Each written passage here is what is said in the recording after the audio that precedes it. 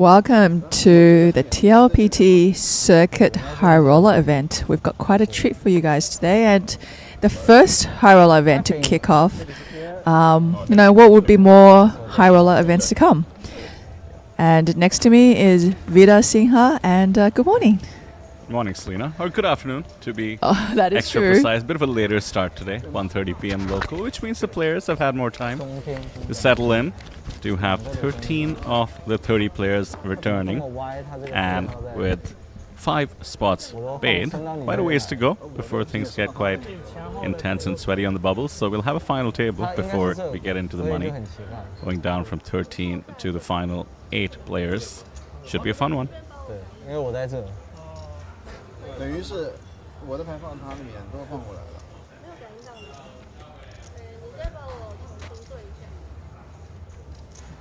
Some names out there that I am familiar with from their prowess across the Asian circuit. Some newer faces to me as well.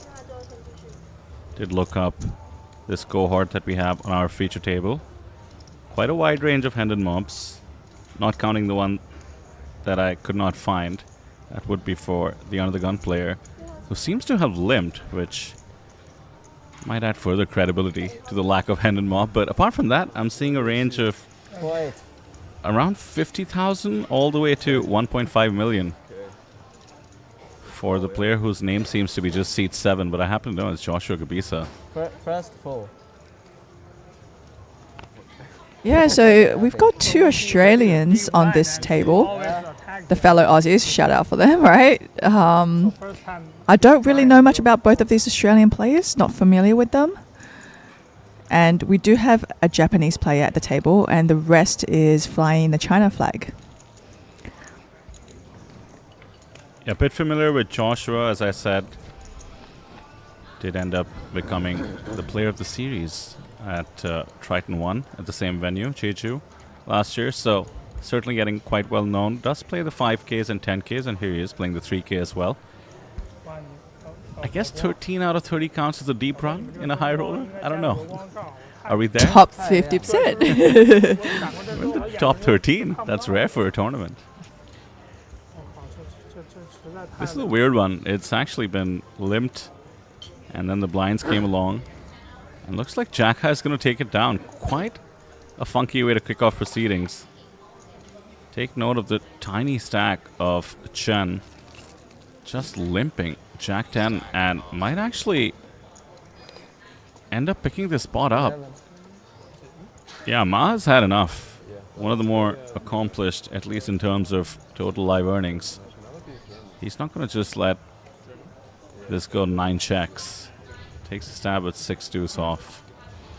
And surely this works. They mix up some, I saw the day 2 chart, and they mix up some nationality and name and stuff. Weird. Oh my word. We've called it with 10 high. And we're good. Wow. What in the world are we in for today, Selena? We saw limp pot. Those check, check, check. Flop and turn. Stab with the 6 deuce, and somehow the 10 high takes a stand correctly. There's only one screen on the feature table. Not very comfortable for me. Of course. First hand of the day, let's go. Should be here, another one like at least 2. Yeah, I mean, like, when that happens, you're like, damn sorry, huh? Yeah, it's 好的，戴墨镜来的。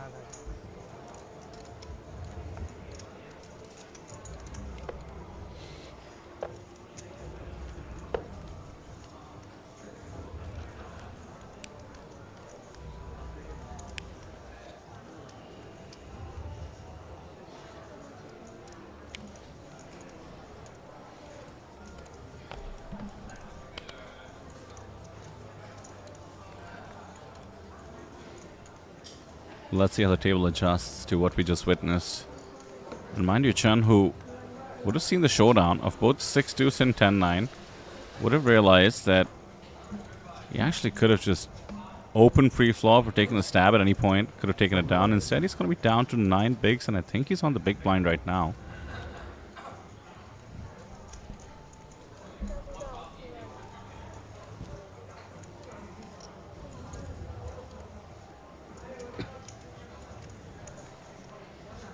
Yeah, there we see it. He's down to 60k now.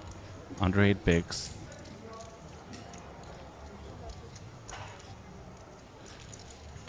And Jesse, the other Aussie, as you mentioned. His handed mob does show up saying England. Okay. So, Yeah, because I do know a lot of the Aussie players, and he's not a familiar face to me. Do have a fun mystery bounty tournament, I think, happening today. yeah, I For believe those so. for those of you guys not aware, it's 25% of the field left. For every player you bust, you will get a chance to draw a bounty prize, and it could range. The highest could probably fetch you quite a few buy-ins. Yeah, there's so many stories of people who don't even cash, but one bounty and they get equivalent of like 3rd place, 4th place money. Yeah, exactly. So it is a good one for the players out there who, might not finish top, make the final table, but they walk away with a pretty sweet payday. Yeah, that's a 1.55 million Korean won buy-in, so about $1,000. And today's day 1A should be a fun one.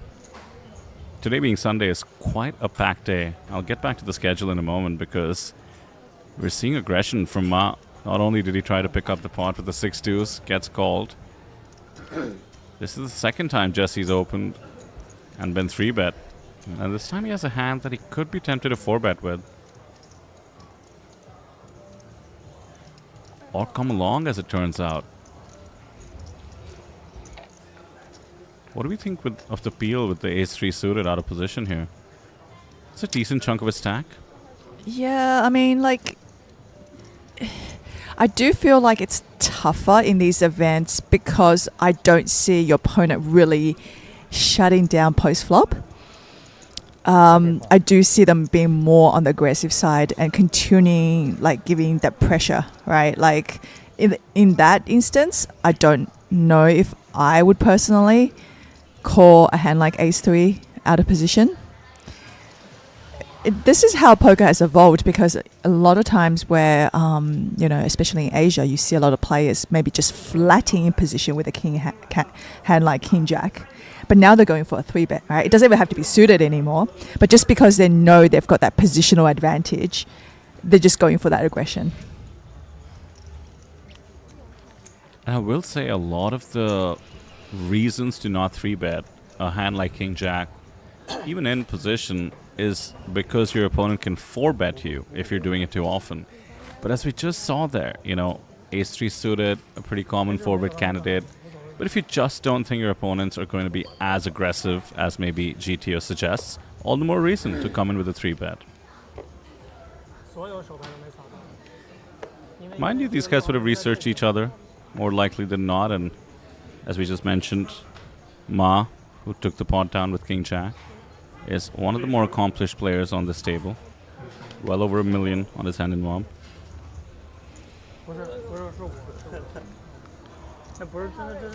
Here's a quick pop quiz for you, Selena. What do you think having 1.2 million on your hand in mob like Ma does get you in terms of the all-time China money list? 1.2? 35. I think you're underestimating China. 61. Oh. They've been busy out there, the Chinese poker players. You've certainly done your part as well, in a way.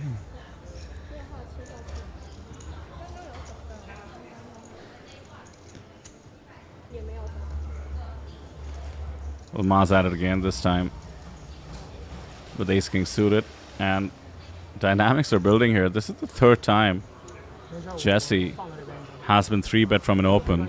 Started out with a cutoff open that was way too light. Then hijack, I believe, now +1, and he's going to peel again. Never fall. This is getting dangerous. Somebody else, maybe. I'm neat. On the table addressing maybe what's been happening. And 2 diamonds is pretty favorable, not to mention the lack of a 10. Yeah. No, I hate him.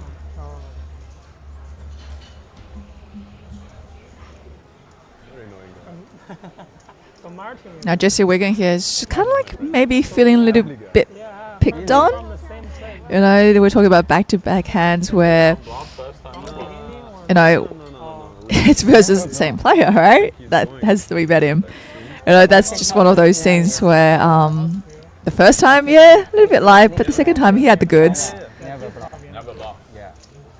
I mean, he is from Germany. Oh, I know. Okay, okay. But the last years, I think he was just an Asian.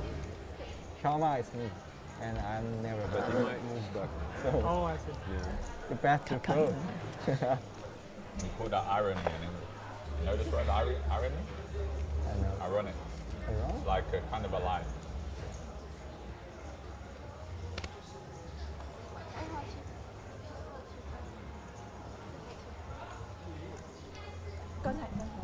Pocket kings for the short stack. What a sight. What a sight indeed. Yeah. And now we're min opening. Actually, the 15k raise cannot stand. Gotta make it 16. So we're min opening of an 8 big blind stack. This should appear like what it is, a boatload of strength. 我扫到了。56号位， There we go. Joshua's name has been registered. 他可以扫。 Barely visible though, considering his middle name is showing up as well. So seems like he has a small decision from the blinds. Ace 2 soft. Yeah, but it's gonna feel like a lot of strength. And Queen Jack for Matsuda.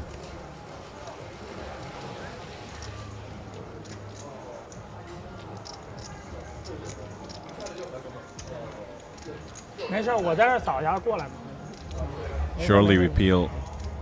And this is why the min open is actually so effective, even though it seems a little bit sus. A hand like Queen Jack just cannot help but come along.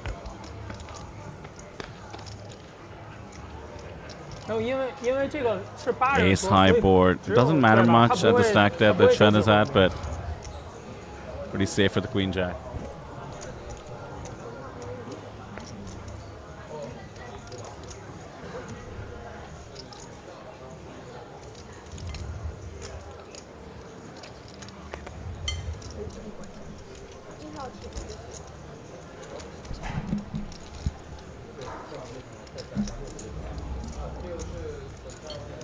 Now Sha Feng here is our clear chip leader at the moment with 146 big blinds, and Ma Haohui here in second place with only 56 big blind compared to the chip leader.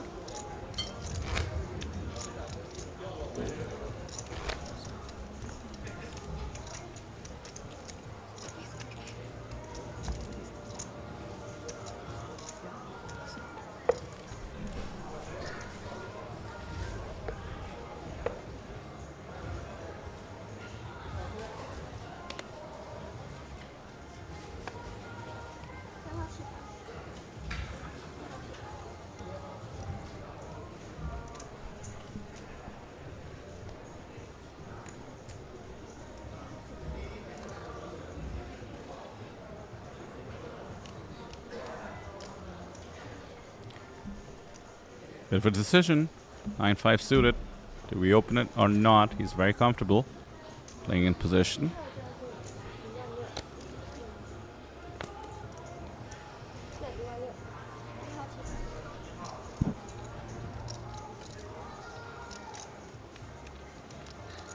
Jesse's stack with those 3 hands where he got 3 bet each time has quickly dwindled down. Came into the table with about 220k.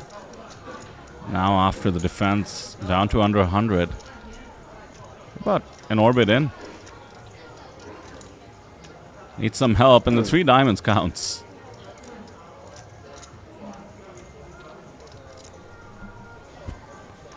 This feels like the poker gods apologizing to her for the suffering they caused him.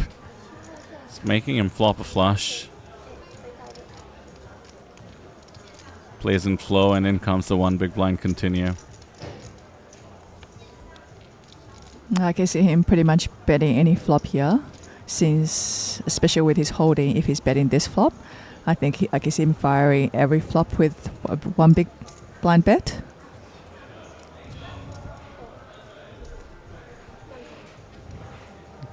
Yeah, given the fact that it's a low flush and an ace high board, Jesse goes for the check raise, and that's the end of the hand.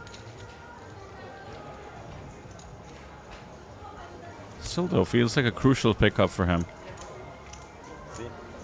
Back to over 150. Ace high So, board. so yesterday you guys just like all in and you know all in all that several times. And he wins every all in. Yeah, he double up every That's the time. next thing. Yeah. Next. Not sympathetic So at many, all. so many things. Yeah, not sympathetic at all. Okay. Today, good mood. Yesterday, bad mood. Prefer master. Today, we sleep. Yesterday, no sleep. I heard it was bad sleep though. No, I don't. So Joshua is the one you said has done very well in Jeju. Yeah, certainly has. I believe it was a huge kickstart to his career, his performance about a year ago or so, maybe Okay. 6 months ago at the Triton Yeah. 1 Festival. That's the time to And set they have a argument. player of the series concept, so Like, he was Oh, the player of the right. series. I see. Sure. Or rather, pardon me, I believe he won the main event. Oh, wow. Yeah, just quickly looked that up, but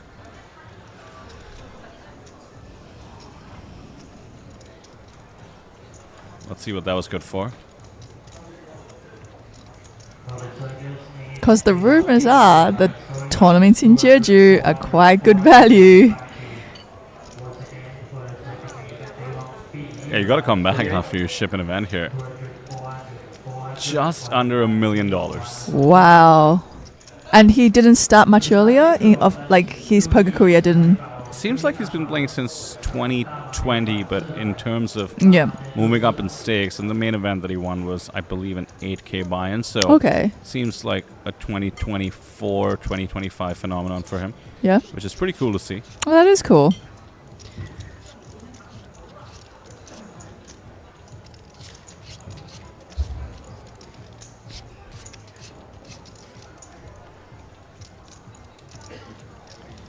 As the winner here, with fifth pair to the board, and the chip leader looks like he might be weighing, trying to steal this one. He does go for chips here. And let's look at that sizing. 80K, I like that. Easy fold from Joshua with his fourth pair on the board.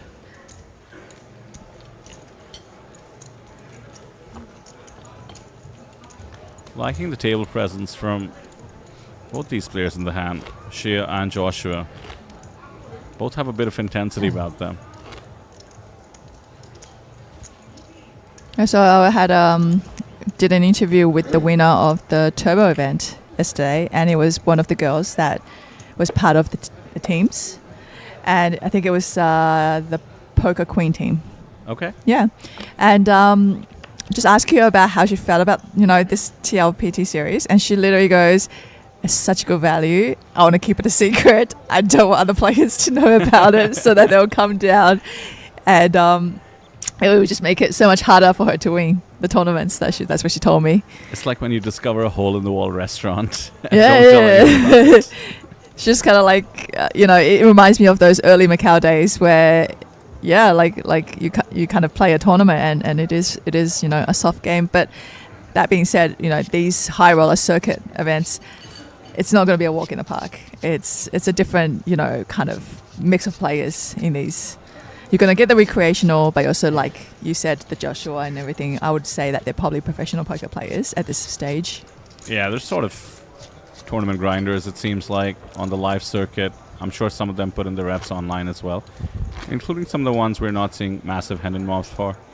Did get access to the full list of entries, the 30 players, obviously dominated by China, as we do expect at TLPT. How many Australians? I'm curious now. Just one more in terms of... Okay, so 3 altogether. Yeah. Raphael, I believe. That's cool because Australia is a fair way to come, you know, and there's no direct flights. You know, you got to put in the effort. I sense the pain, Selena. I sense the pain in your voice. You got to make it count. You live in Melbourne, right? That's right. Yes. And Just to fly out of the continent of Australia is like 6 hours. that's true.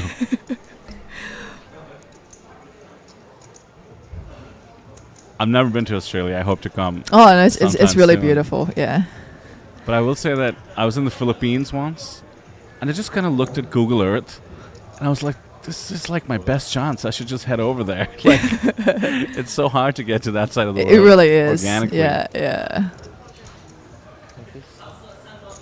That's why they always argue that if any kind of like war broke out, Australia and New Zealand is going to be such a safe places because it's just so far Yeah. and detached from the rest of the world. Oh, I see here Jess Wiggin going all in for 147k with his pocket fours, and now it's up to Masuda to make that decision if he's going to call it off with the ace 10. Oh, sorry.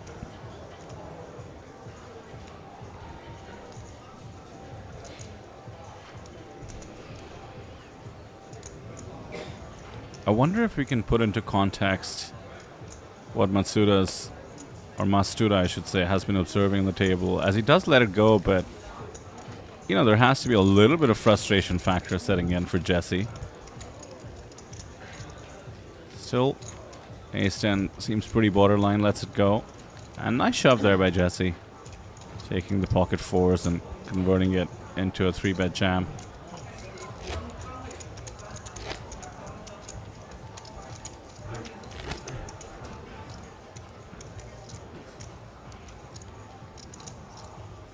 That's a very common thing to see in Asia, that like when the tournament begins, I believe at the beginning of day 1B, it said there was 2 registered players. And and then slowly, you know, like the players wake up, they rock down, and then they start registering, and then they start lining up. But yeah, like it's actually not very common for everybody to be ready and seated at the start time.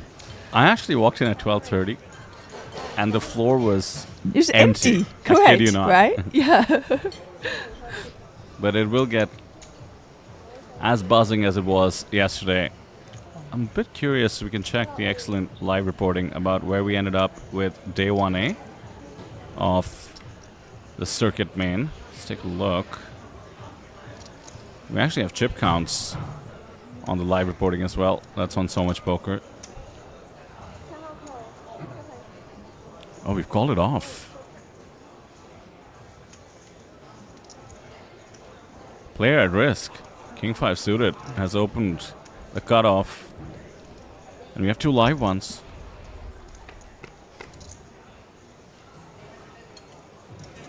King on the flop. No backdoors either. Needs the Barry. Green's time. There it is. There's the Barry. Very lucky. Ace 9. Bingsat River to stay in the tournament. Xiafeng, you know, didn't really take much of a dent out of his stack. The beat? Yeah, a lot more meaningful to the man who just doubled up. Shin. Poke. Okay. Over 100k on his hand and bomb. Friday night.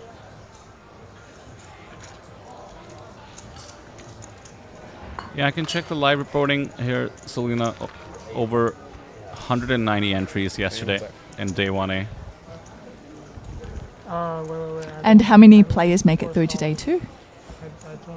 29 made it to day 2. Oh, well, I can see the rest of the players are busted, looking to probably fire another bullet today. Yeah, that's what day 1B, C, D, and E are for.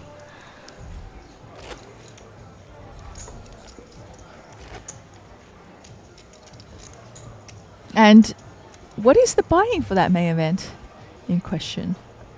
Around 1100 USD. That's a very people-friendly tournament. Yeah, 1.75 million Korean won.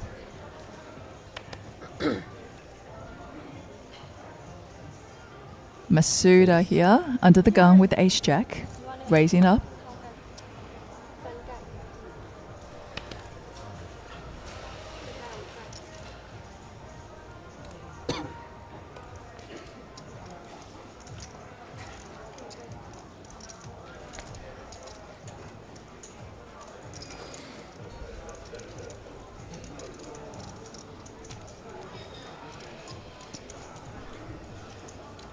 Joshua in the big blind. Calling the 8K. 2 to the flop.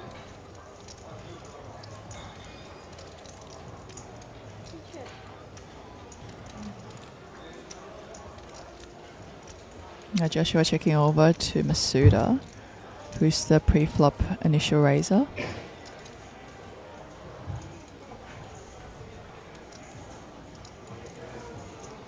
With 2 overcards in his hand. Going for a bet of 12K.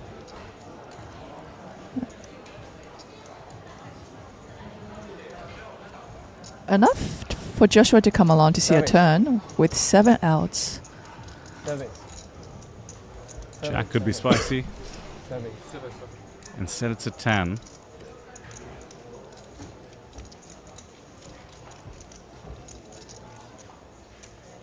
Two-tone board now. And Masuda has 1 of each, 1 diamond, 1 club.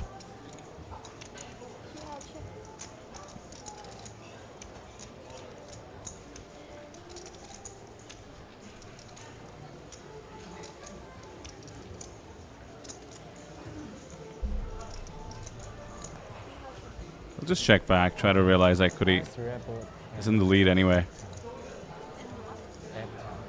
Ace high ends up best. Pretty tough for Joshua to bluff this board. Can go for a very cheeky, tiny bet. Just hope to fold out.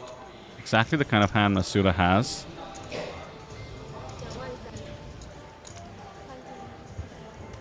Yeah, he does go for that 1/3 sizing.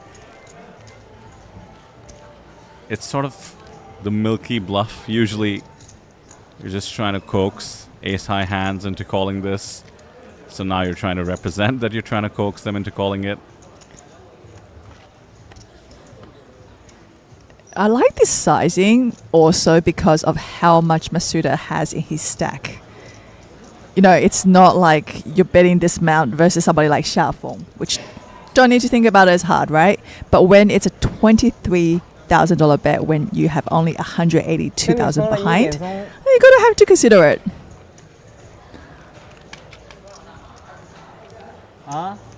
After the check back on the turn, 18.75.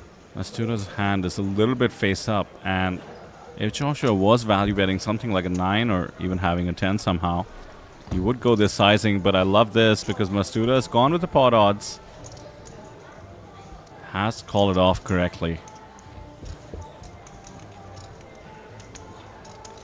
That's really not easy. Even though it feels like, okay, board is paired, I have ace high, getting 3 to 1.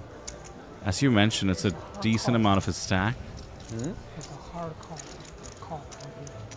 Like, For me, this is where, I guess, depending on the type of tournament you register, you would change up your plays a little bit. Because I do find it that if you were making a bet like this in this particular tournament where, you know, we call it a bit of like a high roller tournament. So the players that entered are not your usual, like, you know, turbo event or whatever type of player. They're more likely to call you there than, say, if it was just your average tournament. Yeah, I agree too, because these guys would have done some research, and he has to go with the pot odds against an opponent like Joshua. You know, I really think that might just be perfect poker in a way. Like Joshua's sizing as well. He's likely just perfectly balanced, which is to say, you know, when you offer your opponent pot odds, you have to have the right amount of bluffs. He's probably bluffing 2/3 of the time, probably has value 1/3 of the time. He's just run the numbers in his head, or is just so intuitive with it. And as a result, the ace-jack also, you know, it's a play that over the long run, the call and the bet probably doesn't make any EV. It just seems like absolutely spot on balanced. Yeah, it's usually one of those things where someone might have like a coin on the table. Yeah. They flick it into the air. It's like, all right, whichever side it lands, I'll let the poker It's no gods difference. decide. Yeah. This is what randomizers were built for. Did you ever get into the randomizer streets? I never advanced enough in poker to need one, I feel. You mean like where someone might like just look at their watch, depending on which quadrant it is, and then make a Yeah, you decision come or up with decide? Yeah. funny ways to Funny do ways of kind of randomizing things. It's like I can either call here or 3-bet this hand, but they look down their watch and it's like, okay, if it's in this quadrant, I'm gonna 3-bet, right? So that's kind of like how they go about it, just for that extra more balanced. Oh wow, look at that big blind defend with the 7 deuce and turning that 2 pair. 那行吗？ Same 2 players in the hand. 因为要识别，他还要给那边汇报就 X，是大家会打得更严谨，还好吧？还好吗？ So considering it was limp pre-flop, I think Joshua might be committed 打的话会有， to one more street. Does have the wheel draw 天天打的话， and the relatively hidden ace to begin with. Now a 12k bet.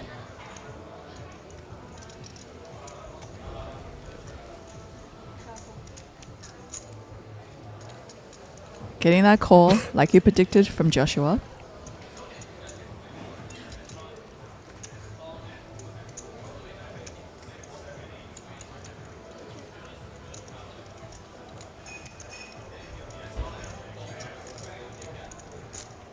Now Masuda is thinking, how much more can I extract from my opponent here? Yeah, I think we can go pretty big. The reason being, really the only value that makes the natural sense is literally 7 deuce and 7-4, considering check on the flop. Does go pretty big. A king should always be betting on the flop. And single pair hands going this big, barring a king, shouldn't make too much sense. This might throw off Joshua enough.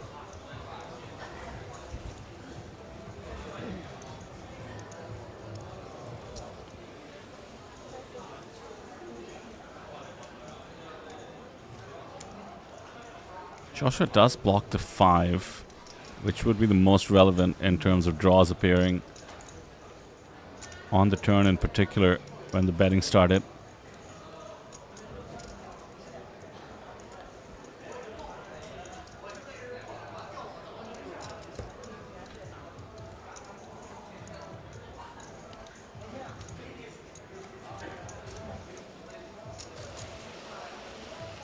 Let's go.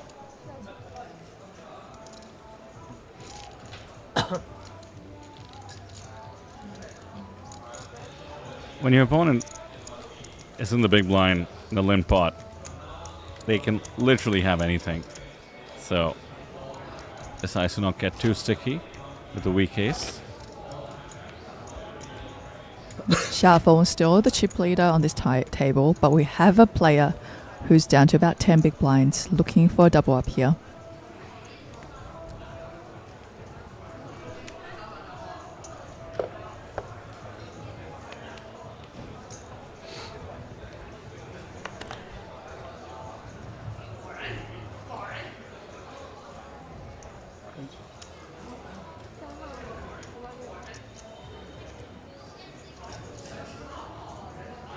Chip leader trying to do chip leader things, but it's going to run into the ace queen.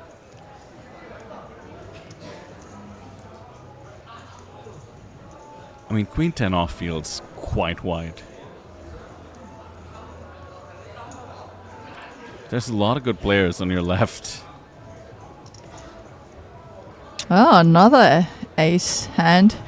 This time the ace 10 of Shen Yuzhi. Opting to fold there. Very, very good read here.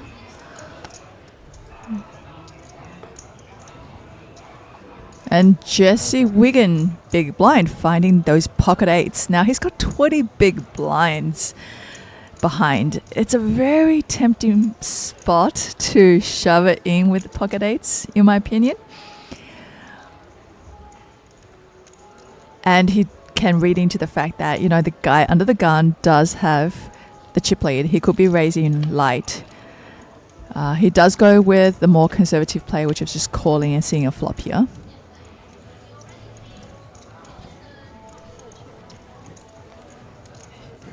Now Xiaofeng, our chip leader, has top pair, also with the flush draw.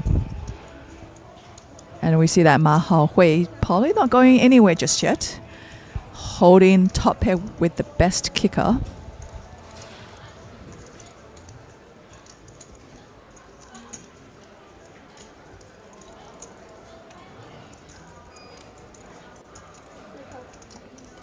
Opts to just call.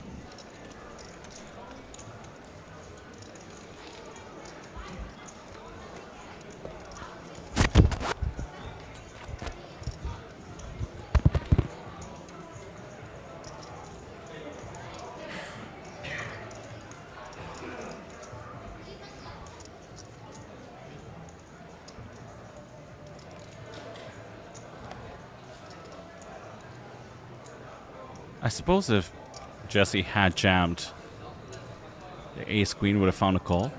Yeah, I think ace queen would probably have caught that 20 big blind shove.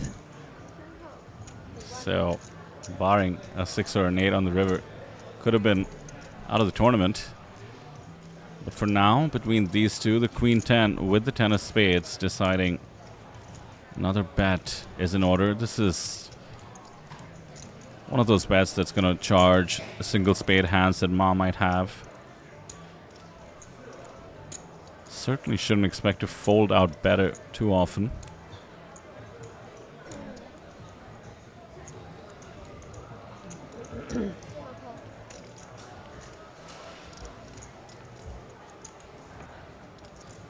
Pretty clean for the ace queen. If you were ahead on the flop, likely still ahead. None of the straight draws got there either, so be pretty happy with thinking that ace queen is ahead on that river, especially after Xiafeng checks it. Faced with a 210,000 chip pot and 340k behind for Ma Hao Hui. It's all about sizing here, isn't it? You know, we could see Xiafeng with his top pair. What is the amount that he could get value, right? What is the amount he should bet? Should it be like something like 70, 80k? Yeah, I think he's sort of checked with the intention of calling. You know, in the ace-queen spot, you have to wonder, what is my opponent betting twice and checking with? Doesn't need to be a queen necessarily, so he might target, you know, the jacks and tens of the world. Well, you might have nailed it, Selena. Looks like it's 85. It is roughly about that sizing. 85k it is. And surely we just click call in sheer shoes here and get the unpleasant news. I mean, as played, Ma could have, of course, flopped something massive, like a set with pocket nines being possible, I suppose, or flopped a flush. But those are rare holdings. Could have a ton of single spade hands as well. What a great fold. Wow. And didn't even take him that long. Yeah, no, that's very impressive. That's very good. Especially sometimes, you know, when you have the chip lead and you're like, oh, I've got so many big blinds. I'm curious. I'm going to look it up. You know, and no, he didn't do any of that. He's like, okay, you know, I think I'm behind. And makes the fold.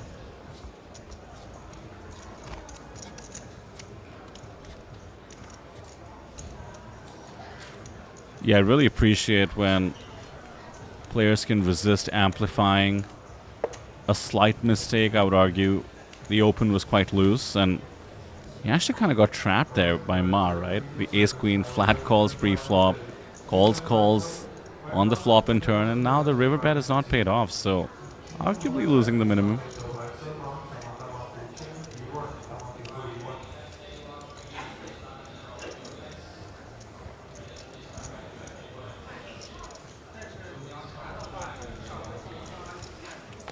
I really do think one of the craziest parts of poker is how you're technically supposed to approach every decision as just a new spot, right? Like, it's not so much the history of how we got here. You know, when you first start out, there is this concept of invested money. You're just like, oh, but I've already put so much into the pot. Right. None of that is relevant, even if it's for 5% more. It's just a new decision, new Yeah. calculation. You know, I mean, like, when you're behind, you're just behind. You know, there's just no other way of looking at it, right?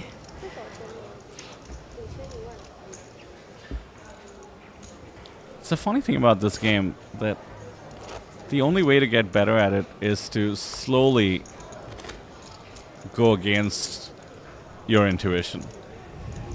I mean, some people have a natural affinity for the fundamentals of poker, I'd say. You know, like some people are naturally 所有3张 slightly tighter, maybe are able to, you know, take a lot of risk and be aggressive, but nobody's born a great poker player, I feel.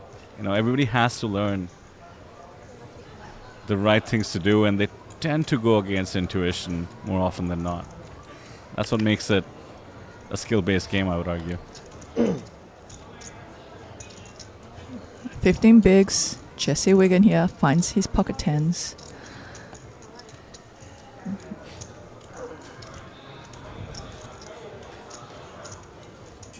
Just going for minimum raise. I like it. Might not get action. Queen deuce seems pretty borderline.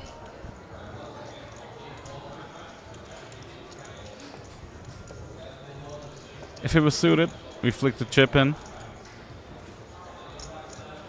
50. Oh my word, he did think about it for a while, and the attack on Jesse Wigan continues, but this time he has the goods to fight back. And that is why you just raise. That's right. If he jammed, this hand would have been over. Instead, he's going to pick up an extra 50k.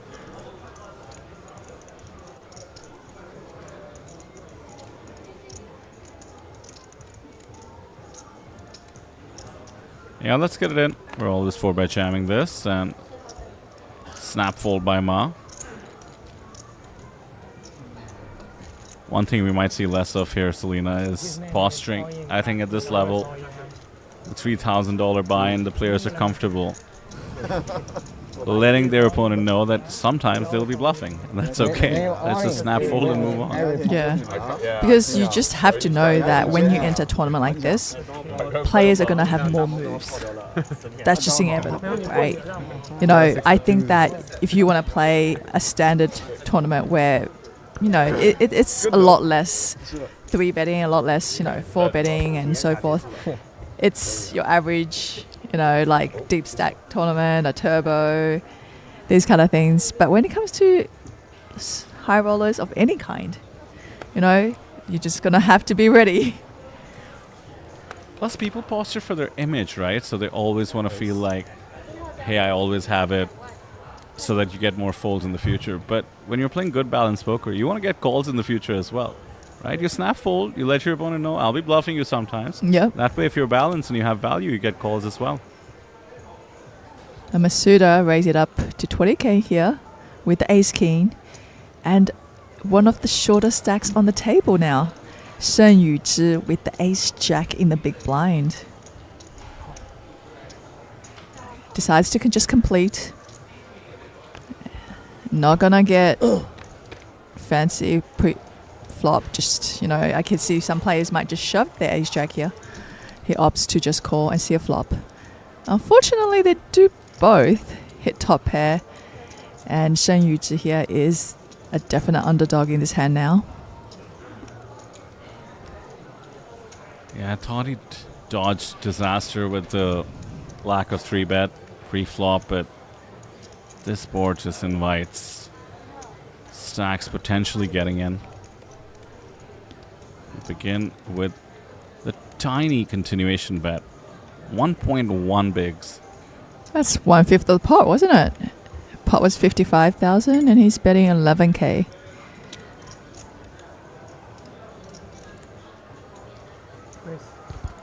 Yeah, he's check raising. I mean, we disguise our hand pre-flop in a manner of speaking.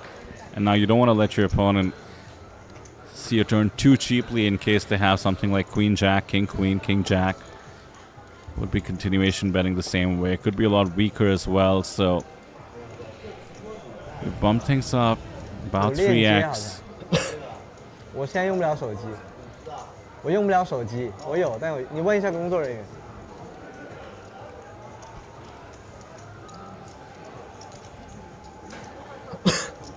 And does not put his opponent all in here. He does just opt to call.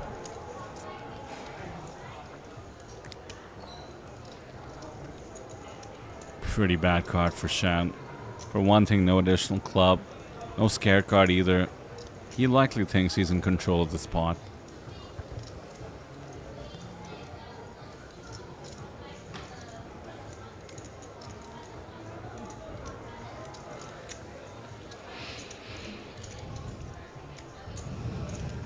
He's only worried about 3 hands, ace king, ace queen, ace 10, and he blocks an ace himself. So he's just trying to extract value from club draws. In this case, I suppose some straight draws would have come along, although they won't be able to stand the heat of 75k. And some weaker aces as well, considering he beats the kicker on the board. Aces and 5s with a 10.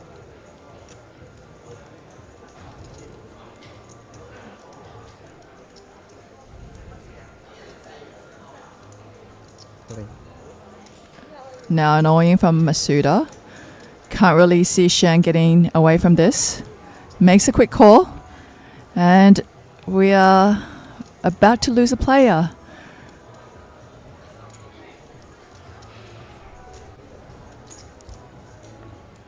He's looking for a 5, an ace or a jack to chop. And that's not it. Looks like we lost someone on the outer table as well, Selena. So we're down to 11 players remaining. We're very close to that final table. So we're down to the final table. We'll do a quick redraw. We'll take a break and then we'll come straight back. I do find this a very tough part of any tournament. Not just because you're on the final table bubble. In this case, it doesn't mean much with 5 spots paid. But you do have to play 5-handed and 6-handed. And it's a different game. It's a totally different game, yeah. Completely. Because your ranges now are so different to a full ring game, you know. Under the gun, right, essentially is you know, like is late position, right? So the kind of, you can't play as tight as you would if there was 9 players sitting at the table. Also very difficult for the short stacks to sort of hold on, really grind that bubble. Again, slightly different in this scenario, but we'll be seeing this for our main event coverage also.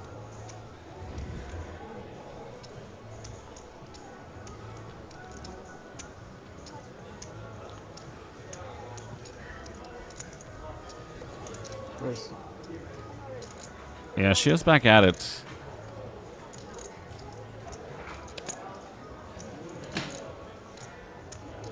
Did almost eliminate a player with the king 5 from the cutoff. This time king 3 suited. We'll certainly get a caller. Jack 9 of diamonds. This one? Yeah, I know that. Because it's 10 piece. So This is a hand that was born to be defended from the big blind.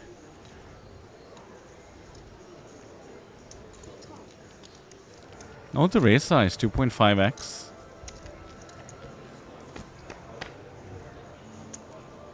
Queen 10-3. Open ender for Joshua. Bottom pair for Shia.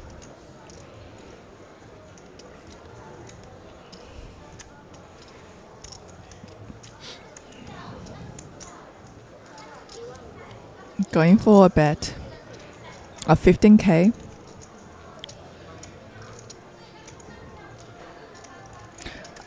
Joshua seems like a player who's really calm and just really thinks things through really well, right? Like,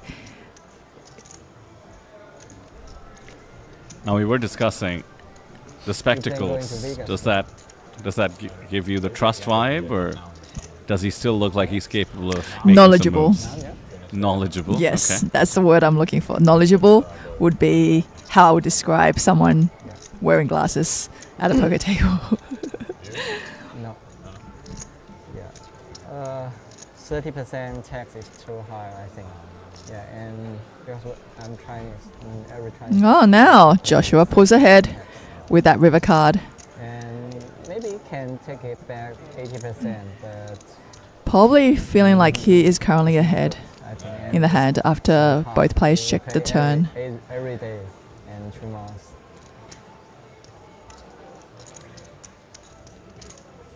Maybe next year.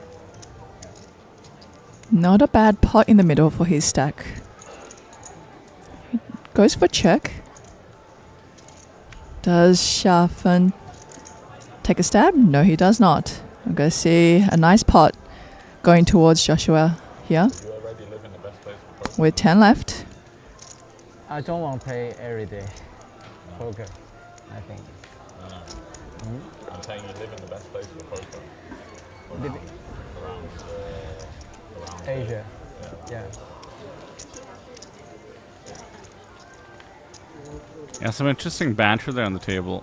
I'm not sure what country was being referred to in terms of 30% tax for poker. I know it can't be Jeju.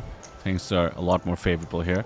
But the response was to say you already live in the best place for poker. Jesse was saying that too. I believe You mean the player is right. Yeah, I think And when asked where, he just said Asia. 10 player left. Yeah. Asia, the best place for poker. Cannot help but agree at the moment. I can only assume they're talking about going to maybe the World Series coming up. 现在10个人不是应该有 Do you have 30% tax over there? 对啊 Yeah, I believe it's automatically deducted. Yeah, and then depending on where you're from Correct, and correct. whatever And treaty yeah, so the as an US has. Australian, because there is no treaty in place, they hold on to that money for a really long time. And if you then prove that you're not a professional, you get a refund. Yeah, But the refund comes back like a year and a half it later. takes ages, yeah. Yeah. I know some professional players No, I mean money bubble. who will decide whether to go to the World Series depending on if they get their tax rebate in time. Right, right. Because that's a lot of buy-ins for them at times, right? So that's like my bankroll, right? We're talking. I think that does stop me from really liking to grind it out there. You know, I went out there, I played a WSOP circuit event, and I think I cashed for like 25, and right off the bat, like 6K just gone, right? Yeah. They're just holding on to that money. And I, you know, at the time, I was still kind of traveling to play poker, so I can't imagine myself arguing that I'm not a pro at that point, right? So you're just like, oh, that's painful, because now you're essentially telling me, do I need 30% ROI, essentially almost to break even now, Yeah. right? To play in the US? Yeah, it's very tough. It's very tough. Did face the same thing in India as well, and what's really tough is when you cannot offset any of your buy-ins. Oh. So it's like if you don't cash, Yeah. you pay full, and if you do cash, Yeah, right. it's 30%. So Yeah, I see. Okay. makes it untenable. Yeah, and then it's also like in Australia, they don't really recognize, you know, some of them I think recognize poker as like a professional, and then depending on, because they also have to worry about how if everybody went and say, hey, like, look at my losses for the year, now does the government have to rebate everybody for their buy-ins, right? Right. Also doesn't work. I get it.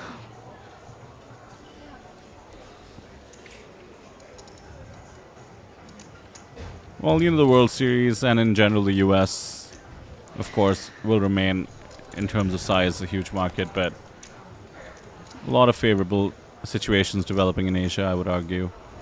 Jeju being one of them. I actually love the fact that now when you do have a run good and you do well and you make a final table, you win a tournament, all that journey is being streamed. Like there is a footage of it that you can look up, find, or keep.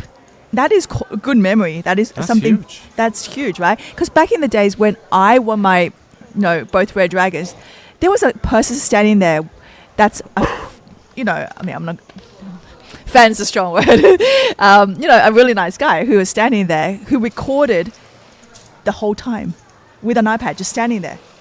Oh, wow. Yeah. So not like I mean, cards up. No. But Just- just recording the whole process and sent it to me eventually on Facebook. But it was just such a nice thing for them to have done, right? But back then when the streaming culture wasn't really there, you don't get to relive that glory moments, because you do forget over time.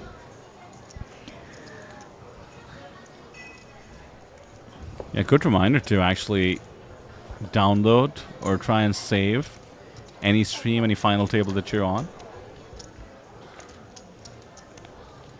I did have that once as well where it just got taken down, and I remember wishing I'd somehow backed it up for myself. Yeah, because I think that memorabilia is so important to players, because sometimes they're just like, oh, can you please send me that photo? Can you please send me that little video? That kind of thing. Yeah, so to them, that's like almost one of the reasons why they come out for these events.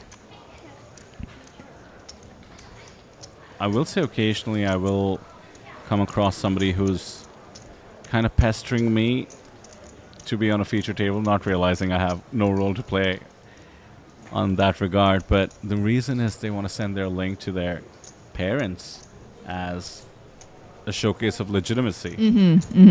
That this is a mental sport and this is what somebody's doing with their career or their life. And it actually goes a long way, Still a bit taboo in India, poker. But much less so than it was, let's say, a decade ago.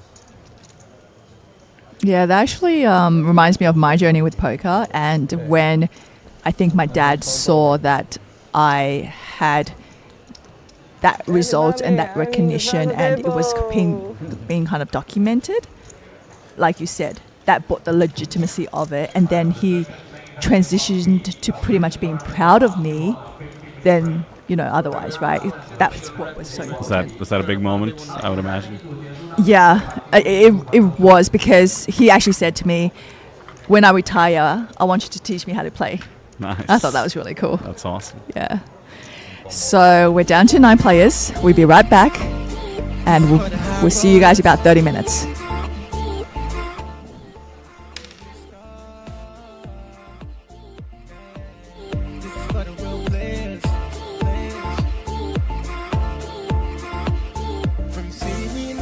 Vegas lights, cards are down, the stakes are high. Just one hit, just one spark. One moment's play, you could rise, rise. Eyes on the prize, eyes on the line. This is a game that rewrites time. No crown, no fame, until you dead. 'Cause greatness starts from anywhere. Anyone could be a star. This is the moment, here you are. Play your soul, play it hard. Raise the stakes, play your part. Light it up and leave your mark. From the grind to the golden card. At their Lord's poker, we raise the bar. Anyone could be a star. Anyone could be a star. For the players, anyone could be a star. High roller, anyone could be a star. Oh yeah, anyone could be a star. Champions born in silent ways. A single bluff can steal the day. With every trip, your story grows. The Lord's game where the glory flows. Anyone could be a star. This is the moment, here you are. Play your soul, play it hard. Raise the stakes, play your part. Light it up and leave your mark. From the grind to the golden card. At the Lord's poker, we raise the bar. Anyone could be a star. Rise, hearts on the line. This is the game that rewrites time. No crown, no fame, until you dead. 'Cause greatness starts from anywhere. Anyone could be a star. This is the moment, here you are. Play your soul, play it hard. Raise the stakes, play your part. Light it up and leave your mark. From the grind to the golden card. At the Lord's poker, we raise TLPT 一战成名，你们可以在这儿一战成名。 TLPT 可以一战成名。你可以一战成名，你可以一战成名。TLPT anyone can be a star。 TLPT anyone could be a star。你可以一战成名。TLPT 你可以一战成名。一战成名。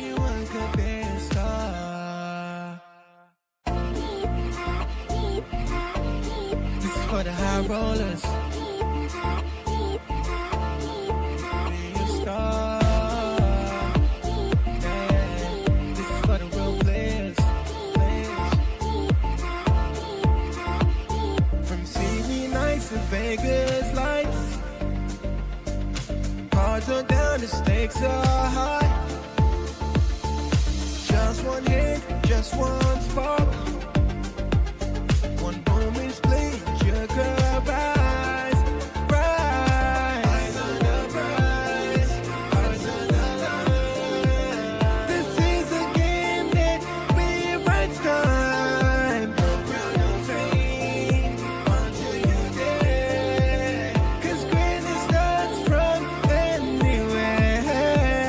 Anyone could be a star. This is the moment. Here you are. Play your soul, play it hard. Raise the stakes, play your part. Light it up and leave your mark. From the grind to the golden card. At their Lord's poker, we raise the bar. Anyone could be a star. Anyone could be a star. For the players, anyone could be a star. High rollers, anyone could be a star. Oh yeah, anyone could be a star. Champions born in silent ways. A single bluff can steal the day. With every trip, your story grows. The Lord's game where the glory flows. Anyone could be a star. This is the moment. Here you are. Play your soul, play it hard. Raise the stakes, play your part. Light it up and leave your mark. From the grind to the golden card. At their Lord's poker, we raise the bar. Anyone could be a star. Rise, hearts on the line. This is the game that rewrites time. No crown, no fame, until you dare. 'Cause greatness starts from anywhere. Anyone could be a star. This is the moment. Here you are. Play your soul, play it hard. Raise the stakes, play your part. Light it up and leave your mark. From the grind to the golden card. At their Lord's poker, we raise the bar. TLPT 一战成名，你们可以在这儿一战成名。 TLPT 可以一战成名。你可以一战成名，你可以一战成名。TLPT anyone can be a star。 TLPT anyone could be a star。你可以一战成名。TLPT 你可以一战成名。一战成名。 Anyone could be a star. This is for the high rollers. Be a star. Yeah, this is for the real players. From CV nights to Vegas lights, cards are down, the stakes are high. Just one hit, just one spark. One moment split, sugar rise, rise. Eyes on the prize, hearts on the line. This is a game that rewrites time. No crown, no fame, until you dare. 'Cause greatness starts from anywhere. Anyone could be a star. This is the moment. Here you are. Play your soul, play it hard. Raise the stakes, play your part. Light it up and leave your mark. From the grind to the golden card. At their Lord's poker, we raise the bar. Anyone could be a star. Anyone could be a star. For the players, anyone could be a star. High roller, anyone could be a star. Oh yeah, anyone could be a star. Champions born in silent ways. A single bluff can steal the day. With every trip, your story grows. The Lord's game with the glory flows. Anyone could be a star. This is the moment. Here you are. Play your soul, play it hard. Raise the stakes, play your part. Light it up and leave your mark. From the ground to the golden card. That the Lord spoke, will raise the bar. Anyone could be a star. Rise, hearts on the line. This is the game that rewrites time. No ground of fame until you dare. 'Cause greatness starts from anywhere. Anyone could be a star. This is the moment. Here you are. Play your soul, play it hard. Raise the stakes, play your part. Light it up and leave your mark. From the ground to the golden card. That the Lord spoke, will raise the bar. TLPT 一战成名，你们可以在这儿一战成名。 TLPT 可以一战成名。你可以一战成名，你可以一战成名。TLPT, anyone can be a star. TLPT anyone could be a star， 你可以一战成名。TLPT 你可以一战成名。 Anyone could be a star. This is for the high rollers. Be a star. Yeah. This is for the real players. From CD nights to Vegas lights. Cards are down, the stakes are high. Just one hit, just one spark. One moment's play, you could rise, rise. Eyes on the prize, eyes on the line. This is a game that rewrites time. No ground of fame until you dare. 'Cause greatness starts from anywhere. Anyone could be a star. This is the moment. Here you are. Play your soul, play it hard. Raise the stakes, play your part. Light it up and leave your mark. From the ground to the golden card. That the Lord spoke, will raise the bar. Anyone could be a star. Anyone could be a star. For the players, anyone could be a star. High roller, anyone could be a star. Oh yeah, anyone could be a star. Champions born in silent ways. A single bluff can steal the day. With every trip, your story grows. The Lord's game with the glory flows. Anyone could be a star. This is the moment. Here you are. Play your soul, play it hard. Raise the stakes, play your part. Light it up and leave your mark. From the ground to the golden card. That the Lord spoke, will raise the bar. Anyone could be a star. Rise, hearts on the line.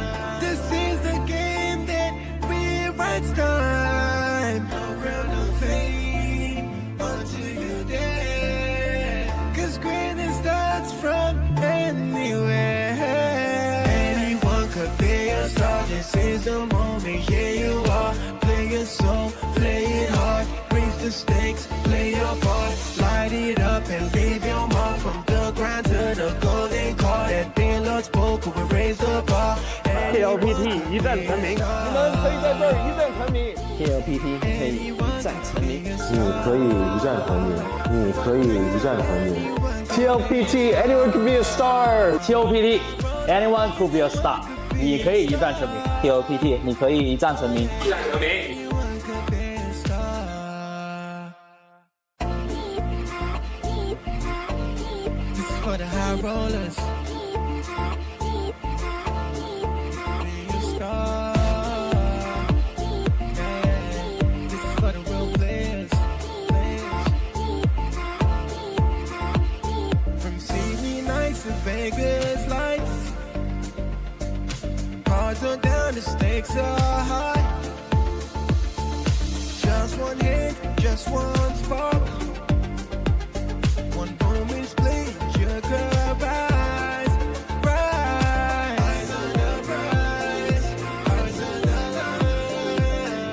This is a game that rewrites time. No crown, no fame, until you dare. 'Cause greatness starts from anywhere. Anyone could be a star. This is the moment, here you are. Play your soul, play it hard. Raise the stakes, play your part. Light it up and leave your mark. From the grind to the golden card. At their Lord's book, we raise the bar. Anyone could be a star. Anyone could be a star. For the players, anyone could be a star. High roller, anyone could be a star. Oh yeah, anyone could be a star. Champions born in silent ways. A single bluff can steal the day. With every trip, your story grows. The Lord's game where the glory flows. Anyone could be a star. This is the moment, here you are. Play your soul, play it hard. Raise the stakes, play your part. Light it up and leave your mark. From the grind to the golden card. At the Lord's book, we raise the bar. Anyone could be a star. Rise, hearts on the line. This is the game that rewrites time. No crown, no fame, until you dare. 'Cause greatness starts from anywhere. Anyone could be a star. This is the moment, here you are. Play your soul, play it hard. Raise the stakes, play your part. Light it up and leave your mark. From the grind to the golden card. At the Lord's book, we raise the bar. TLPT 一战成名，你们可以在这儿一战成名。 TLPT 可以一战成名。你可以一战成名，你可以一战成名。TLPT, anyone can be a star. TLPT anyone could be a star。你可以一战成名。TLPT 你可以一战成名。 Anyone could be a star. This is for the high rollers. Be a star. Yeah. This is for the real players. From CD nights to Vegas lights. Cards are down, the stakes are high. Just one hit, just one spark. One moment split, you could rise, rise. Eyes on the prize, eyes on the line. This is a game that rewrites time. No crown, no fame, until you dare. 'Cause greatness starts from anywhere. Anyone could be a star. This is the moment, here you are. Play your soul, play it hard. Raise the stakes, play your part. Light it up and leave your mark. From the grind to the golden card. At the Lord's book, we raise the bar. Anyone could be a star. Anyone could be a star. For the players, anyone could be a star. High roller, anyone could be a star. Oh yeah, anyone could be a star. Champions born in silent ways. A single bluff can steal the day. With every trip, your story grows. The Lord's game where the glory flows. Anyone could be a star. This is the moment, here you are. Play your soul, play it hard. Raise the stakes, play your part. Light it up and leave your mark. From the grind to the golden card. At the Lord's book, we raise the bar. Anyone could be a star. Rise, hearts on the line. This is the game that rewrites time. No crown, no fame, starts from anywhere. Anyone could be a star. This is the moment. Here you are. Play your soul, play it hard. Raise the stakes, play your part. Light it up and leave your mark. From the ground to the golden card. At the Lord's poker, we raise the bar. TLPT 一战成名，你们可以在这儿一战成名。 TLPT 可以一战成名。你可以一战成名，你可以一战成名。TLPT anyone can be a star。 TLPT anyone could be a star。你可以一战成名。TLPT 你可以一战成名。 Anyone could be a star. This is for the high rollers. Be a star. Yeah, this is for the real players. From CV nights to Vegas lights. Cards are down, the stakes are high. Just one hit, just one spark. One moment's split, you could rise, rise. Eyes on the prize, eyes on the line. This is a game that rewrites time. No crown, no fame, until you dare. 'Cause greatness starts from anywhere.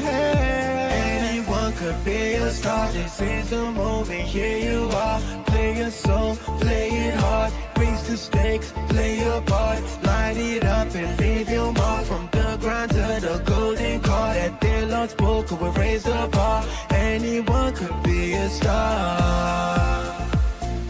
Anyone could be a star. For the players, anyone could be a star. High rollers, anyone could be a star. Oh yeah, anyone could be a star. Champions born in silent ways. A single bluff can steal the day. With every chip, your story grows.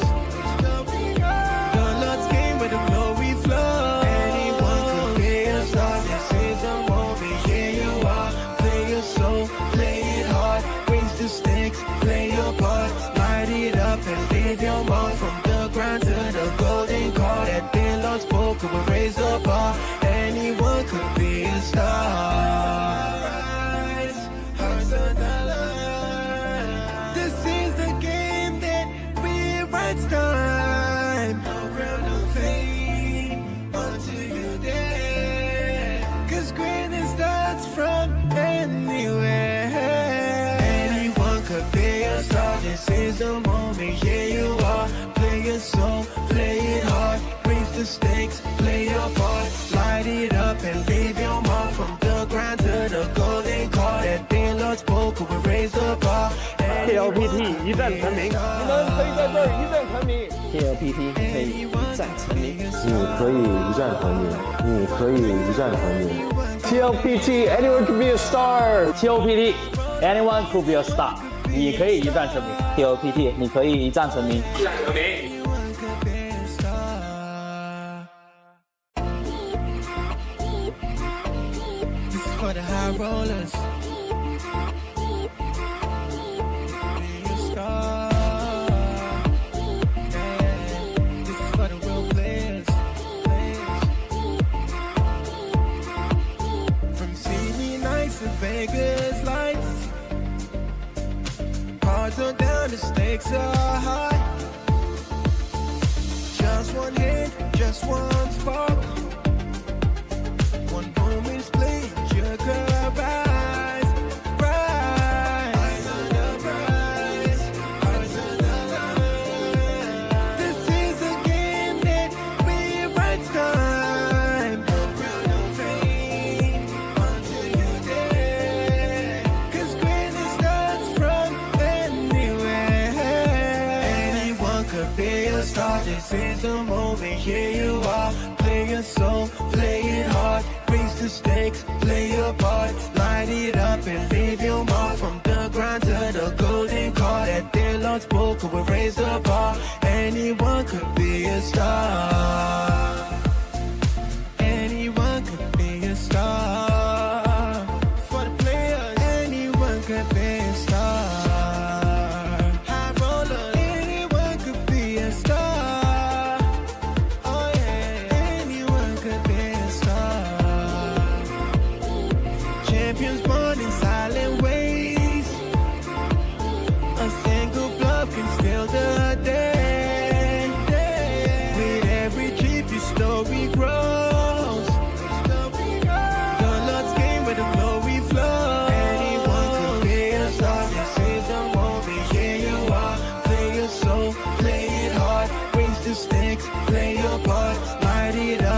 leave your mark from the ground to the golden car. That thin Lord spoke will raise the bar. Anyone could be a star. Rise, hearts on the line. This is the game that rewrites time. No ground of fame until you dare. 'Cause greatness starts from anywhere. Anyone could be a star. This is the moment. Here you are. Play it slow, play it hard. Raise the stakes, play your part. Light it up and leave your mark from the ground to the golden car. That thin Lord spoke will raise the bar. TLPT 一战成名，你们可以在这儿一战成名。 TLPT 可以一战成名。你可以一战成名，你可以一战成名。TLPT, anyone can be a star. TLPT anyone could be a star， 你可以一战成名。TLPT 你可以一战成名。 Anyone could be a star.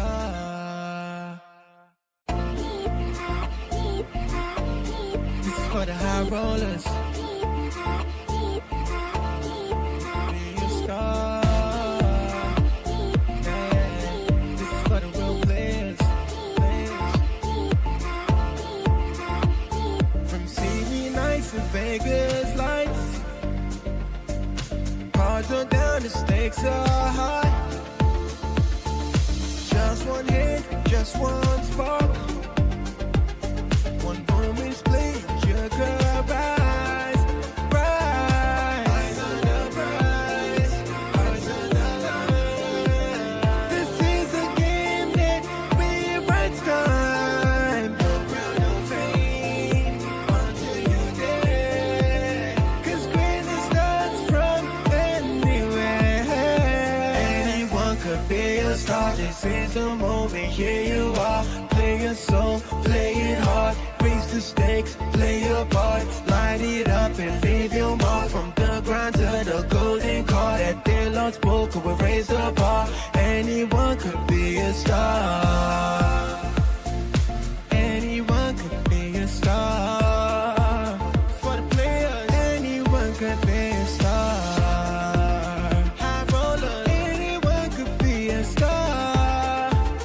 Oh yeah, anyone could be a star. Champions born in silent ways. A single bluff can steal the day. With every trip, your story grows. The Lord's game where the glory flows. Anyone could be a star. This is the moment. Here you are. Play your soul, play it hard. Raise the stakes, play your part. Light it up and leave your mark from the ground to the golden car. That thin Lord spoke will raise the bar. Anyone could be a star. Rise, hearts on the line. This is the game that rewrites time. No ground of fame until you dare. 'Cause greatness starts from anywhere. Anyone could be a star. This is the moment. Here you are. Play your soul, play it hard. Raise the stakes, play your part. Light it up and leave your mark from the ground to the golden car. That thin Lord spoke will raise the bar. TLPT 一战成名，你们可以在这儿一战成名。 TLPT 可以一战成名。你可以一战成名，你可以一战成名。TLPT, anyone can be a star. TLPT anyone could be a star， 你可以一战成名。TLPT 你可以一战成名。 Anyone could be a star. This is for the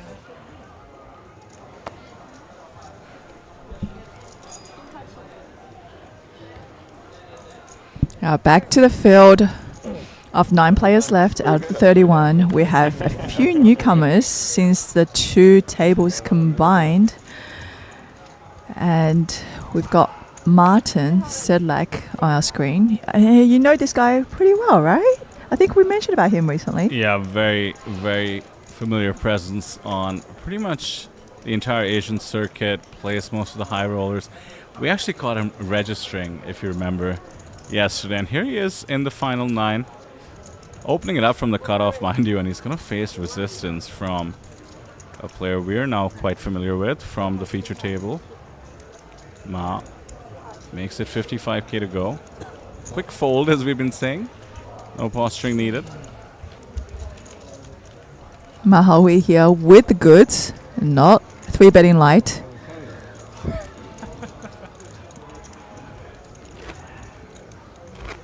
So what was it then? The vibes seem pretty good, Selena. Also, a lot more English on the table. I'll take it. Yeah. A lot of the Chinese players, the English is actually quite good, but it's more the idea of they're afraid to speak it. Yeah, I hear you. Yeah. So in terms of if you told them to like read and write, it's really actually very good. But it's just that the lack of practice sometimes with the speaking, or if you're just too shy and you feel like your pronunciation is not right or whatever and you don't, then that is where like, yeah, you just kind of like cannot get past, you know, the ability to just kind of come out of the shell.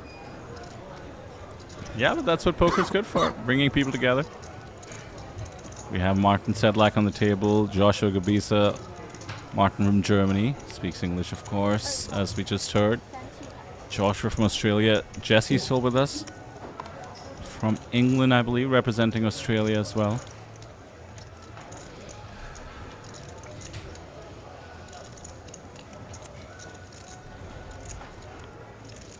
Here's one of the newcomers to the feature. You'll have to help me with the pronunciation here, Selena. Would it be Li Yiming? Li Yiming, yes. So, once again, a surprising limp. Ace-5 suited from +1. And looks like it's built a family pot. No way. We're going 5-handed with 3 limpers? And no isolation? That's really rare to see. Even Martin Sedlak got convinced and he flops a flush. It's a flush over flush. Oh my That goodness. is not good. Let's see how Martin can maneuver this spot and hopefully, you know, doesn't lose his stack over it. Yeah, but how? How do you not lose your stack? Well, the only way is you're like, it's 5-handed to the flop.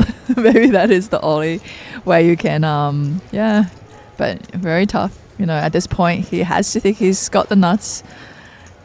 Well, I'll tell you what, you raised a good point about it being 5-handed, but Li Yiming found a check with the nuts, and as a result, I think now Martin will be quite unconvinced that a better flush is out there. What he could hope for is perhaps another diamond, to the extent Li comes along with a check call, which seems pretty standard considering he was trapping on the flop.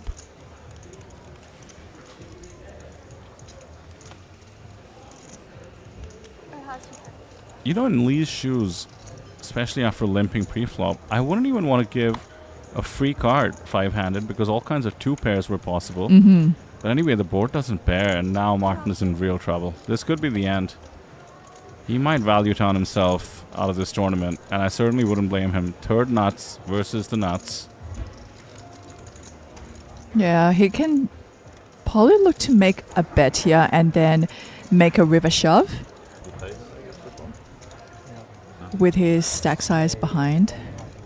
Yeah, we can go geometric here with about 75, which is to say the same percentage of the pot on the turn and the river. Looks like he's gone pretty much around there. 80k. So if you do the math, 80k into 100 right now, about 80%. And if you get a call, there's going to be 260 in the middle, and we get to jam about 75% on the river. Oh, we've announced he's going the for a strand.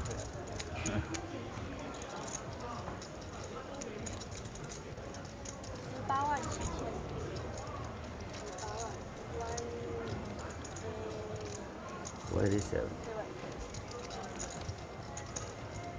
I must say, when you check raise on a deuce coming, you are playing your hand a bit face up, but this could be any flush. Doesn't need to be the nuts. Yeah, Martin's going to commit, and he's going to be drawing dead. That's the end of Martin Sedlak. Oh yes, thank you.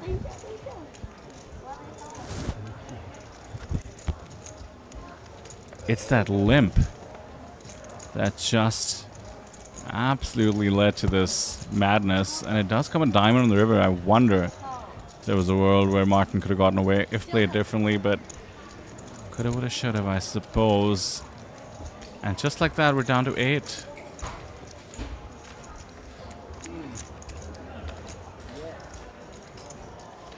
To see Martin grab his phone at the back, so a bit different from the team's event yesterday. No more phones on the table, of course.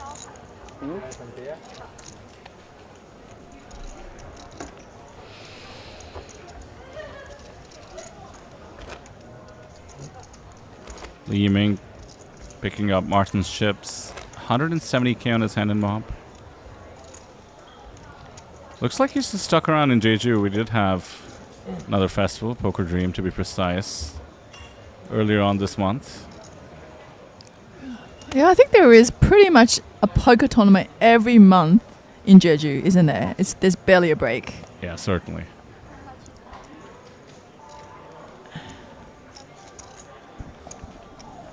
Have you had a long stint in Jeju? Have you ever stayed longer than a month?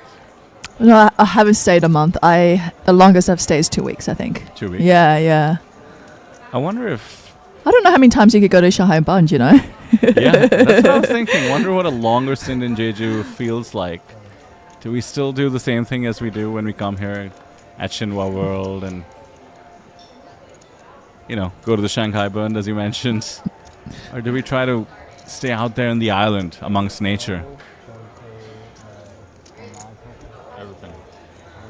Yeah, but it's quite Must be some cool Airbnbs around. There's a gambling problem. Lots of gambling problem. Are you coming back soon? Make it hard to stop money. Not anytime soon, but certainly at least once more This year? this year. Yeah. Too much poker in Jeju to miss out. Everything is okay, but you need to... I do love it here, but I do need to commit to exploring other parts of the island as well. I mean, just today, for breakfast, At least for higher. I could have gone out. I was up pretty early. Yeah. I could have taken a cab. Could have gone and seen a volcano. Instead, I just, you know, walked a few steps to one of the nice cafes here.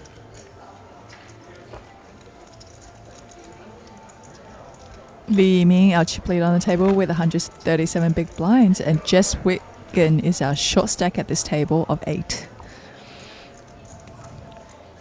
It's actually a really nice coffee bakery shop, walking distance, but it's still within the area. So you know how within Shinhwa World you have condos and you have like houses? Yeah, villas and... Correct. I believe one of the hotels is just apartment. It's called Somerset. That's right. So towards Somerset, there's like actually a row of shops. And there is a coffee shop out there that specializes in actual coffee. So you can actually get like your flat whites and those like, I mean, I would know that really well because that's what you drink in Australia. But here it's actually like kind of like coffee connoisseur. And then they'll have a bakery and the stuff I'm offering is actually quite different. So yeah, if you ever wake up early again or whatever, you can venture out there. It's actually say no more. Yeah, it's I actually will a be there. pretty cool place to visit. And you walk about maybe 10 minutes.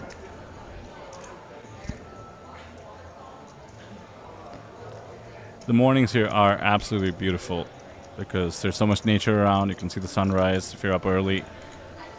Come up through the mountains. Not mountains, I suppose. Hills? Volcanoes? I'm not sure.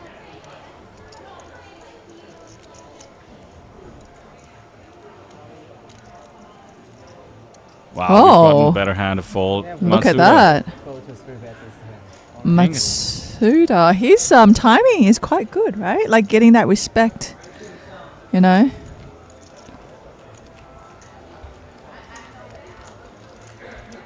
Saw him make that nice call against Joshua.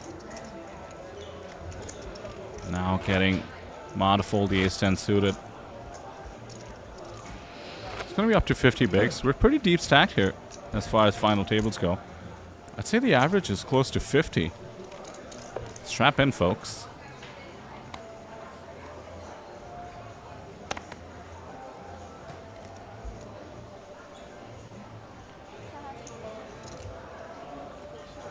That's what we want to see in a high roller.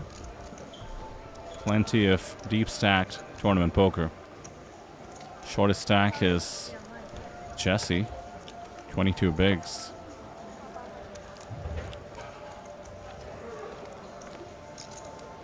Three spots away from the money. Minimum payout is 11 million Korean won. That's about 7.3k USD. Well over a 2x return on the 3k buy-in. Going all the way up to 29,000 to the winner.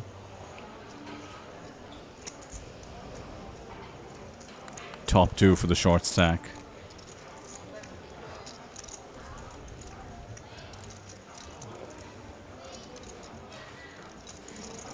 With this pickup, almost guaranteed. I don't even think we can call Jesse a short stack. He's gonna have 25 bigs. Good structure in this event. Quite different to that opening event, that F2 that we saw, where we saw actually a lot of players. What Triple had 25 big blinds most of the time.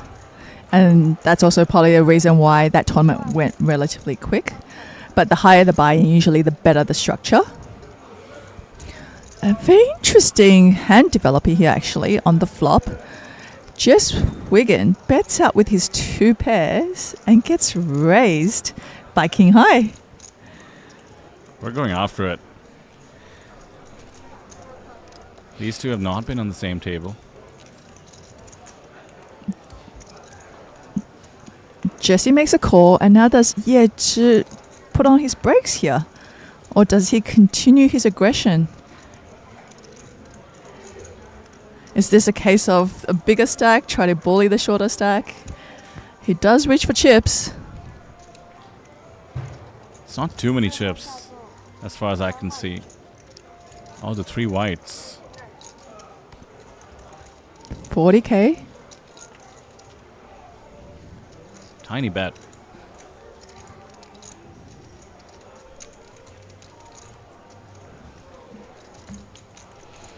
Bit unsure what we're repping here, barring the Jack 9 of diamonds specifically.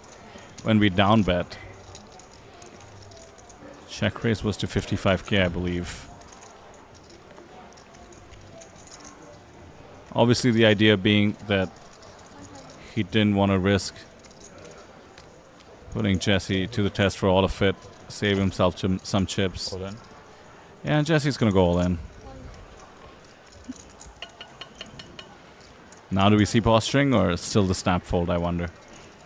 Oh, he got a Hollywood a little bit, right? You might want to posture a bit after the check raise and the continue. You know, before the streams catches up, you gotta still try to get next 30 minutes of respect from the rest of the table.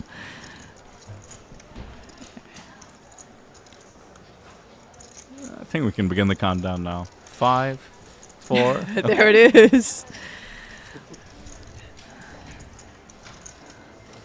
So certainly not a short stack now.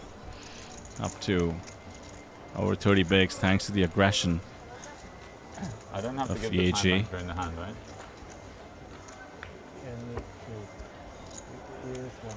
Yeah, but like I just have them here, I don't have to keep giving them, right? During the hand, I just keep them here, it's okay. So does your eating schedule work around, say, your commentating schedule? Or do you stick with the same eating schedule you would have if you weren't here? Yeah, that's an interesting question. I do feel a lot more alert if I'm sort of just surviving on caffeine and well rested. And to the extent, I don't want to pat ourselves on the back too much, but you know, just like when you're playing live poker, if you're in a hand, you're obviously expending some mental energy. On some level, it feels like we're playing every hand here, right? Like we're watching every hand, paying attention to every hand. So I do feel like I have a different buzz when I'm doing that. What about yourself? It's like you're not hungry, right?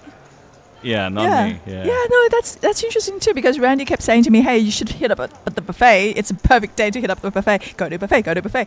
And I'm like, I don't like the buffet. And I'm like, I literally do not feel hungry. right? Especially when I'm like being called to do presentations and trophy, you know, and doing in front of the screen, in front of the TV, in front of the camera. I'm like, my stomach is just sometimes doing butterflies that I'm not looking to eat food. You're full of butterflies Yeah. instead of food. We've got quite a hand pre-flop with the 9s versus 8s here. Now the ace 4-5 flop.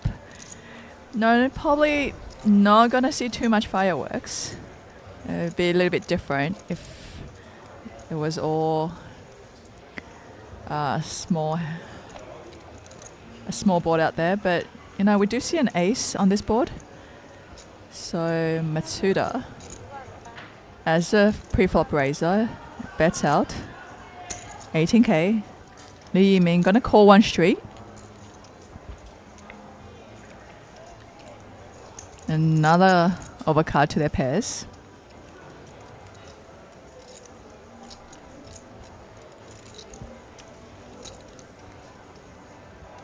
It's a bit hard to fire again after being called on that flop. Check, check.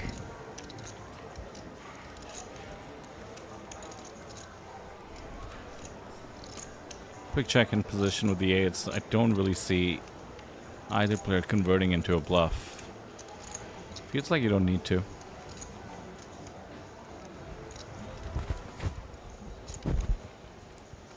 Doubt we're getting better hands to fold. Too hot. Too bright. Well, Yeah, I think I'll just keep the predictions out of the way for the rest of this final table, because we've seen Lee correctly turn a pair of 8s into a massive bluff. Look at this, 160 into 100.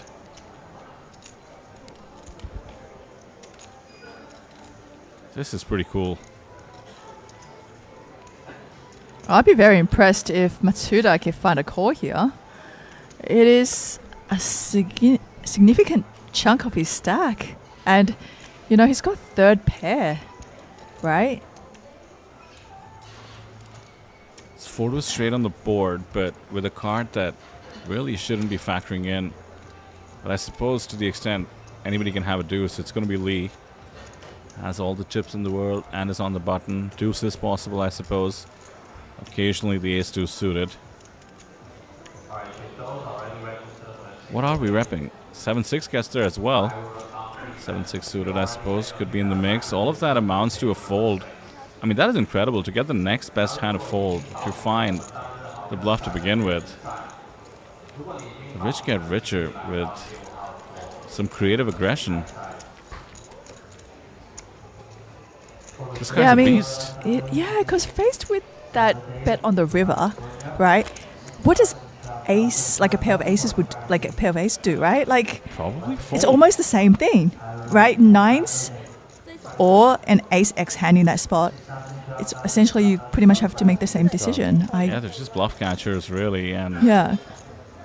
really no reason for the overbet with a weak ace. So you're absolutely right. I think he was targeting pretty much Matsuda's entire range there, just understanding that he cannot call an overbet. And this does remind me of an early conversation I heard Tom Dwan talk about. He was talking about a conversation he had with Phil Galfond that really inspired him.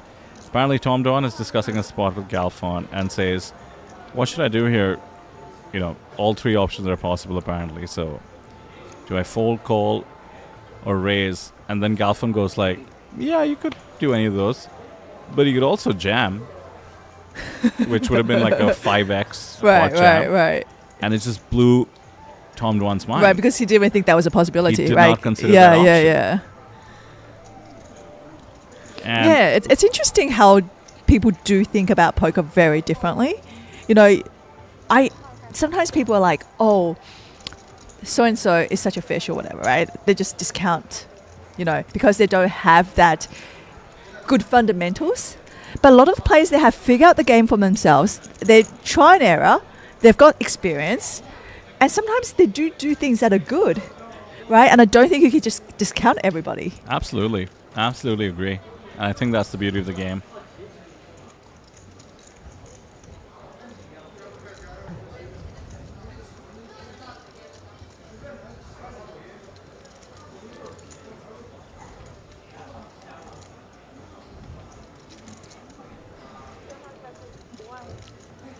Jesse Wigan, pre-flop raiser. Yeah, just flatted on the button, right? With the jacks, by the looks of it.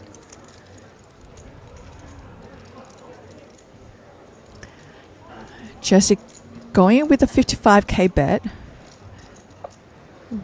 I mean, you play jacks tricky. That's the flop you want to see. But at the same time,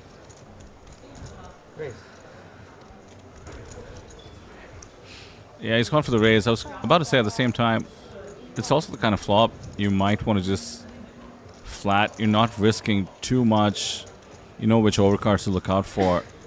Usually going to be an ace or a king, as it turns out. Would have been a queen in this case, but this just ends the hand. All the bluffs do fold.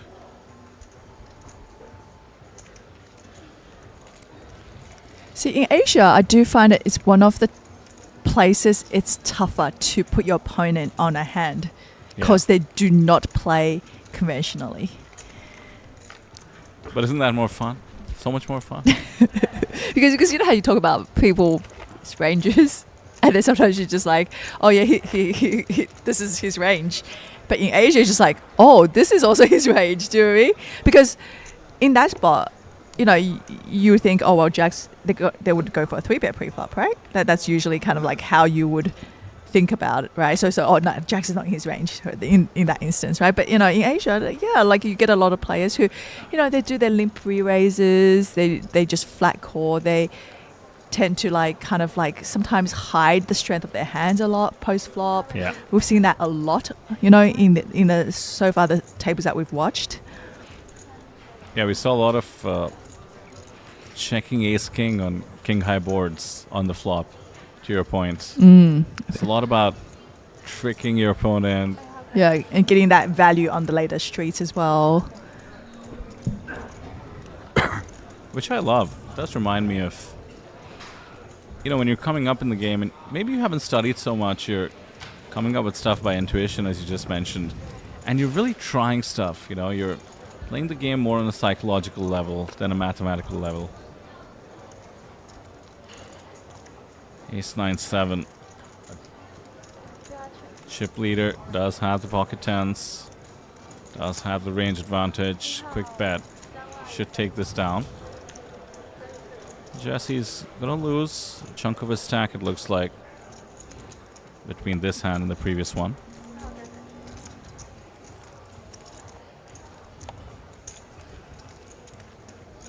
You see a guy, seat one, he's probably like the one guy that doesn't fit a poker player profile, in my opinion.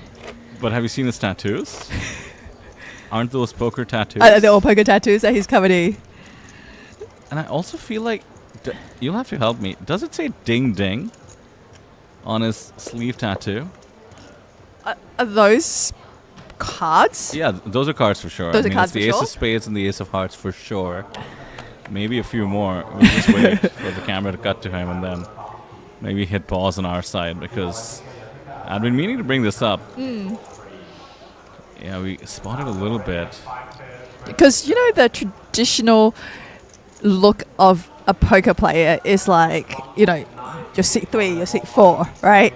Like a just Wigan. Yeah, that's you know, and then you have seat 1, you're just like he's a bikey. Right, this is like a very, you know, different look.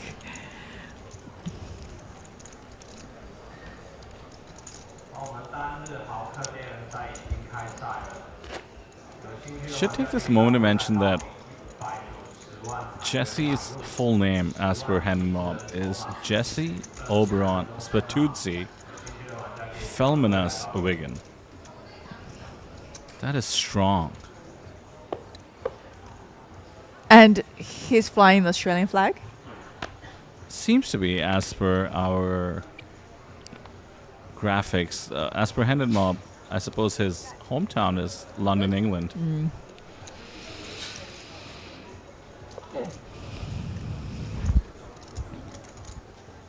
So I can tell by the hoodie that he's wearing that he did participate in the 10K championship event. So certainly doesn't seem like he's new to these stakes. Do spot a couple of 8Ks and 5Ks on his Hendon Mob over 230K in total live earnings.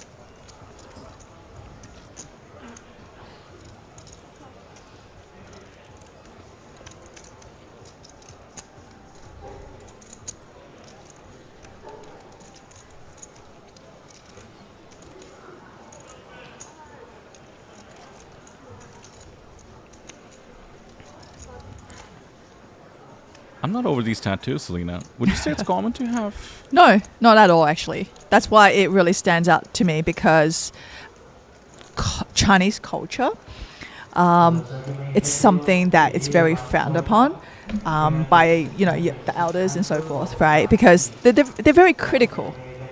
So, you go to a family gathering, nobody's gonna let you hit the end of it, right? That's how it's gonna be for you, right? It's like, what are you doing? I remember one time I wore ripped jeans when I was younger, and my grandma said, "So you buy them like that?" Yes. Like, she couldn't believe it. For $50 more, yes. She's like, "You're telling me you bought pants with holes in it?" Like, she wanted to mend them for me. Classic.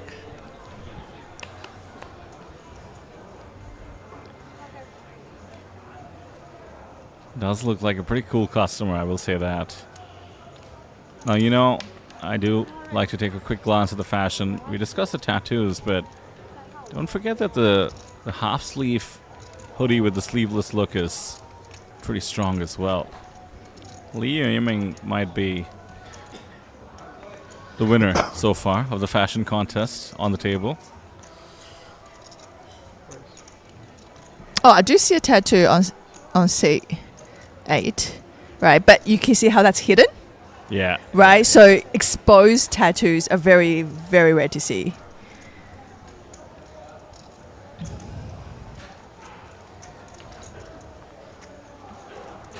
Loving the aggression here from the man who's second in chips. King Jack suited. 3 bets from the small. Once again, I will point out, it's not easy to take these spots. Just have to be in the mindset of not letting any spots go. +1 open, getting attacked correctly. Ace-6 of clubs was a bit too loose. It's all been very impressive so far. Still 3 spots away from the money.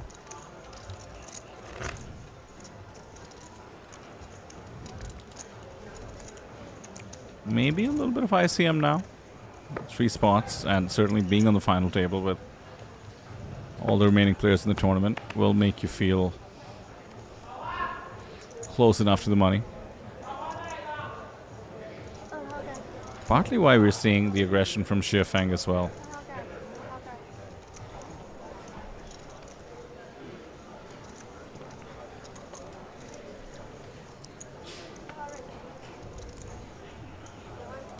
Jesse Wigan here with a very playable hand of 10 9 of clubs, raising it up in the hijack.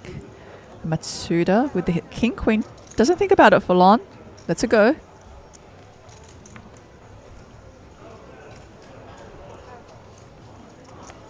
Maybe we are feeling the No. ICM pressure. Ah, there we go. Picking up that pot, uncontested. It's always nice to be able to do that, because it happens way less than you used to. Yeah. Especially with the big blind defense ranges being so studied and widened now, and in general, with a high roller, you do expect a decent amount of resistance. I was surprised by the king-queen fold, and I must say, I think the risk premium has been activated for most of these players. The thing is, we're deep enough, We did mention how even the shortest stack, and with that pickup, Jesse, once again, quite comfortable. Yeah, because they have to somewhat take, the ITM factor into account. We are 3 away from cashing. It's kind of like getting close to bubble, right? But there's no tiny stack. There's not even a stack in the 10 to 20 big blind range. I think you just have to play some poker, Yeah, because sometimes when you do wait and you're like, okay, tighten up, and then by the time you actually make the money, you realize just how short some of the stacks are on the table now, right? So, you know, you have everybody playing really, really tight, making that money. And once you make the money, you're like, oh, there's not a lot of post-flop poker to be played anymore, right? Because now, you know, there's a lot of stacks sitting around 8-9 big blinds. And we do have, instead of a timed blind level increase, we have hands now. And I believe it's every 13 hands, the blinds go up.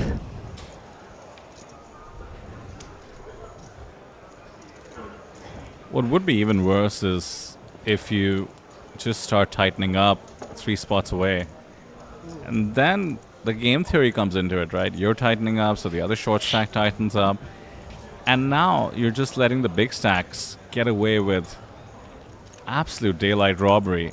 And by the time you're, let's say, on the stone bubble, now you're short. It's really something you want to avoid. Yeah, no, it's definitely tough because one is you give you a chance to do well and finish top 3 in the tournament. The other one is just cashing, right? And, you know, from what we see, these guys, when they have chips, they're aggressive, right? They're not going to make it life easy for you at all. They actually all seem to know intuitively what to do when they can see these players tightening up as they're getting closer to the money.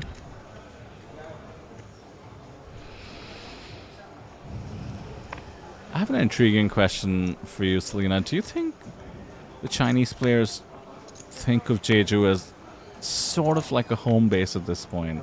Or does it still feel like they're, you know, traveling abroad to play poker? They're going to a different destination where they expect a lot more diversity? Well, because I feel like when poker players go to a destination to play poker, they're not there to sightsee. They go into the venue and they stay there the whole time. Now, the great thing about Shinhwa World is that there is more on offer than your standard venue. But to me, when I look around, this could be any casino in Macau. And Macau used to be that huge hub that all the Asian players go to for those big tournaments, right? So I feel like slowly it's transitioned to now being Jeju instead, since there is, you know, they pretty much don't have that avenue in Macau anymore. And players are slowly seeing this as the place to be when it comes to poker tournaments. So it's sort of like home base, right? And then when you have the occasional Aussies, as we do on our feature table here, we have players from the US signing up for this tournament. No doubt other spots in the world as well. Like, are they sort of seen as the outsiders in the tournament, I wonder? Or in general, like, the Chinese players have to be used to the playing styles from their own country. But are they looking forward to playing with people from outside of China, outside of Asia even?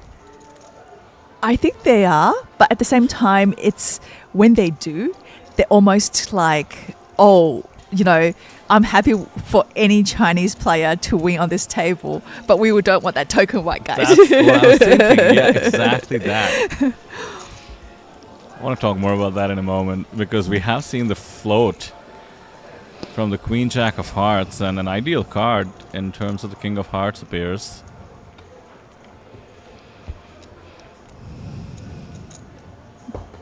Now, Xiaofeng can't really see this card changing too much from the possible hands that Masuda is calling on the flop. You know, he has to think his pocket nines at this point should still be ahead of a bunch of draws. He's going for another bet, and this time 55,000. Sort of that in position turn blocker. You know, you're just trying to get a check back on the river, setting your own price rather. And is there a world where Matsuda takes this moment to not just check call, but semi bluff? Now we just see the check call. He has plenty of outs, mind you. The King of Spades is not one of them. It's also not really a card he can bluff.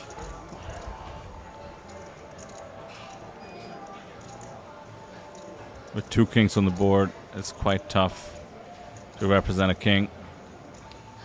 Especially with the King of Spades landing on that river too, right? So that, you know, the chance of him hitting that king with a flush draw is even less.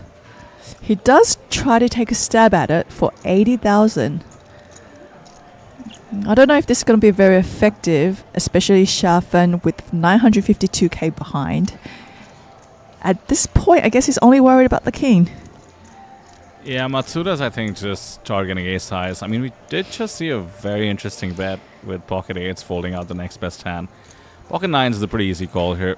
You might be beating some value bets, such as ace 8 in this spot, and we do see Matsuda lose a huge chunk of his stack. So he's down to 20 bigs.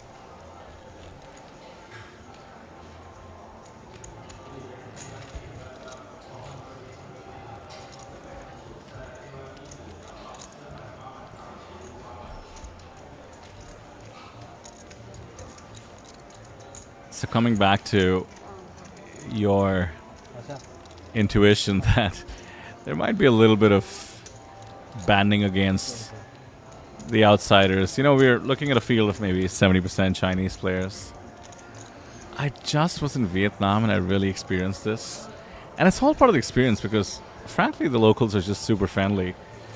But you can just tell that most tables you're on, you know, you're probably the only Indian person. Maybe there's somebody from Singapore or Hong Kong. And then like 7 Vietnamese people, right? Because you're in a local Vietnamese card room. And then there's just all rooting against you. There's a bit of a language barrier as well. So, you know, they will opine in your play. Not colluding by any means, but they'll try to help their fellow Vietnamese players in terms of what they can strategically do against you the next time. I was so tempted to just turn on my recorder. Yeah. Just so I could like a go little back bit, home right? To and see then- what they're saying. Can you Yeah. imagine if they're actually saying, hey, don't be afraid to call him down here because I had 2 diamonds, right? Yeah, like I Right? said, Like you're trying to I'm not blush. alleging any collusion. I don't think it went that far. You know, the dealer would have called out something like that. But yeah, it was a pretty fascinating experience being the villain, you know. Joshua Gabisa here. Small blind shoves it in with the ace-7. Oh no. And unfortunately, big blind, Ma Haohui finds ace-9. Hopefully, you know, Joshua can find a chop here. Yeah, a bit of a cooler in a way. Decent ace versus decent ace. And the 4 and deuce are bad news. Joshua was looking for high cards. And it comes a king and a 5. And that's going to be the end of Joshua Gabisa. Hard luck there. Small versus big. Decent stack going the way of Ma. So far, we've lost 你可以坐过去 a blondie. 把牌放这就可以了。 Right. 你坐过去就可以了。 We've lost an Aussie. We have one more in the shape of Jesse. Wigan, right? And then, I don't know, maybe followed by getting rid of the Japanese guy on the table, and then it's all China. But yeah, it's kind of like, you know, the teams event. I think that when I did the interview, it was one of those things where they kind of felt like there was just so much country pride 对， going into it. It was more like, you know, we have to come out winning here. Like we just cannot lose the first ever TLPT teams event to any other country. China has to take this down. They did absolutely crush Yeah. it. I mean, they had it locked before even the final table. So, well done on them. They did have numbers on their side, to be fair. I think we had 6 teams from China out of 9. But by gunning for, you know, the foreigners on the table, it can go very horribly wrong for a lot of people too, because when they do run hot, you can pick up some really massive pots, you know, and there is a reason why these guys keep coming back. It's because when they get played against, they can accumulate a really nice stack, you know, and with their poker knowledge, with their fundamentals, yeah, I usually see them doing really well. I will say in Vietnam, I got clicked a lot. Clicked a lot. So afterwards, a buddy of mine told me he'd been playing there a while, and he's like, don't min raise them because they will come right back at you. Is that right? And I was like, why didn't you tell me this a day earlier? Right, because I right. min raised twice today, and It did not immediately go well. got 3-bet on the flop. Yeah. Because I think that they kind of figure out what it means, right? And what you guys are doing that with, for them to be able to kind of pretty much fight back. I just against felt the like minimum raise. they just had this attitude. Yeah. Not on my turf, buddy. Eat some of that.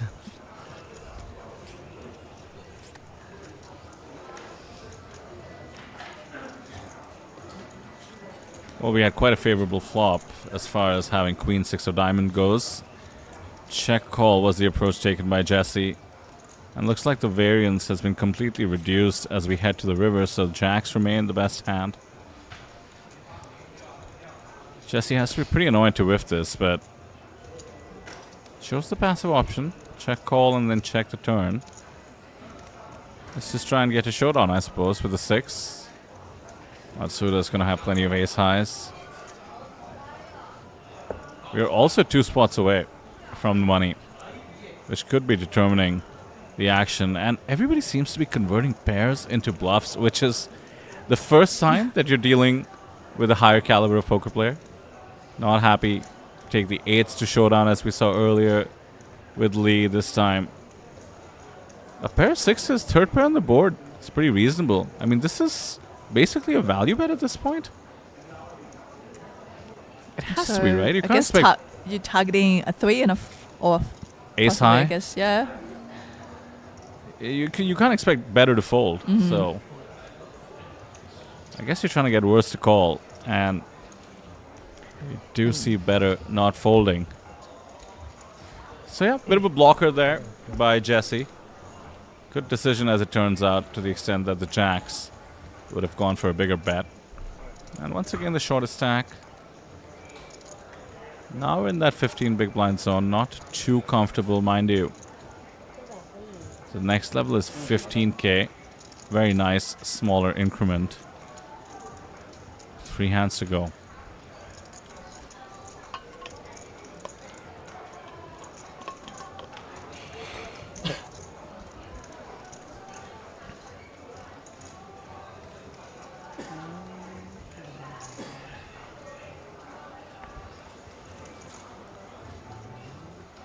Were you a big structure nerd, Selena?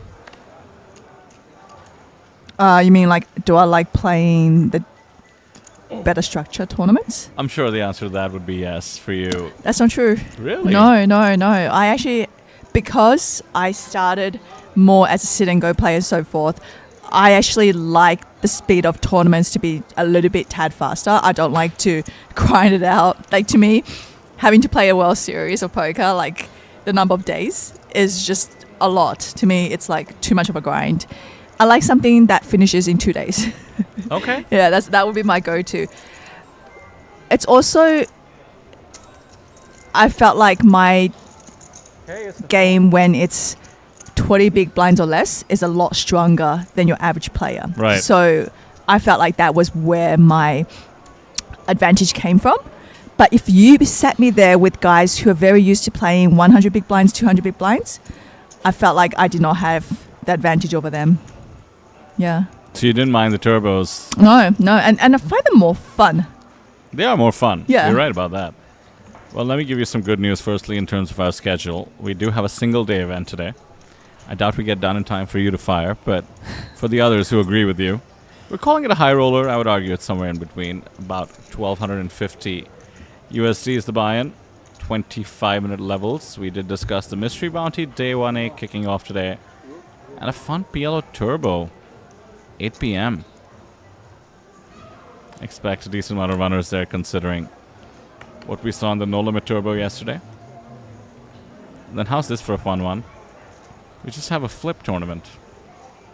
Is that the one where, like, you just, like, the dealer just deals the flop? Yeah, it's a Sati. Yeah, right. Those ones get the poker room screaming. It's the most exciting tournament you'll ever watch. I mean, it's gambling. It's always exciting. So, in this case, I believe it's just a flip straight into, once again, the event that is considered the high roller main event. So it's, I believe,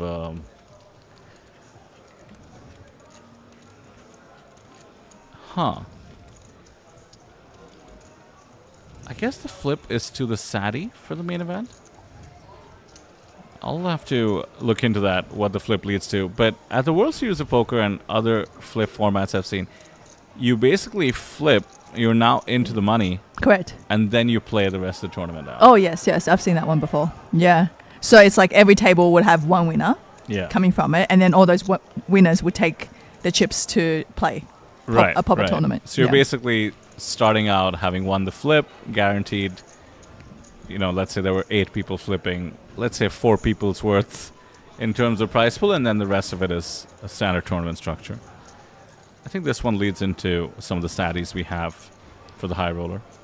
Yeah, I like the sound of that, because then you don't need to play any of that initial, you know, start, like the boring parts of poker, right? And then you could go straight into... I'm getting a lot of insight here. You paid 100 to 200 big blinds and you just called it the boring parts of poker. At the same time, you told me you were somebody who regged early to tournaments, so...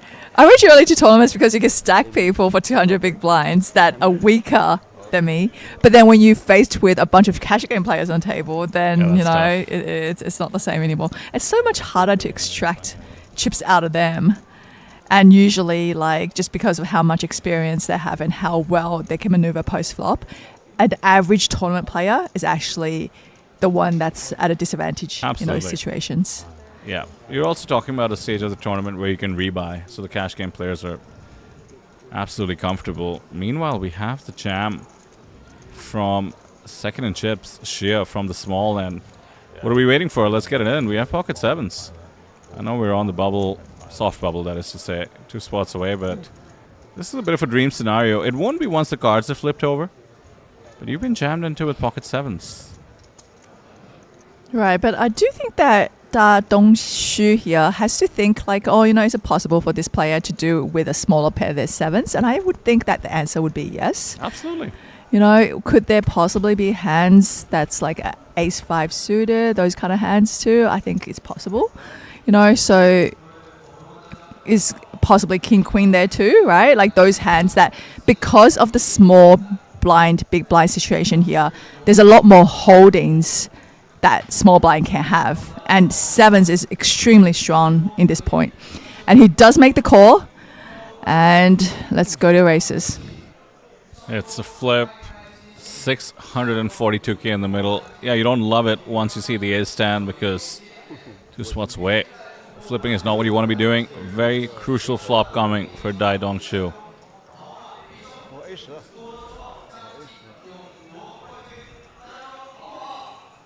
No ace, no 10. Pretty clean. Line changes nothing. And the king seals it. Huge double up.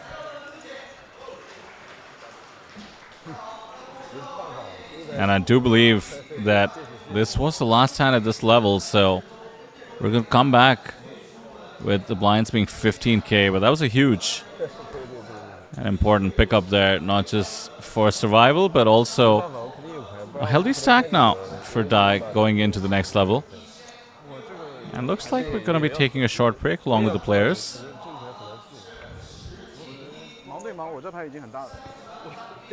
Yeah, I do believe this hand started once we were into the break already, so I'd say about 10 to 12 minutes to go. Do not go anywhere. We'll see you on the other side.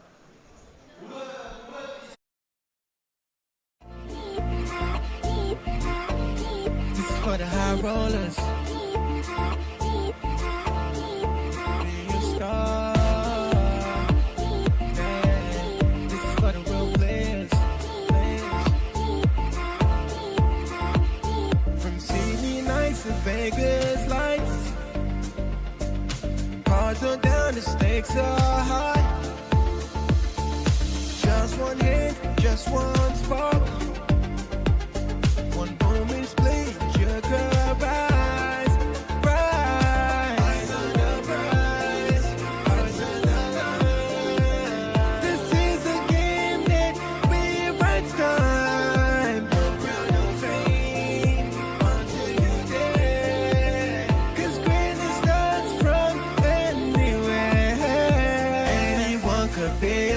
This is the moment, here you are. Play your soul, play it hard. Raise the stakes, play your part. Light it up and leave your mark. From the ground to the golden card. At their Lord's poker, we raise the bar. Anyone could be a star.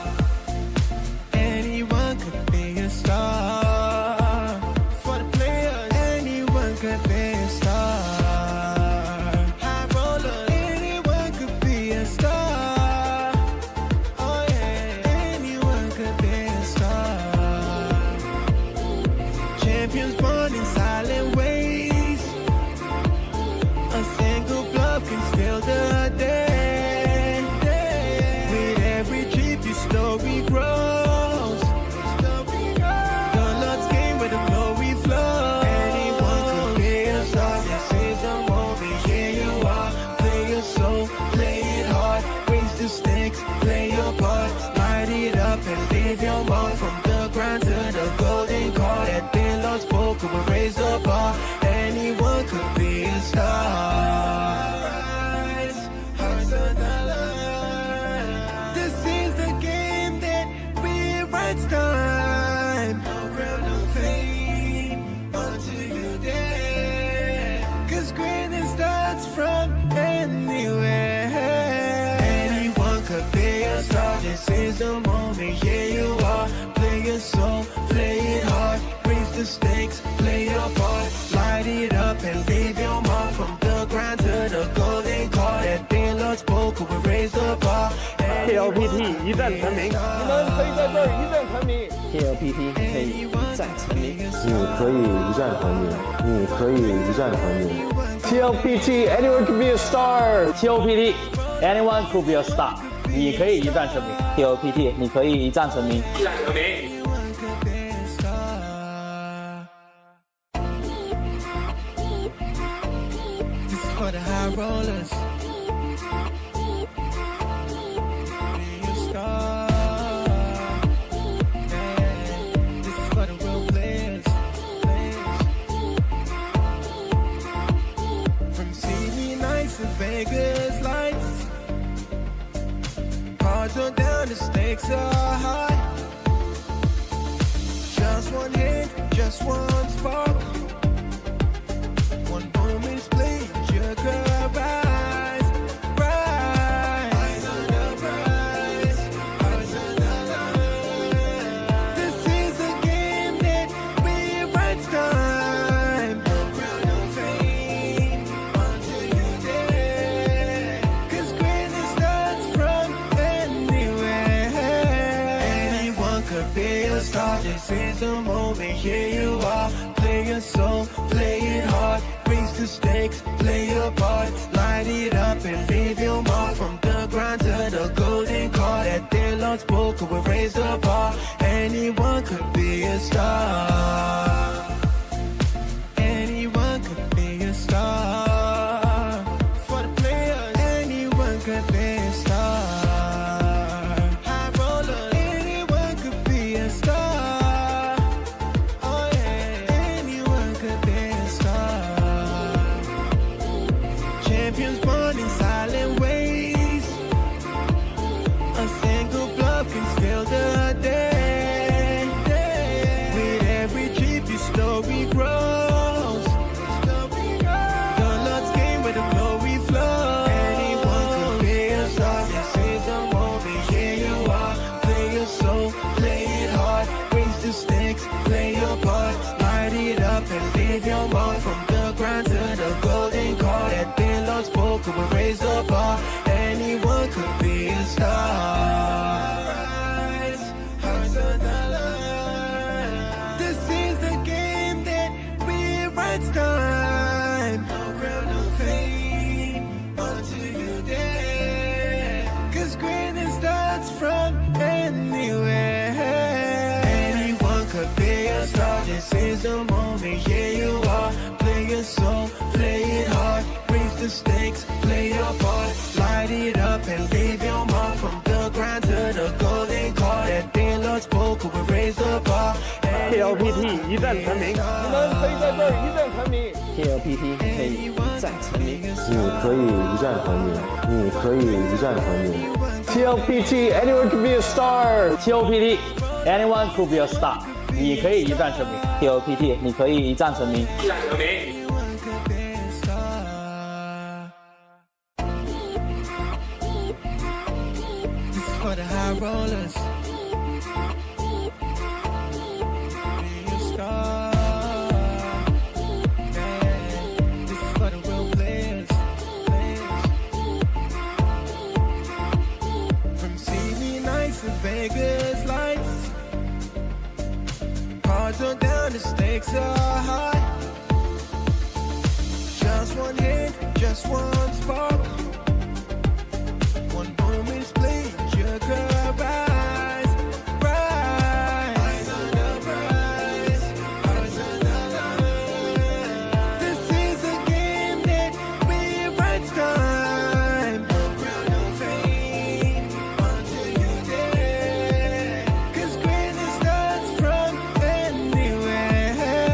Anyone could be a star. This is the moment, here you are. Play your soul, play it hard. Raise the stakes, play your part. Light it up and leave your mark. From the grind to the golden card. At their Lord's poker, we raise the bar. Anyone could be a star. Anyone could be a star.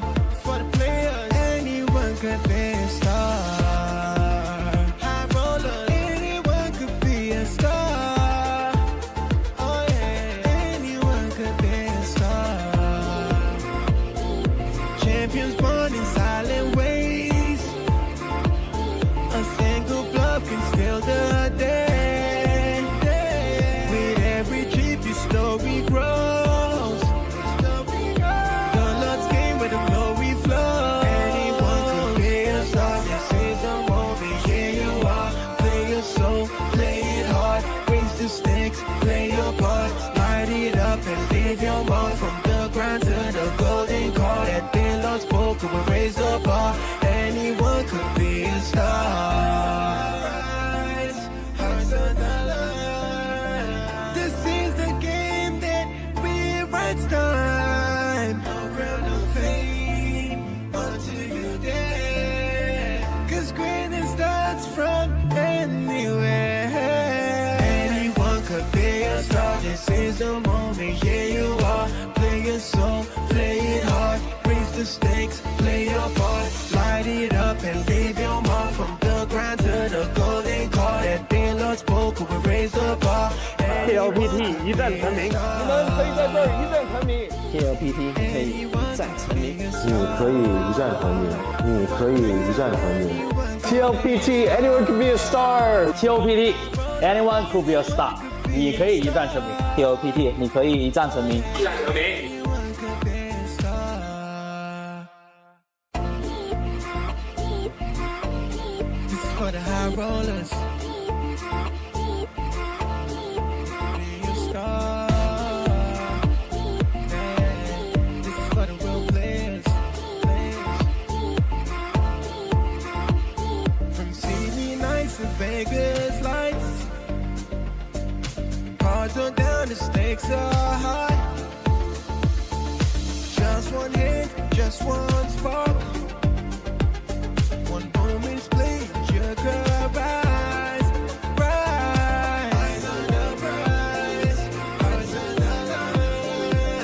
This is a game that rewrites time. No crown, no fame, until you dare. 'Cause greatness starts from anywhere.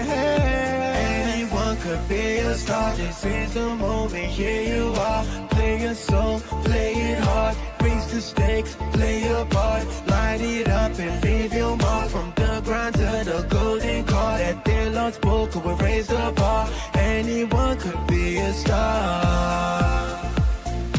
Anyone could be a star. For the players, anyone could be a star. High roller, anyone could be a star. Oh yeah, anyone could be a star.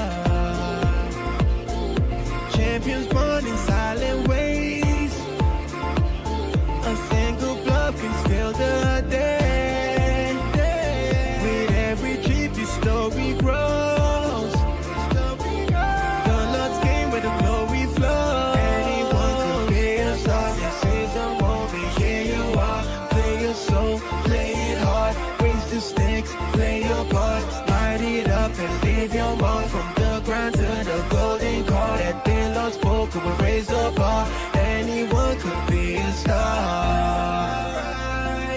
Hearts on the line. This is the game that rewrites time. No crown, no fame until you dare. 'Cause greatness starts from anywhere. Anyone could be a star. This is the moment. Here you are. Play your soul, play it hard. Raise the stakes, play your part. Light it up and leave your mark from the ground to the golden car that they lost poker will raise the bar. TLPT 一战成名，你们可以在这儿一战成名。 TLPT 可以一战成名。你可以一战成名，你可以一战成名。TLPT, anyone can be a star. TLPT anyone could be a star， 你可以一战成名。TLPT 你可以一战成名。 Anyone could be a star. This is for the high rollers. Be a star. Yeah. This is for the real players. From Sydney nights to Vegas lights. Cards are down, the stakes are high. Just one hit, just one spark. One moment split, you could rise, rise. Eyes on the prize, eyes on the line. This is a game that rewrites time. No crown, no fame until you dare. 'Cause greatness starts from anywhere. Anyone could be a star. This is the moment. Here you are. Play your soul, play it hard. Raise the stakes, play your part. Light it up and leave your mark from the ground to the golden car that they lost poker will raise the bar. Anyone could be a star. Anyone could be a star. For the players, anyone could be a star. High rollers, anyone could be a star. Oh yeah, anyone could be a star. Champions born in silent ways. A single bluff can steal the day. With every trip, your story grows. The Lord's game where the glory flows. Anyone could be a star. This is the moment. Here you are. Play your soul, play it hard. Raise the stakes, play your part. Light it up and leave your mark from the ground to the golden car that they lost poker will raise the bar. Anyone could be a star. Hearts on the line. This is the game that rewrites time. No crown, no fame until you dare. 'Cause greatness starts from anywhere. Anyone could be a star. This is the moment. Here you are. Play your soul, play it hard. Raise the stakes, play your part. Light it up and leave your mark from the ground to the golden car that they lost poker will raise the bar. TLPT 一战成名，你们可以在这儿一战成名。 TLPT 可以一战成名。你可以一战成名，你可以一战成名。TLPT, anyone can be a star. TLPT anyone could be a star， 你可以一战成名。TLPT 你可以一战成名。 Anyone could be a star.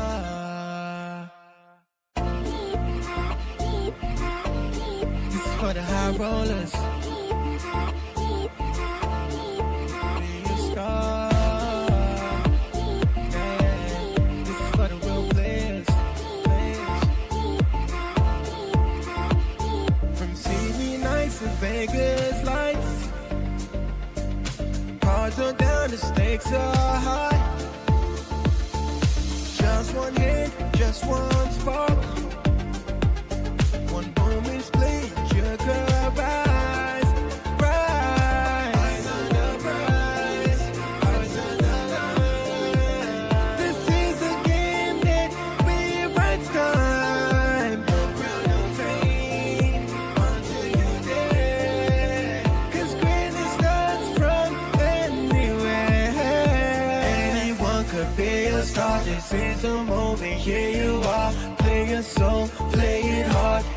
stakes, play your part, light it up and leave your mark. From the grind to the golden card, at their Lord's poker will raise the bar. Anyone could be a star. Anyone could be a star. For the players, anyone could be a star. High rollers, anyone could be a star. Oh yeah, anyone could be a star. Champions born in silent ways. A single bluff can spill the day. With every trip, your story grows. The Lord's game where the glory flows. Anyone could be a star. This is a moment, here you are. Play your soul, play it hard. Raise the stakes, play your part. Light it up and leave your mark. From the grind to the golden card, at their Lord's poker will raise the bar. Anyone could be a star. Hearts on the line. This is the game that rewrites time. No ground of fame until you're dead. 'Cause greatness starts from end. We're back to the final table. But we are not in the money of the circuit high roller event. Blinds are 10k, 15k with a 15k ante. We have 7 players left, and 5 will make into the cash. Soft bubble, I suppose, Selena. 7.3k is the minimum cash, so decent chunk of change.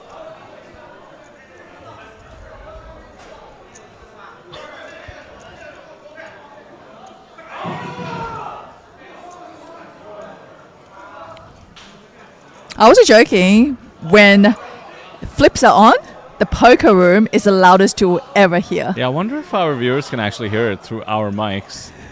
They do tend to isolate I us can't hear myself think. pretty well, but yeah, there's absolute commotion out there on the floor. You were absolutely right about the flips. And we actually have quite a hand developing here. We have Masuda with the pocket jacks raising up on the hijack, and seeing that Dai Dongshu has gone for a 3-bet of 80k on the button.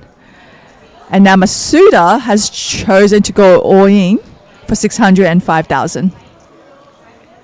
These two had basically equal stacks of about 40 bigs apiece, and in comes the pause string. Dongshu wants a count, and can't blame a little bit of Hollywooding after you've 3-bet and are about to muck your hand.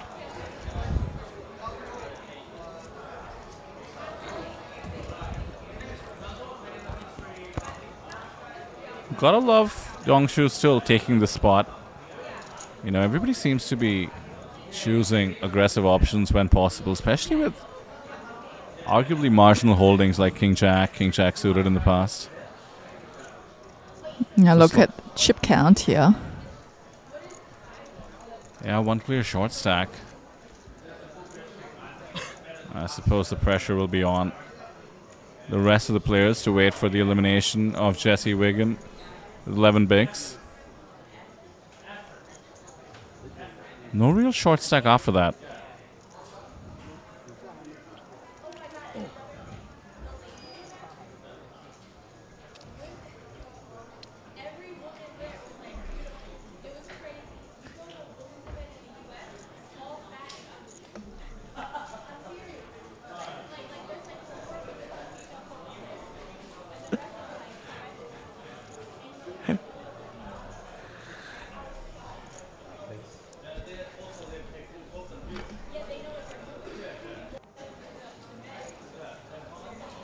Queen 10 suited, fair enough. Let's open it up.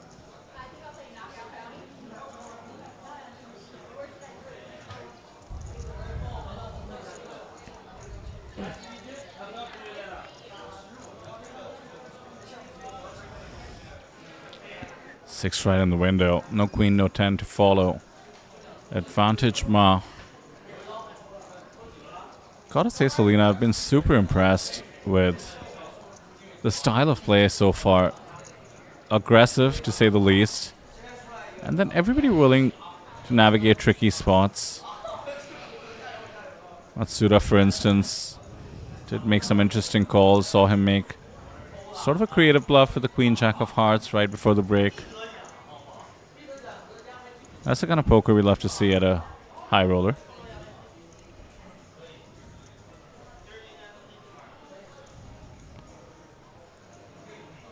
King pairs, which should actually help the 6 feel a little more comfortable. No additional overcard and less likelihood for a king.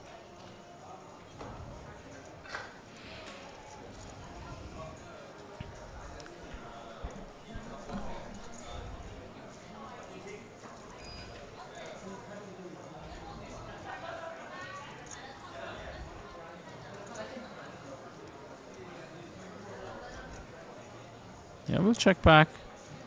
Try and hit a queen or a 10, which he knows will likely be good. Instead, it's a 3 check mark for the 6-5.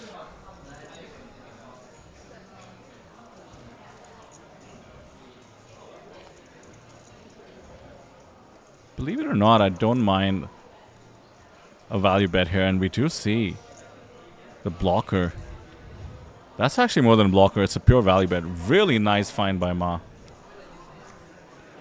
On this exact board, when your opponent doesn't bet the turn, you can actually eliminate 8s through aces as part of their range. They're almost always just going to find in position a bet with a hand like that. Yeah, Ma is just completely in control. I was telling you how I play a lot of heads up sit and goes, and you know, you just get used to playing these ranges so often and trying to eke value with things like bottom pair. And obviously most hands tend to be heads up in tournament poker with big blind defending or maybe late position coming along. So really do recommend heads up sit and go as a way to practice for these spots. I think the fact that Ma went for a decently chunky value bet there with a 6 goes to show the level of experience he has.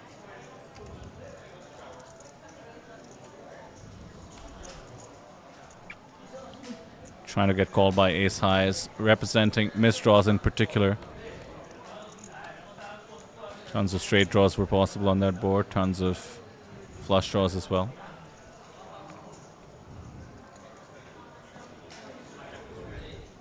Oh, we just overheard how many pretty girls is out here playing the ladies event yesterday. Apparently everybody looks like a model in Asia here.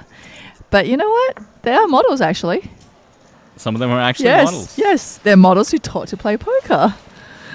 And when I did the winner's interview yesterday for the opening event, it was his first ever MTT.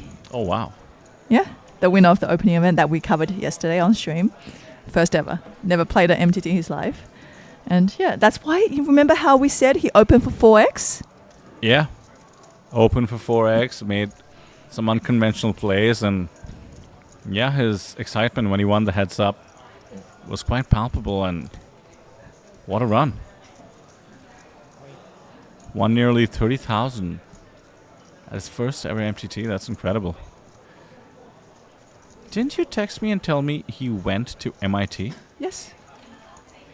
And he spoke perfect English. Like, he messaged me in English and it was just flawless, like really good. And he did say he went to MIT. Yeah, Makes right. sense. It makes sense. And I did say, well, so would you prefer to interview English or Chinese? He's like, yeah, both. Anything's fine. So it's like, okay, cool. Yeah. But yeah, looks like really smart guy, you know. Clearly. I mean, some of the best minds, they really do enjoy the game of poker.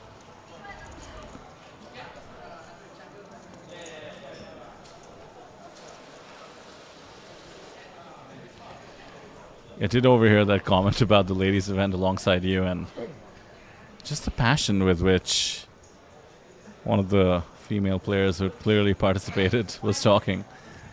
And also found the burn on the US, said that the ladies are not as pretty in the US as Korea. That is a global sentiment, to be fair.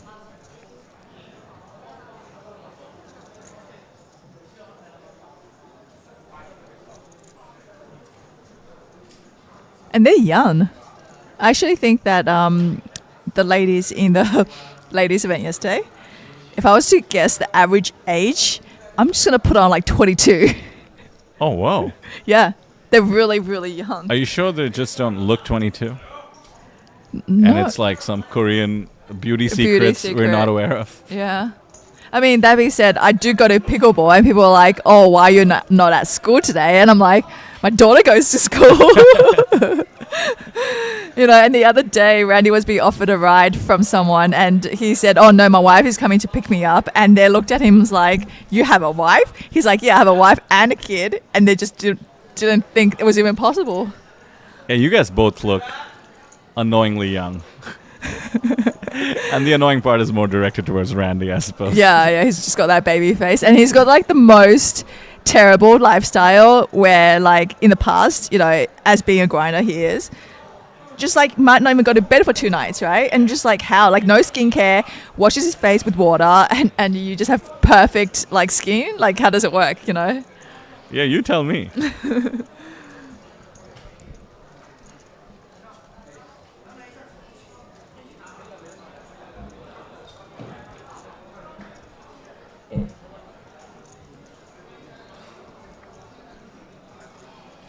Maybe winning is good for your skin. That might be it. Winning. He actually is someone that I've met who has no worries in life. He just doesn't. Like, That's awesome. yeah, just like nothing bothers him.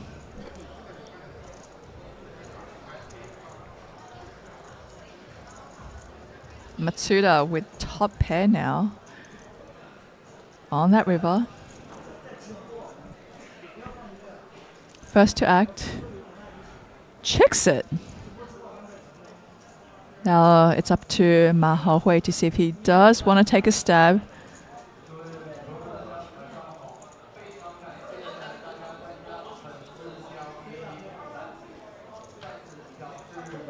And he does. Easy call now. Flicking the chip, collect the pot. It's a big bet. I don't love that, but sort of have one of the best calling hands. Especially with this size. I think you're not as worried about slightly better aces. I like that. You know, good amount of value he got on that river by just checking.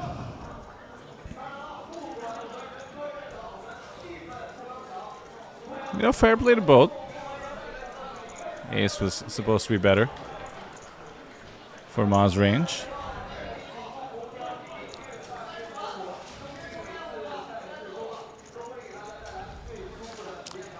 Can hear some of the announcements for the flip, I believe he mentioned. In the back there, if you listen keenly.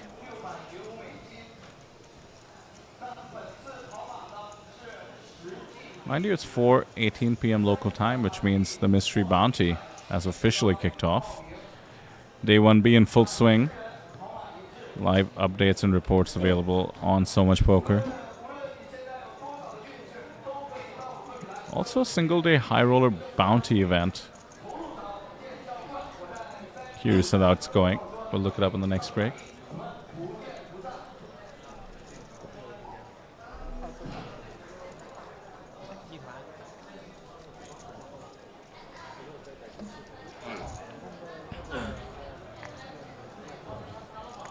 All in with the tiny stack now on the button. Pretty favorable for things to be folded to him. And now this one should go through. Does Never mind. not. He Never is mind all that. calling with the queen 6, putting our player at risk. That's quite aggressive, isn't it? It is. 6 more bigs to call. Queen 6. 2 live ones. I doubt Jesse loves this. He would have much preferred to just pick up 40% of his stack uncontested. But now with the queen in the window, I'm a lot more confident about what I just expressed. Needs an ace or a deuce. That is an unfortunate elimination for Jesse Wiggin. And we are now officially on the stone bubble. Oh, Shia just going after it. Thinking that he's priced in.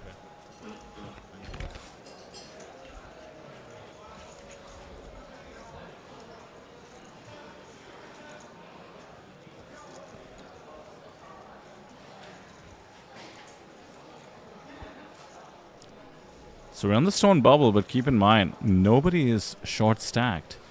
Nobody's below 20 bigs anymore.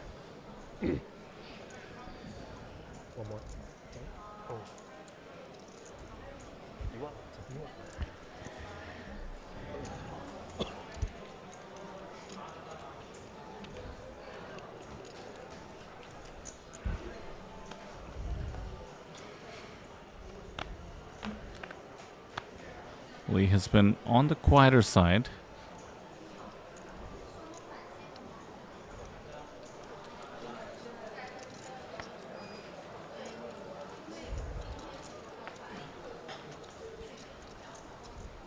Small blind now. Xiaofeng with the ace of clubs.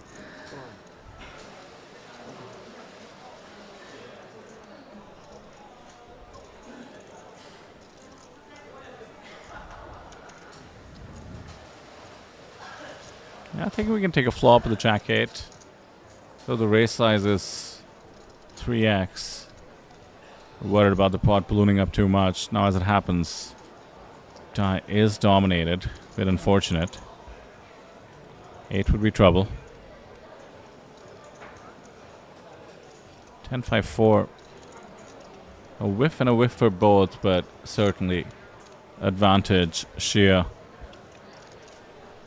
Not just the best hand, but the bigger stack. Some backdoors as well.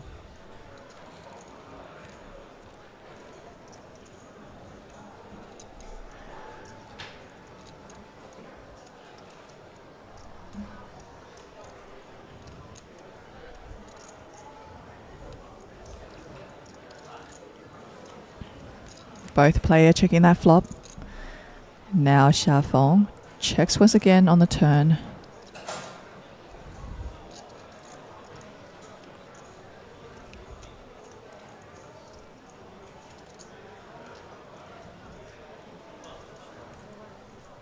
Dai Dongshu going for bet.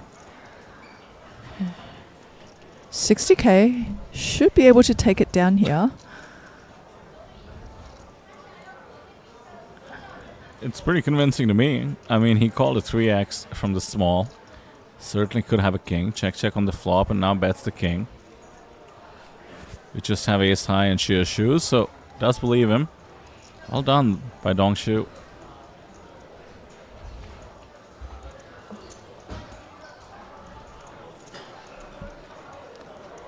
Now 30 bigs to shortest stack. Oh, this bubble could last a while, huh?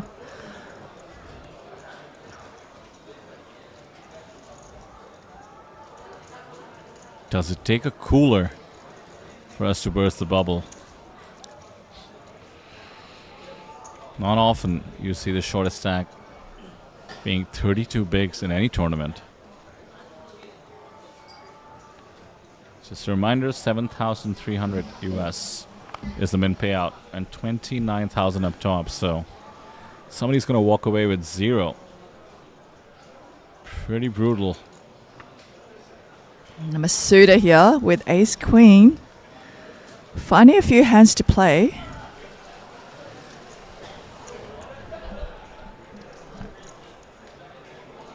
Making it 30k, 2 big blinds.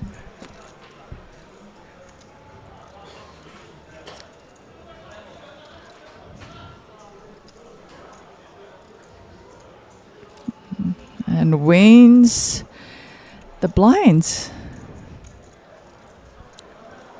Wonder if Li Yiming is getting a little bit antsy. It's like, I'm supposed to be the chip leader. One of the biggest stacks on the table. When do I get to make some moves?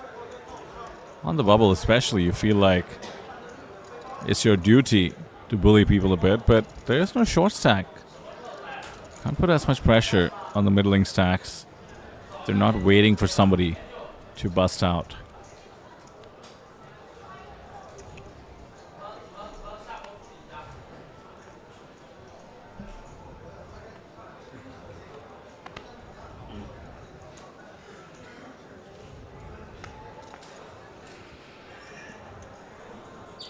Pocket twos under the gun.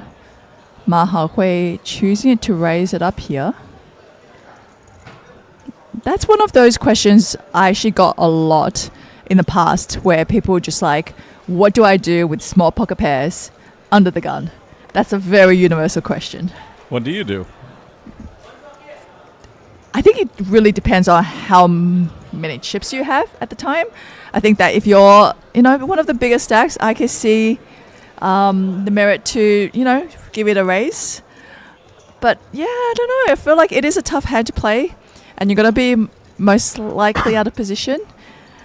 And to make life easier, a lot of players do fold that spot, just pre-flop, just muck their deuce, threes, fours. Yeah, and we have seen that quads now for Jeju here on the turn. And Ma Haohui, because of the 3 kings on board, actually has a full house.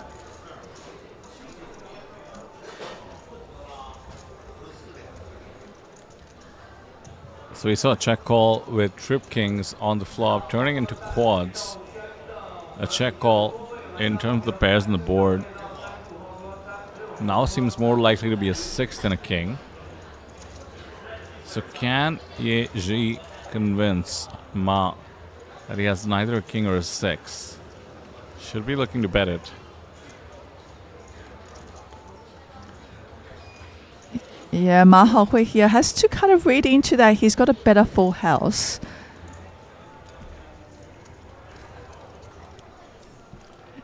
His full house is not really beating anything that would have hit that flop.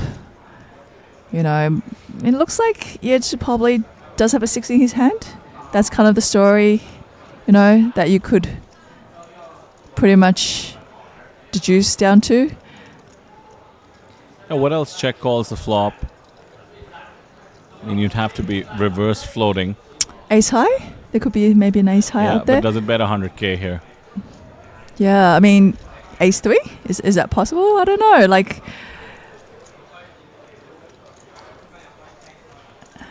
But we've been seeing wider ranges across this feature table, across the series so far. I remember when I learned pot odds, as we do see Ma correctly fold the pocket deuces. I can't remember which book this was, or maybe it was some sort of online coaching, but the idea was, okay, you're getting 2 to 1. You got to think, how often is your opponent bluffing? Right. Maybe you start counting their bluffs versus their value. Yeah. And think about whether it makes sense. And then there was this little sort of asterisk which just said, yeah, and then 10% you have to just assign. Just like randoms. Randoms. They will be going wild 10% of the time. Right. So in this case, you'd need one of those random 10%. Somebody just decides to get sticky with like queen high, jack high on the king, king 6. Check, check, and then just blast the river. Apart from that, pocket deuces don't beat much. So yet another demonstration of why you should fold deuces under the gun, 6-handed. Just kidding, of course. Can't be results oriented like that, but yes, strategy-wise, I did get an interesting explanation on it one time when it comes to final tables. Now, this is a very different situation because we're on the stone bubble. So, the shortest stack should respect your opens a little bit more. But yeah, what are you trying to accomplish when you open deuces under the gun? I mean, you're not really trying to play a post-flop, right? Because apart from flopping a set, you're just pretty much always a bit lost. So you're trying to steal, right? That's what opening on deuces the gun is doing. I guess hopefully you flop a set. I think that's the only time you feel safe with deuces going to post flop. Right. Then the question, the more advanced players is like, so what do you do with 6s under the gun? Yeah, that's much tougher. But with deuces, pocket 3s, pocket 4s, if you're trying to steal, then it's not really the right hand to try and steal because you don't block anything that your opponents are likely to call with. So that's one reason to show some discipline.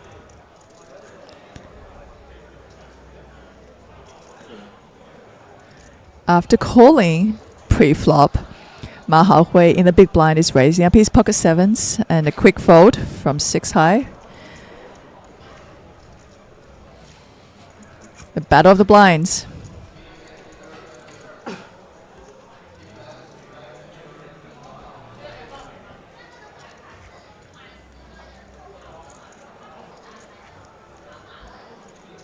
Few hands to go, and then we have a pretty decent level jump. Lines going up about 30%.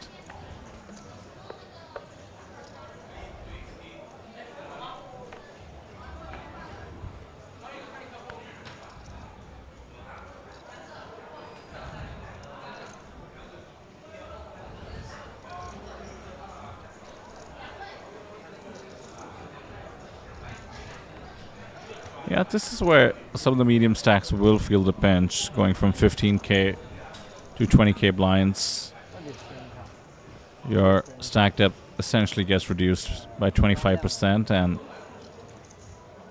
should be an opportunity for the co-chip leaders at the table to maybe try and make the most of it. Gotta put some pressure on the stone bubble after all. For now, Dongshu and Matsuda will be engaging.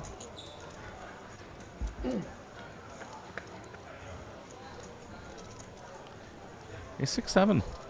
Gut shot for the big blind. Top pair for the pre-flop aggressor.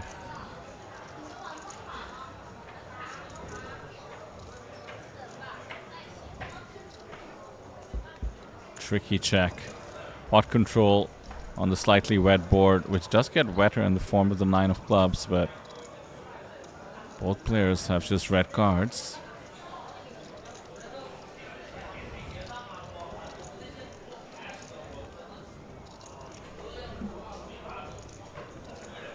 Don't know if you got the chance to mention this earlier, but Matsuda does have nearly 500,000 on his Hendon mob.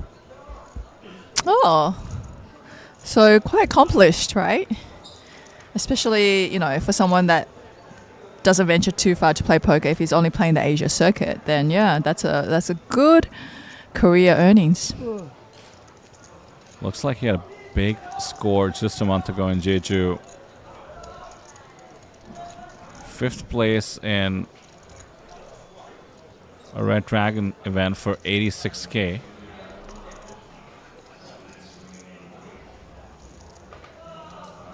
So not only is he running hot, but he's running hot in Jeju.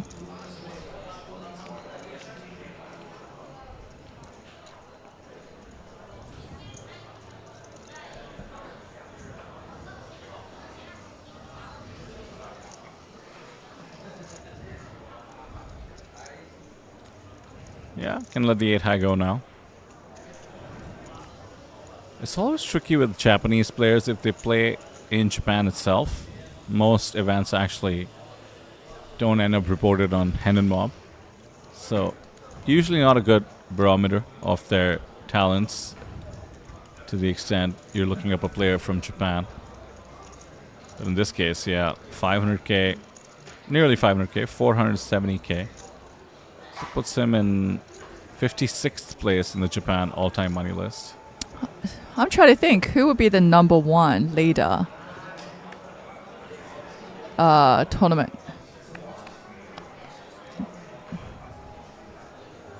You might know one of the names. Are you familiar with Junobara? Maybe the happiest man in poker. He's just always smiling. He's number 2. Okay, because I do think maybe he did used to come out to Macau, right? Is there a chance that he has played many, many years of poker? Because why does that Obara last name sound very familiar to me? Yeah, looks like he's been in the Macau streets 2017 and 2018. Yeah, that's right. Because when you said the happiest man, that really triggered some memories for me. Yeah, he's a smiley guy. Yeah. I love that. Always just having a good time. Number 1 is Masashi Oya, over 10 million. Oh, he plays high rollers, does he? I think he Yeah, he's playing 50Ks and such, so looks super accomplished.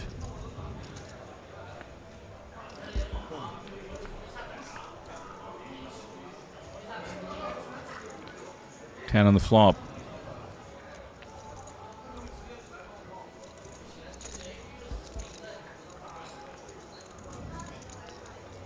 Not too tricky in the check back there.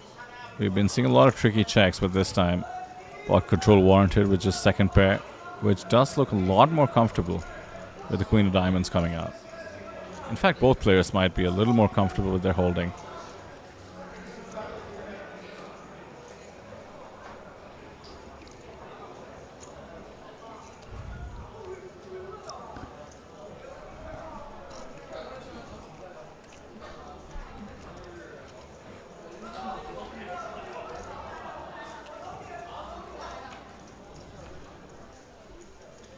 Make total sense for Matsuda to call. Does come along.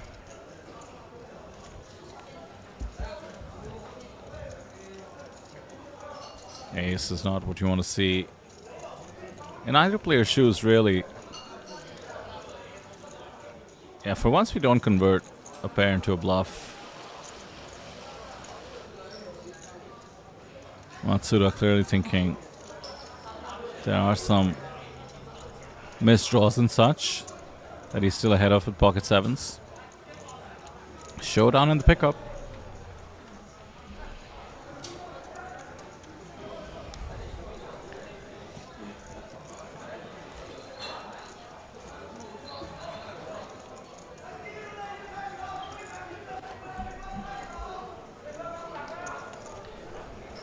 I can still hear some of the flips going on at the back.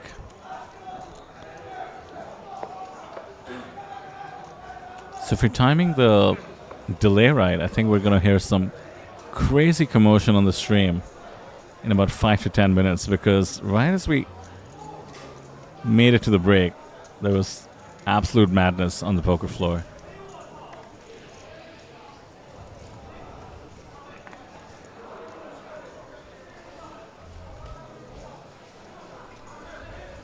Pocket aces.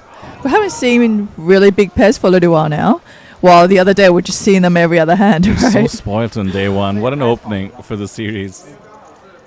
Now Lee, who has been on the quieter side, does open sixes. Dongshu giving it a bit of Hollywood with the concern. It looks like he's going for re-raising chips. He wants to build a pot early on, raising it to 190,000. And we were talking about under the gun with sixes, right? What do you do? Certainly reasonable to open as the chip leader on the bubble. However, Dai has woken up with the goods.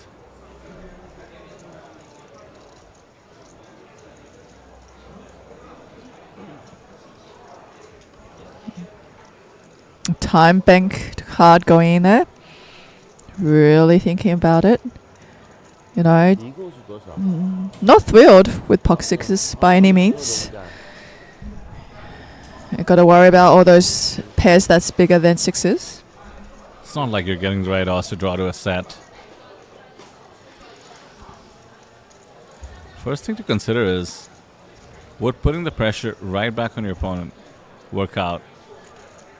One of the problems is that the raise is from the big blind, a spot where you can easily just call and continue. Yeah, looks like he's let it go. Into the muck.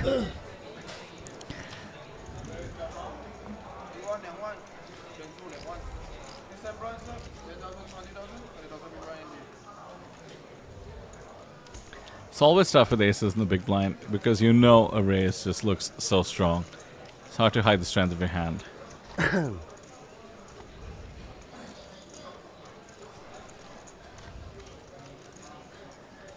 你 S King 了 ，all in 要不要？all in 肯定来了啊，60万，60万跑输我变转码了，算了。半截身子打进去了，应该不会。对他没。 King Queen here, suited on the cutoff for Matsuda.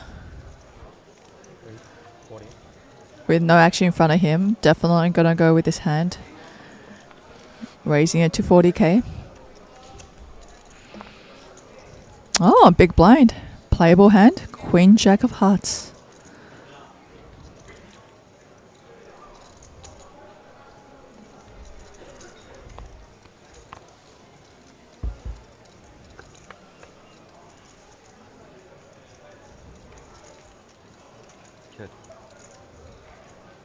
Ace on the board. Neither player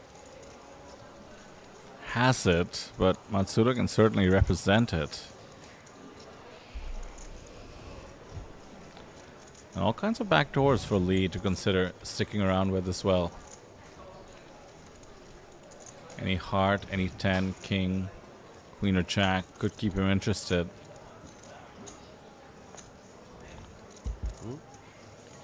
它是5万5。 As a result, we've seen the check call. Check.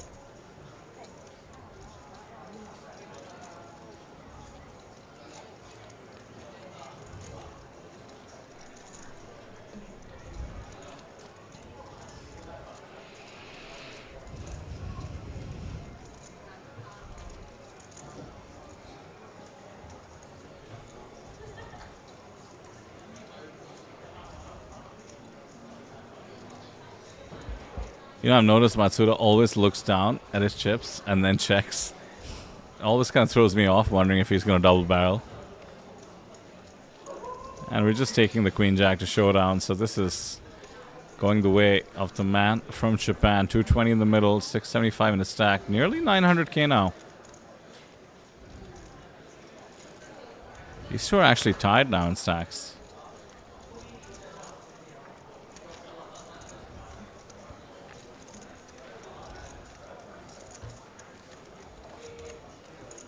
We've got 3 stacks up top, all very similarly stacked here. But Ma Haohui currently, I mean, still very comfortable with 30 bigs as our smaller stack on the table. Everybody can play post flop, you know, and this could be a while till we actually get into the money.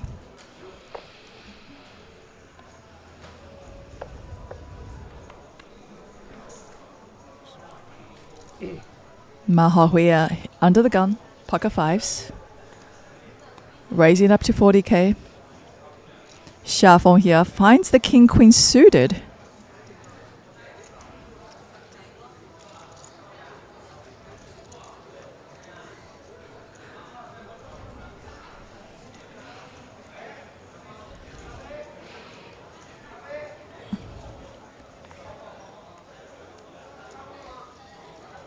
Three bets at 200k, and Li Yiming here small blind ace jack. Very much a playable hand, but faced with the action in front of him, opts to fold, and king queen takes it down.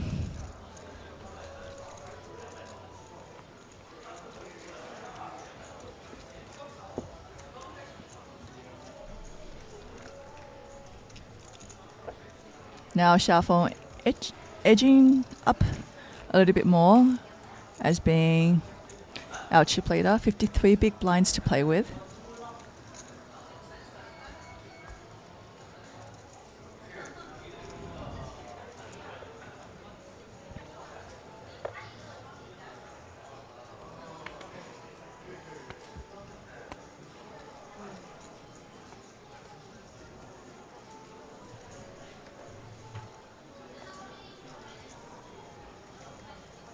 King Jack, Li Yiming on the dealer button. Raising to 55k. Big blind. Folds his queen 8. Not going to choose to defend there. Just some pretty snug poker being played here. Now, we discussed earlier that, you know, we're one away from the money. A lot of players aren't really looking to tangle. Some really straightforward poker being played.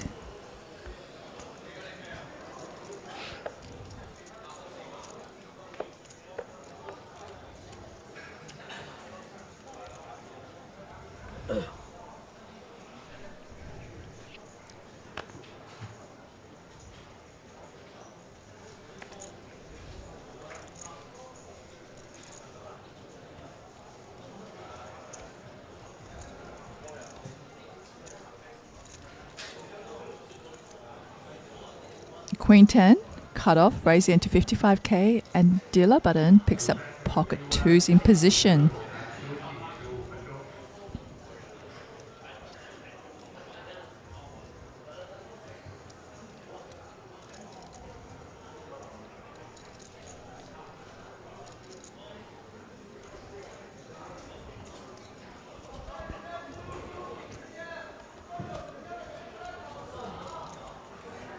Puts out his entire stack of time bank chips and looking to possibly 3-bet at this point, I feel. And he puts the triangle out and says all in. Oh my goodness, what bad timing that is. Ma Haohui finds pocket aces in a small blind. Let me see 啊，对，等一下啊，它有一个。 That's definitely a big shove coming from the pocket twos, because we do see that he's got almost 30 big blinds. 没准是两个，没准是啊。一个泡沫嘛，总归掉一个嘛，对吧？50万，谁多一点？他多一点，他多一点，他多一点。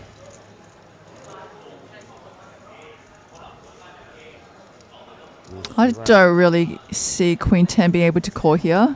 He's tried to work out the pot odds, but it's just not there. 我感觉只会掉。 He's got a hand that's very much dominated if the action is playing out the way it is. And we're going to see some bad news here for Jeju with the pocket twos up against the best pair, pocket aces.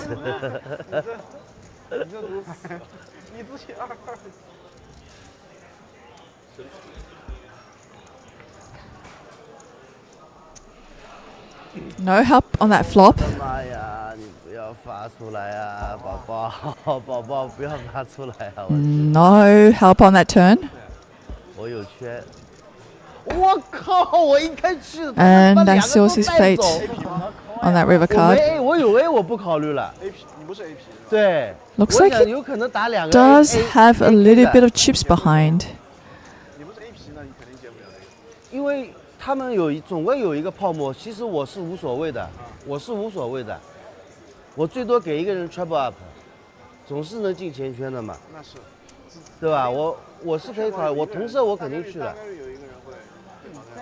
肯定落后。对，落后因为无所谓嘛，因为这个本来把他们通通带走啊！我你有 K 圈吗？我 K 圈肯定去了 ，K 圈都去啊 ！K 圈不去。 4 big blinds by the looks of it, left behind.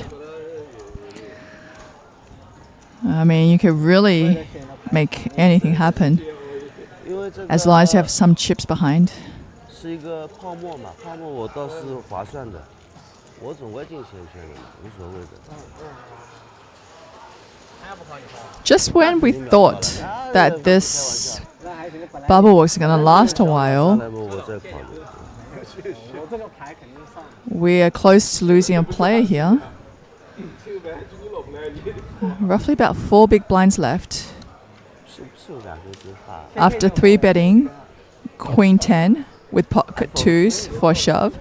And then small blind actually woke up with aces. He's putting in now with the king 3 suited. And the same player who had aces versus his deuces picks up ace jack now on the button. Pretty easy call for him. The question is, does he isolate by raising or does he just call?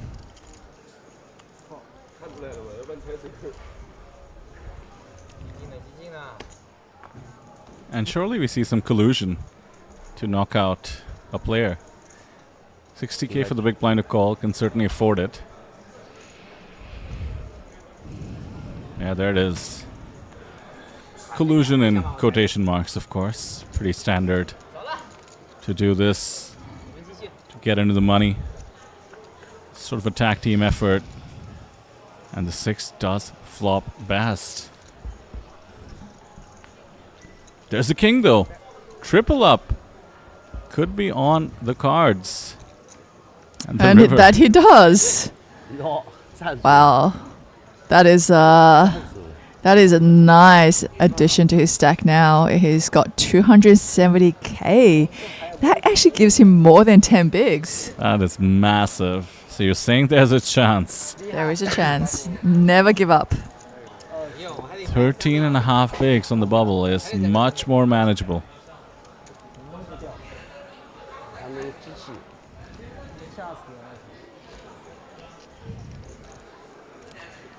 That showdown of daggers for the hearts of everybody else at the table who was no likely ready to celebrate at least making the money. 掉下来，一人一个。 And you know, Selena, 29K up top, you know, that's a 10x return, nearly, on the buy-in. And we're only 5 spots away, so that's quite a way to start the series for whoever ships this.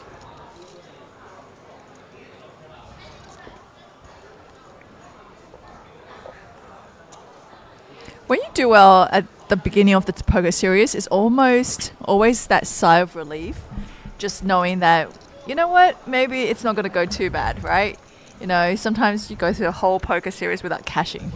I remember Randy telling me once he went out to Vegas and just the whole entire summer, not a single cash, right? Wow. Like anytime, he was just always on the wrong end of it. And yeah, it can be pretty brutal for poker.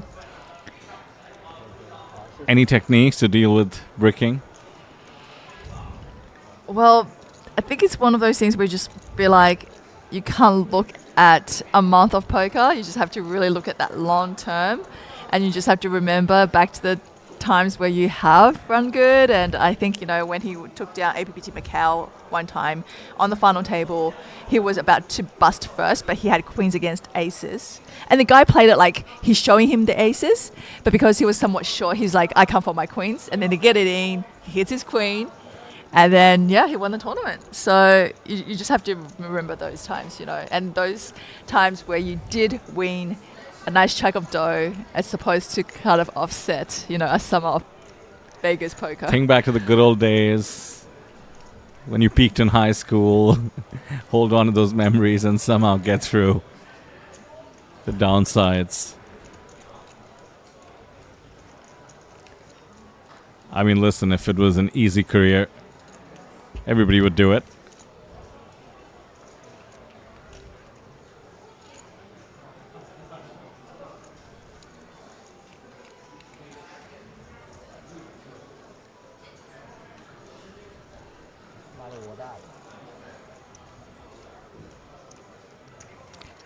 Let's not forget, some good scores here at TLPT also set you up really nicely to the extent you're making your way over to the World Series of Poker in Vegas, which I suspect will be the case for a fair few.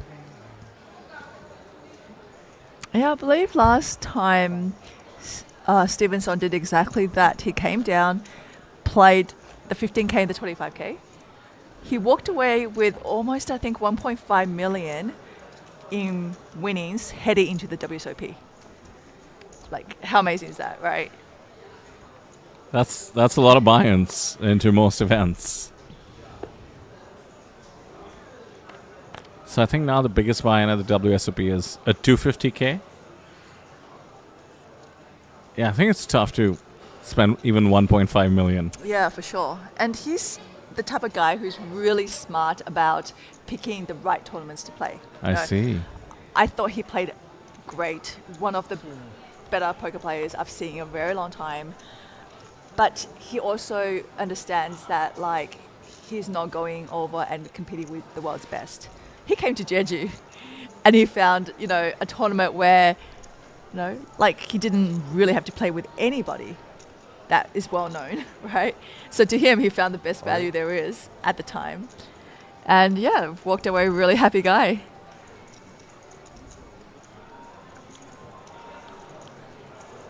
This is tricky. I think the A7 has to release, considering the jam is against the under the gun open. It was a long range steal attempt. Pretty much bottom of range, and this is quite a performance. I mean, he's thrown in the stack of his time banks.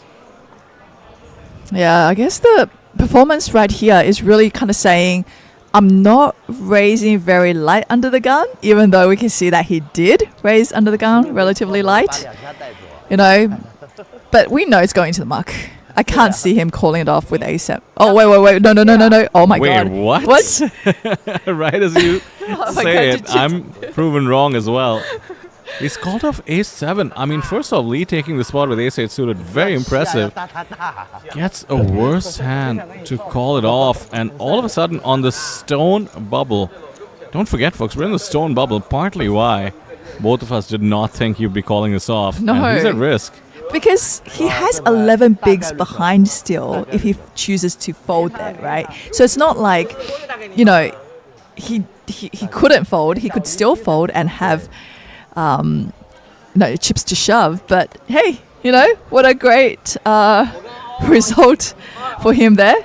And with that, 2 pairs on the board, let's chop it up for the players. And he's got that smile on his face, knowing that he was pretty lucky with that one. Was almost out for 0. Quite a risk to take.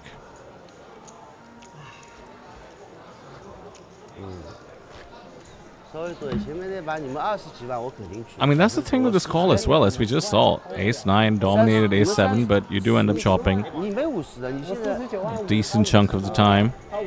So when you call off Ace-7, even if you're dominating your opponent who has, let's say, the classic Ace-5 bluff, or maybe King, Queen, King, Jack, you don't have that much equity advantage.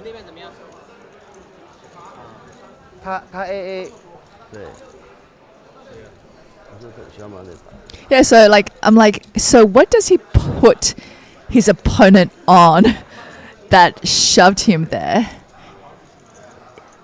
Like a hand like King, Queen, King, Jack, those kind of hands? For him to call with A7? Like, that's kind of like what I'm trying to think. Like, we're on the stone bubble. You don't love seeing King, Jack, King, Queen. You just really have to hope that somehow your opponent is shoving King 7 often enough to make the A7 call profitable. I mean, is he thinking that there is a chance he might look it up and it could be an Ace-5, that kind of hand, you know? But even then, it's just chopping so often. So Yeah, all that put together, that's quite a bold move that is not punished by any means with the chop, and he can't hold on to that stack. He actually did pick up a blind or so with that chop, so should be tied for the shortest stack, I believe, right now. it feels like he was putting up a stance like, I know I'm short, but don't even try to bully me around because I'm okay calling it off with A7. Right. So now you think about the players who's got to 3-bet him and put him all in. Now you got to think twice. What is your hand range going to be, right? Like, you can't just raise him light anymore. That is true. You have to have good cards. He's not afraid to get it in, you know, on the bubble.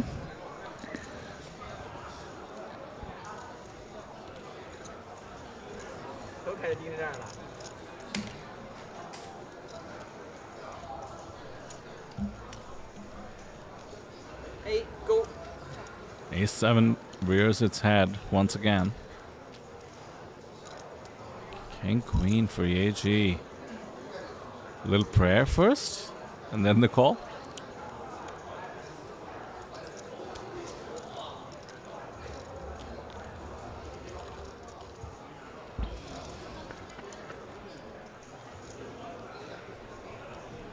No king, no queen.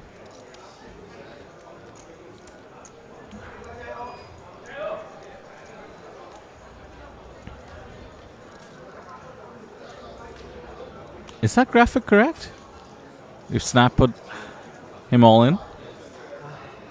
Yeah, looks like it.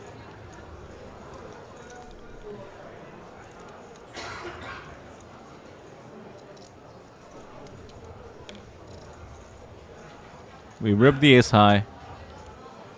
Just looking to end the hand, and this time I'm pretty confident that King Queen cannot call this off. That would be way too speculative. Or he could be like, you know what? Maybe he's got an 8-7. You're not happy looking at 8-7 either in this spot. You have to put your opponent on King Jack, but there's slight smile and the release. Back down to 189 bigs now. Everybody else essentially tied. It is, yeah. We've got the chip leader with 49 bigs, and we've got the 5th place with 41 bigs, and then we've got the short stack of 9 bigs on the table. So what do we do? Reach the money and 5-way deal, or do we play this out? Nah, I think a lot of people are too proud to deal. They're going to play it out. Irish Poker Open, sort of a classic Poker Stars event that is quite famous for being pretty wild because it's Ireland, had a 5-way chop. This is like a new trend in the poker world. And I can't say I love it. The only time I find it acceptable is when local card rooms, particularly those that run cash games, offer free rolls to players who put in the hours and such. And then maybe like 10 players just chop it up. Even there, the idea of chopping with another table is just too wild to me. 就到你大马场吧。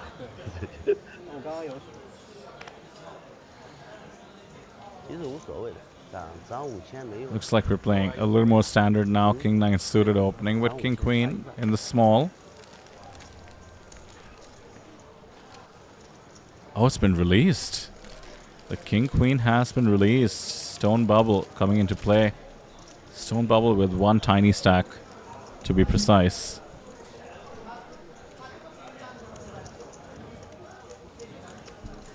Jack 3 suited though. We'll see a flop. There's a jack.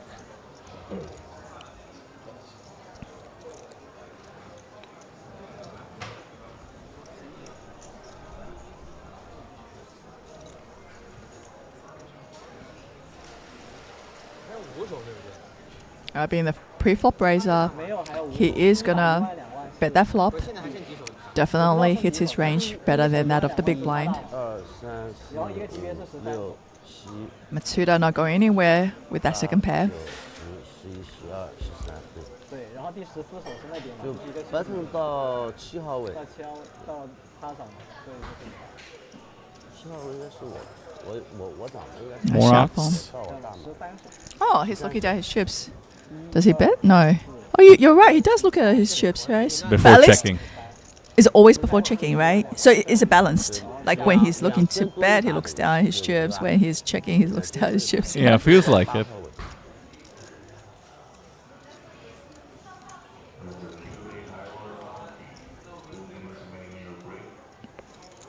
Now with that extra 4 outs of 10s, Xiaofeng is going to continue betting, and this time makes it 130k. Yeah, we're really putting on the pressure. It's just picked up enough additional equity on the turn to double barrel here. Targeting pretty much what Matsuda has. Any non-ace hand. Helps to block the nut straight and... Oh, gets the job done. Very nice.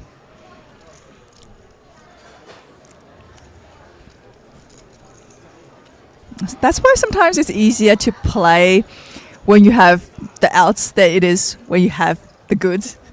You know? Yeah, it's just like, oh, you could just be aggressive and in position. Everything helps so much. And then when you're out of position with that kind of hand, it's just painful. It really is, you know? And you don't have the chips to make that bet or to make that call on the turn. What are you hoping for? That the river, it goes check, check? You know, you can't rely on that, right? So you have to think about what's to come. So if you call that turn, there's a very good chance that the player could put you in on the river. And you have to kind of think, okay, if I make this turn bet, then I have to possibly call it off on the river. And are you going to be able to do that with a hand like, you know, second pair? Yeah, it's sort of the big leverage of the turn bet, isn't it? It's not just the bet itself, but what it's threatening to do on the river. Yeah. You know, you're usually setting up for stacks if you're in this sort of 20 to 30 big blind stack tapped. And as a result, you get a few more folds than you're maybe entitled to otherwise. Because I've seen a lot of players who kind of like take each street as it comes. And then it seems like they never thought about what could happen on a future street. So, you know, they make a call there, right? Hoping that like, you know, there is no bet on that river. But a lot of times you've got to actually think, okay, faced with this particular player, what are the chances of them actually betting the river as well? And if it's relatively high, then you just cannot handle it, right? But if it's a player who's happy to like go check, check, then I think there's more merit to you calling a turn bet there, knowing that the player's got to be more passive. So we were talking the other day about how different poker games, mixed games and PLO and such help hold him. What you described there is a pretty common concept in actually PLO 5 and 6, which is now more and more common. So, you know, 5 So whole 5 cards, card and 6 whole cards. 6 whole cards. Yeah, oh my God. So the thing the amount of action that, right? Yeah, it's a lot of action, right? But then 6 becomes essentially nut peddling. I mean, the thing with 5 is you always have a flush draw in your hand, you know, and with 6 as well, of course. So one of the concepts you just said is you have to think about what's going to come next. And in PLO 5, PLO 6, even sets, top set, which could be the nuts on the flop, are not automatic bets. You don't want to build the pot with them because your opponent could have so much equity, and now you're going to be committed to seeing one more street to try and pair up the board. So it changes strategies a lot. So for instance, what you were describing with just the naked jack, the middle pair there, right? If the board is quite wet and you think that a card might come that would make your opponent check back the river, then you can maybe see one more card. But we had a pretty dry board. If they're betting the turn, chances are they might bet the river as well, no matter what comes. So yeah, just another small example of how I think playing different poker games can help your hold'em game. You also really get used to taking nut flush blockers and bluffing them in PLO. It's almost mandatory. Right, How right. else do you balance Exactly, yeah. when you have the nuts? You have to start bluffing. You have to, yeah. Now, Jeju here, under the gun with the pocket nines, very strong holding, especially six-handed on this final table. With about 9 bigs, there's not much you can do but to shove. He does choose to raise it instead to 175. I believe he's leaving himself with 5k behind. Yeah, one chip behind. One chip behind. And that's kind of what we talk about where the big blind ante is in play a little bit, is because that 5k can turn into much more if that his opponent doesn't put you all in. And they just kind of like, happen to check it down to the river maybe. Yeah, looks like we've called it off essentially in Dong Shu's small blind position, Queen Jack suited, and it's an effective flip. 5k still left behind, so we're not all in yet.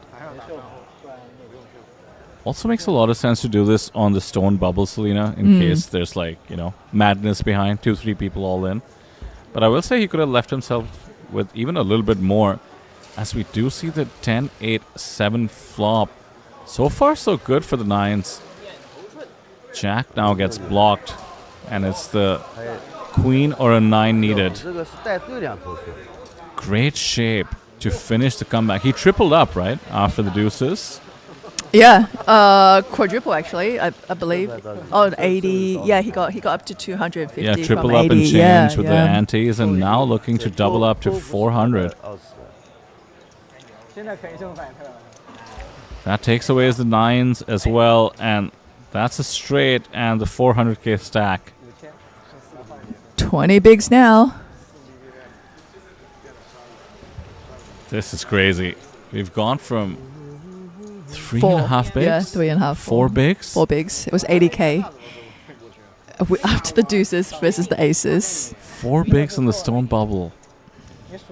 Because it's one of those things where like everybody on the table is like, oh, like we're going to be in the money, looking great, ahead of schedule, and how the tables have turned.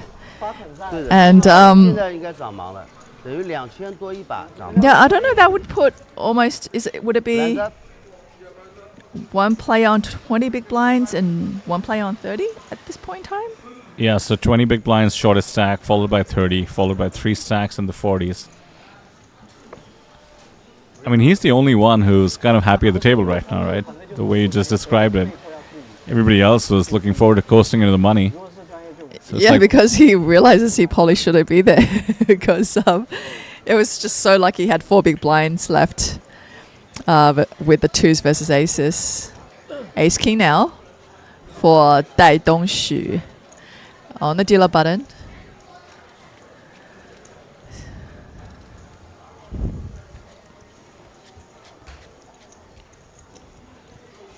Raising it to 55.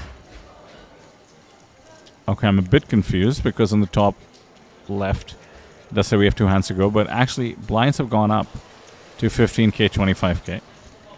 Oh, it's a bit of graphics not catching up, right? Yeah, I should point out that the top left graphic is actually done manually, so that'll catch up in a moment. Meanwhile, danger for Yeji. He's just managed to work his way back into this tournament, and now king with the worst kicker facing TPTK.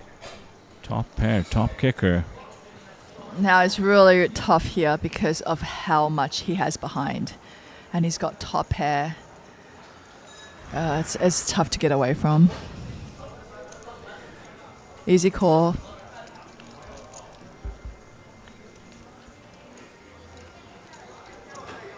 Queen shouldn't change much.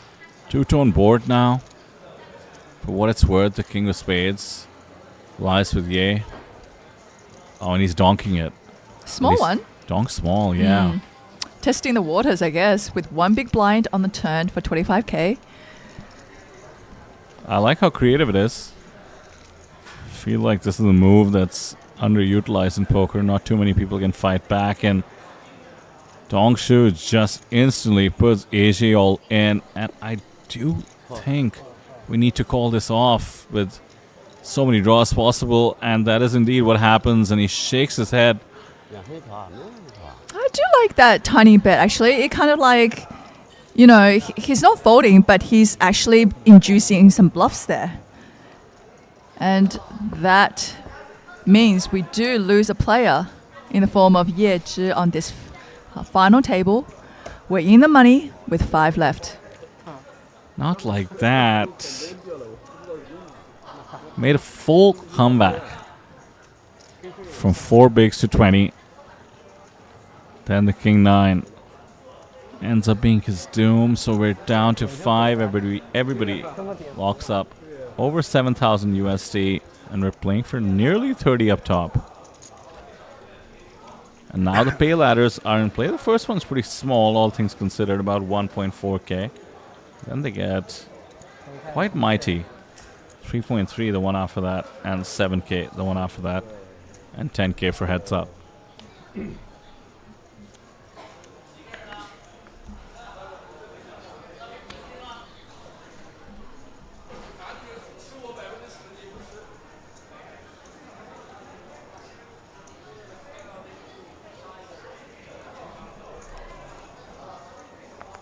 Pocket tens as soon as we get into the money, for sure. His stack's been hovering around the million chip mark for a while. Slightly dropped down at the moment.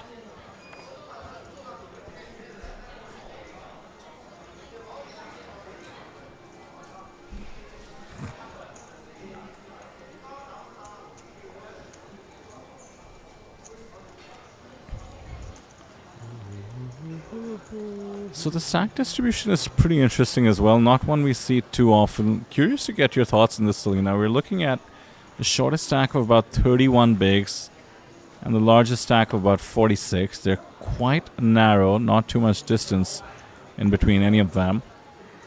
And the pay jump going from 7k or so to 29k, so lots to play for.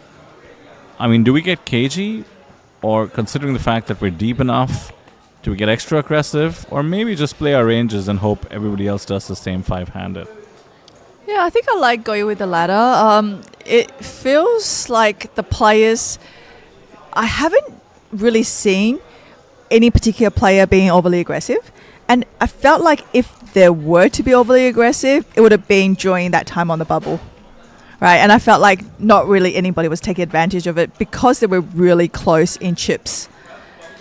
Now, maybe unless one player really pulls ahead at some point, and we might be seeing some, chip leader aggression on this table, I can see everybody kind of like playing more snug, straightforward. This is where, like we talked about, how the hourly rate now kicks in, right? Your 2 days of work, it's finally paying off. And yeah, you want to ladder up. Yeah, let's see if the players agree with you. It is certainly a case of inertia as well sometimes. You have enough in your stack, you don't feel the need to make things happen. Yeah, case in point, 5-handed Jack 10 folds the hijack despite having the chip lead on the table. Ma will make up for it, no worries. Queen on the button. Ace 9 suited in the small for Masuda.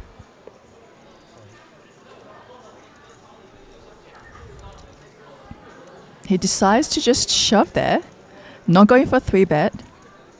Happy to think that his ace-9 of clubs is going to be ahead of a lot of the buttons raising ranges.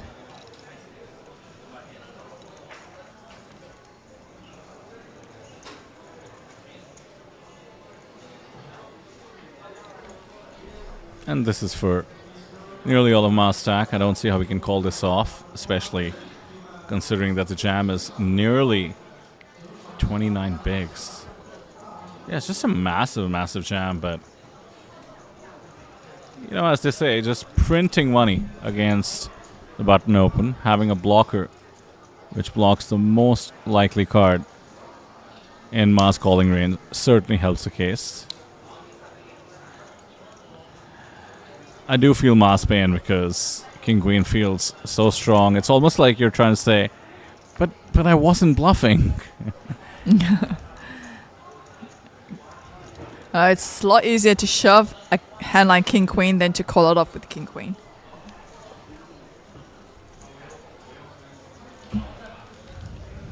So there you go, Selena. Matsuda, candidate in terms of showing the aggression, really going after it. Willing to put his tournament life on the line with nearly 30 bigs just to pick up the extra bigs in the middle, start building his stack.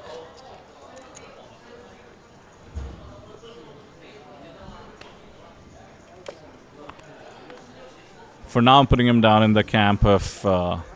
have you heard the more recent meme of ICM is for poor people? Well, I mean, because we had that ICM talk the other day, right? And it literally is like, if the buying is too significant for you, then yes, you're really going to take that ICM into account, right? But if I'm like in, one of those, like say, like if the buying is like 500 USD and I make the final table, I might be a little bit like, yeah, let's just go for the hardware, right? So there is an argument for, no guts, no glory. Like you want to go for it, right? If that 500 person tournament is like 2,000 runners, okay, and you're on that final table where each page up it could be really significant. Let me make it very realistic for you. What if it's an $1,100 tournament with a guaranteed 1,500 runners like the main events? Yep.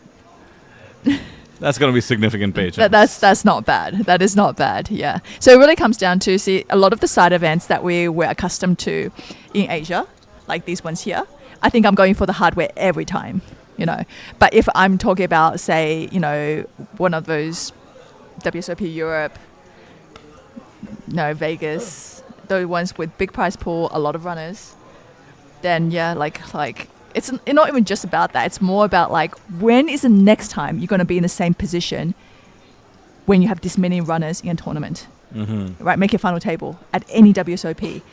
It's so low. You make a final table here, you could do it like numerous times during a trip, right? But to make, a final table where there's 2,000 runners, I don't know if I want to just throw away that kind of opportunity, because when it's going to come around again, and that's a difference I will consider. That's very interesting. And I suspect, as somebody who played a lot of live poker, you really do find yourself cognizant of that sort of next time dynamic. On the other hand, if you play a lot online, I feel you're able to just, sort of go for the win, because the amount of volume you can put, including large field events, is just so high. For sure, because you can just fire another one up, or there is a chance you have 10 running at the same time, right? So you play to win, but like, say, for example, somebody like Randy, right? He's like, oh, would you be shocked if I told you I've never made a final table of a WSOP? And that's him. No, he's gone. In the past, he goes every summer, he puts in his hours, and he just doesn't make it, right? So when you do make that final table at the WSOP, it's very valuable.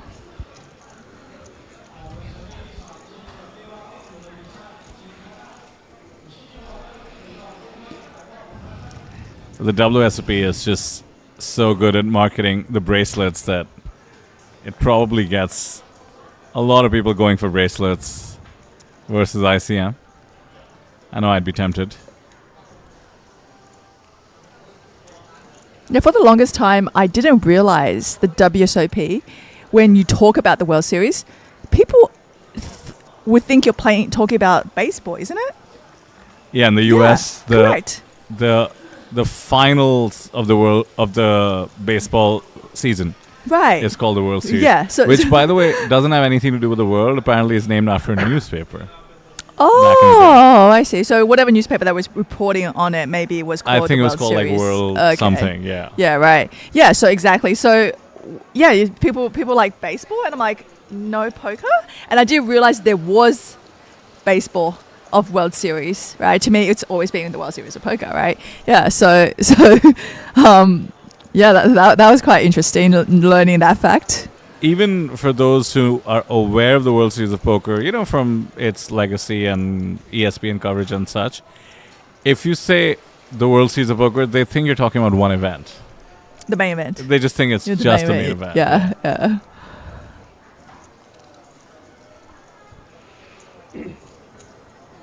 Cut off. Da Dongshu raise it up to 50k, and in the big blind, ace 10.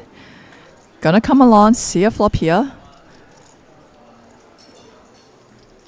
The queen nine here bests Masuda on this flop. Not many outs to go on, just the aces.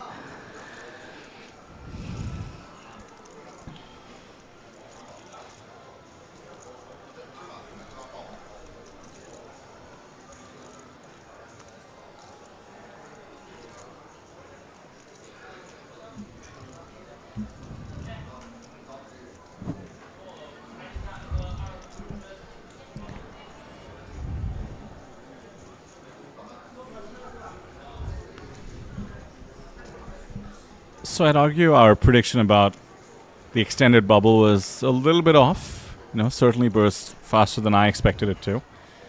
What do we think about this relatively deep stacked in the money five-handed situation now? I mean, with the caliber of players we're dealing with, I certainly expect quite a grind as we make our way to the winner. We're certainly deep enough, structure is good enough. At the same time, these players are being pretty aggressive, you know, 3-bets are not lacking. Could see huge swings at some point. Any mild prop bets in the booths? I kind of feel like, yes, they've been quite aggressive with 3-bets pre-flop, but I also kind of feel like they do a lot of pot control post-flop. That is true. So we don't see like a lot of really massive pots being built. You know, we do see a lot of streets being checked. So the chips aren't really, you know, flying everywhere. And that is, I think, a lot of times where you do watch high stake, you know, poker tournament buy-ins, that's how a lot of the pros play. And then there is another argument of, you know, there are pros out there who loves bloating the pot, and every single pot you play against them, it's either annoying or at some point in that hand. We've got quite a hand here. Yeah, right as he said all in, Matsuda decides to squeeze, jam the ace-jack. Good timing. Now, the interesting part is that Li Yiming, who at pocket eights had just called in the cutoff, pretty standard, even 5-handed against the UTG Open, considering it came from Dai, who is the chip leader. So, looks like we're going to see some posturing from the ace-3 suited. Now the question is, does Li have a decision here? I'd argue he certainly has a decision. Don't forget that the jam is for over 30 bigs. So you can actually eliminate... Oh, he doesn't have a decision. He's just going to call it. We have a huge flip. I was going to say the jam is so big that you can actually eliminate queens, kings, aces, maybe, that wouldn't play that way. They'd want to maybe just 3-bet. That was surprising because that is a lot of chips to get in there. It seemed like the decision wasn't very hard for him at all with the 8s. Maybe he took a peek at the deck because it comes 8 high. But there's a spade and a 9 as well for the backdoor outs. That is not it. Clubs close, but no cigar, and we are down to 4. And we have a huge chip leader in the form of Li Yiming. I think Matsuda is just happy that didn't happen before that money bubble bursted. He is going to walk away with 7,300 USD, 11 million Korean won. not bad at all. Definitely, you know, can pay for a few more buy-ins in this series.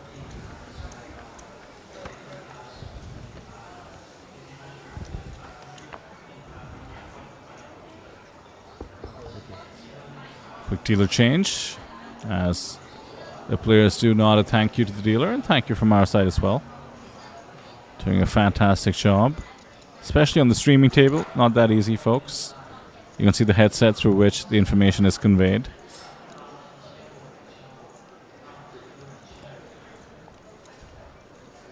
A few more hands before we get up to the 15k, 30k level, but now that we're four-handed and we have an outright chip leader in the form of Yiming, who he's moved slightly to the left of the dealer with a newfound space, and I believe has taken off his jacket.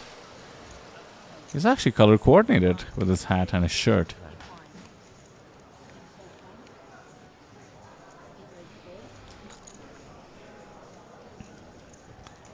Nothing scarier than a man who's color coordinated. If he's putting in that much effort to dress up, probably put in effort in every hand.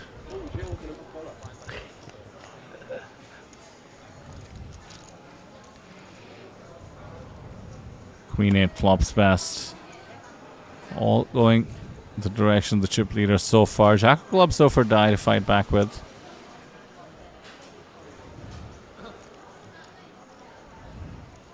Sort of a must continue spot. Not just because of the Jack of clubs, but King Jack might be good.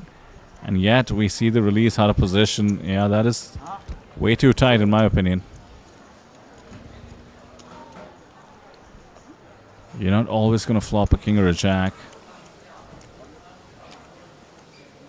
And Lee's the chip leader. He's going to be the widest. And of course, four-handed under the gun raise is same as a cutoff. Pretty surprised to see that fold.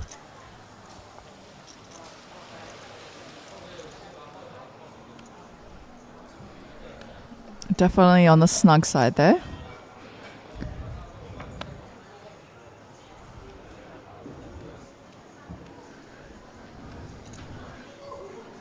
Dealer button, pocket twos. This player has been pretty quiet. Oh, he's ripped it in. That is a massive jam as well.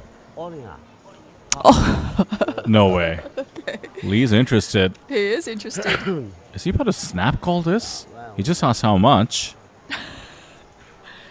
He asked how much in a very forceful way, but this is over 30 bigs. We were not predicting this kind of play, were we? It's almost like everybody's in the money. We could just get our chips in. No, I gotta put myself out there. I don't. Oh, he's counting out his chips. It's gonna be half of his stack. There's just no way. I was gonna say I'm putting myself out there. I don't think he's calling this. And right as I said that, he cut out his chips. So, what do I know? Can you imagine you sitting there with the deuces? Like it's so nerve-wracking, right? Like it's tough.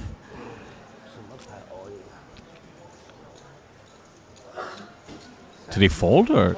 No, not yet. I think he's still thinking things through. So often the discussion is, do you beat some of the hands outright? And he's up against the only hand pocket threes beats outright. At least ones that don't have a 3 in them. He, at this point, really wish his opponent did not have this many chips. Yeah. What do you think, Selena? Is he calling? He has to think about his opponent's range, and I don't think you could do that with pocket threes. You know, I think it's way too tough because... No way. He puts He's it in. done it. He's putting it in. And oh my God, what is going on? You know how happy he is right now to see this spot? Like he has his opponent crushed with the threes. That's crazy. No deuce. Some hope with the clubs. Some chop outs, but now the 5. Lee Yiming laughing his way to the bank because he's eliminated 4th place finisher Xia Fang. What did you say about putting yourself out there, about him not making that call with threes? I, gave myself some excitement by essentially rooting against myself. What a call. This was a huge shove, which, by the way, strategically already a little doubtful. I mean, 2 players behind, they could wake up with much better hands than 3s as well. And then to call it off with the 3s is just wild. Yeah, Ma's sitting there on this table being like, on the one hand, wild things are happening. On the other hand, I'm now facing somebody who has, I believe, 4 times my stack. We've got a clear chip leader at this point, and by the looks of it, everybody's playing for second place. Man, do you think he heard us when we said, like, no guts, no go, just go for hardware? You know, that was right after our conversation. I'll tell you what, he's no poor people. He's just going for it. ICM be darned. Let's just try and eliminate everyone on the way to victory. I was thinking, once we made the money, this tournament could still last a while. Yeah, I was discussing booth prop bets right as we saw back-to-back eliminations, it feels like, and obviously Li Yiming, the assassin in both of them. I mean, think how quickly he called up the pocket 8s when we thought he might have a tough decision after flat calling them against the original opener. Then comes to the right conclusion, uses his time banks wisely. So yeah, looks like we've hit the break, and quite a dramatic point to do so. We're down to 3 players. Should mention that 8.7k was the score for our 4th place finisher, and we're going to take a quick break, come back 3-handed, play down to the winner, 29k up top. Do not go anywhere. See you on the other side.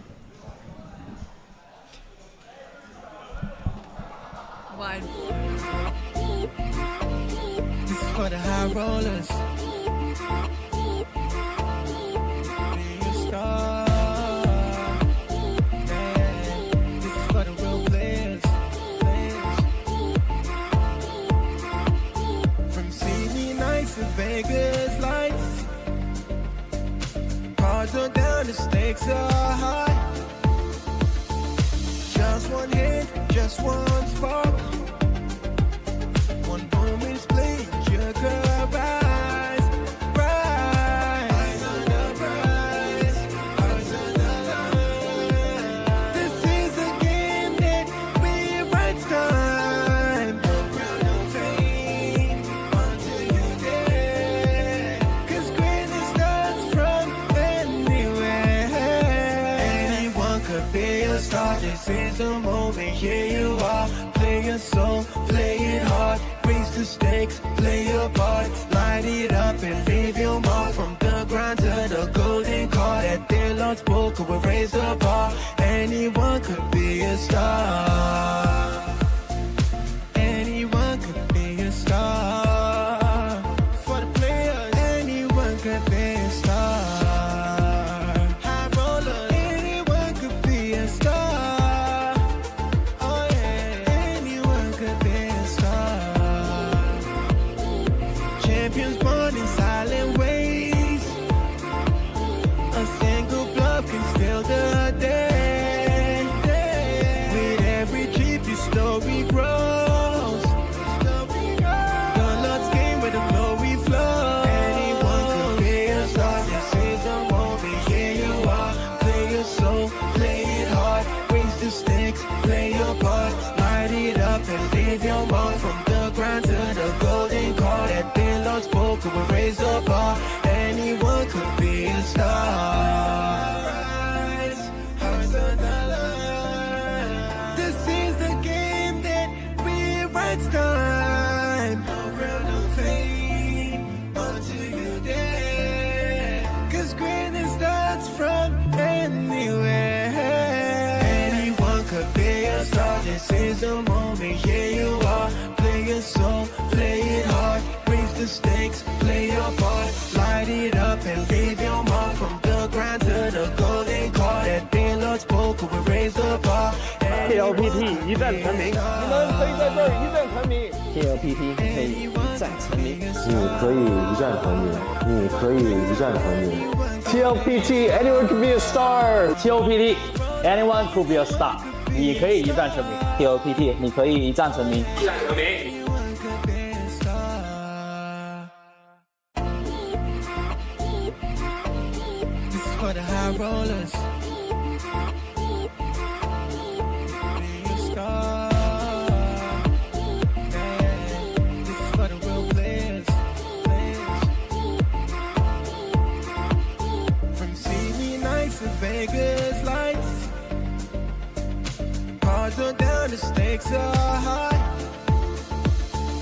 Just one hit, just one spark.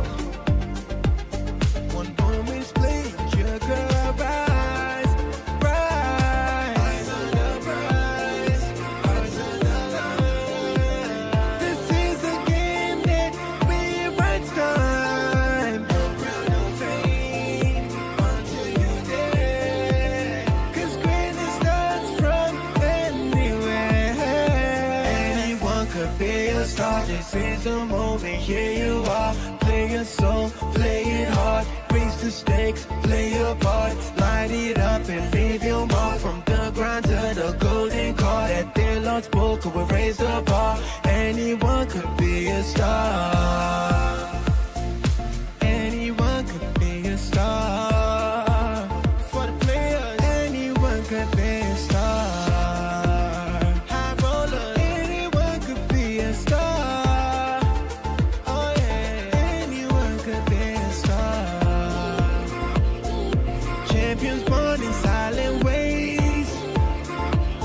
A single bluff can steal the day. With every trip, your story grows.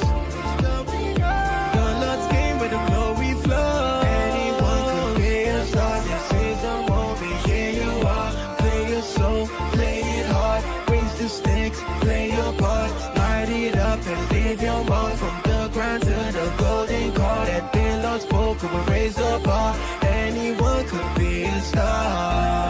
Rise, hearts on the line. This is the game that we right time. No crown, no fame, until you dare. 'Cause greatness starts from anywhere. Anyone could be a star. This is the moment, here you are. Play your soul, play it hard. Raise the stakes, play your part. Light it up and leave your mark. From the grind to the golden card. At their Lord's poker, we raise the bar. TLPT 一战成名，你们可以在这儿一战成名。 TLPT 可以一战成名。你可以一战成名，你可以一战成名。TLPT, anyone can be a star. TLPT, anyone could be a star， 你可以一战成名。TLPT， 你可以一战成名。 Anyone could be a star. This is for the high rollers. Be a star. Yeah. This is for the real players. From CD nights to Vegas lights. Cards are down, the stakes are high. Just one hit, just one spark. One boom is played, sugar rise, rise. Eyes on the prize, eyes on the line. This is the game that we right time. No crown, no fame, until you dare. 'Cause greatness starts from anywhere. Anyone could be a star. This is the moment, here you are. Play your soul, play it hard. Raise the stakes, play your part. Light it up and leave your mark. From the grind to the golden card. At their Lord's poker, we raise the bar. Anyone could be a star. Anyone could be a star. For the players, anyone could be a star. High roller, anyone could be a star. Oh yeah, anyone could be a star. Champions born in silent ways. A single bluff can steal the day. With every trip, your story grows.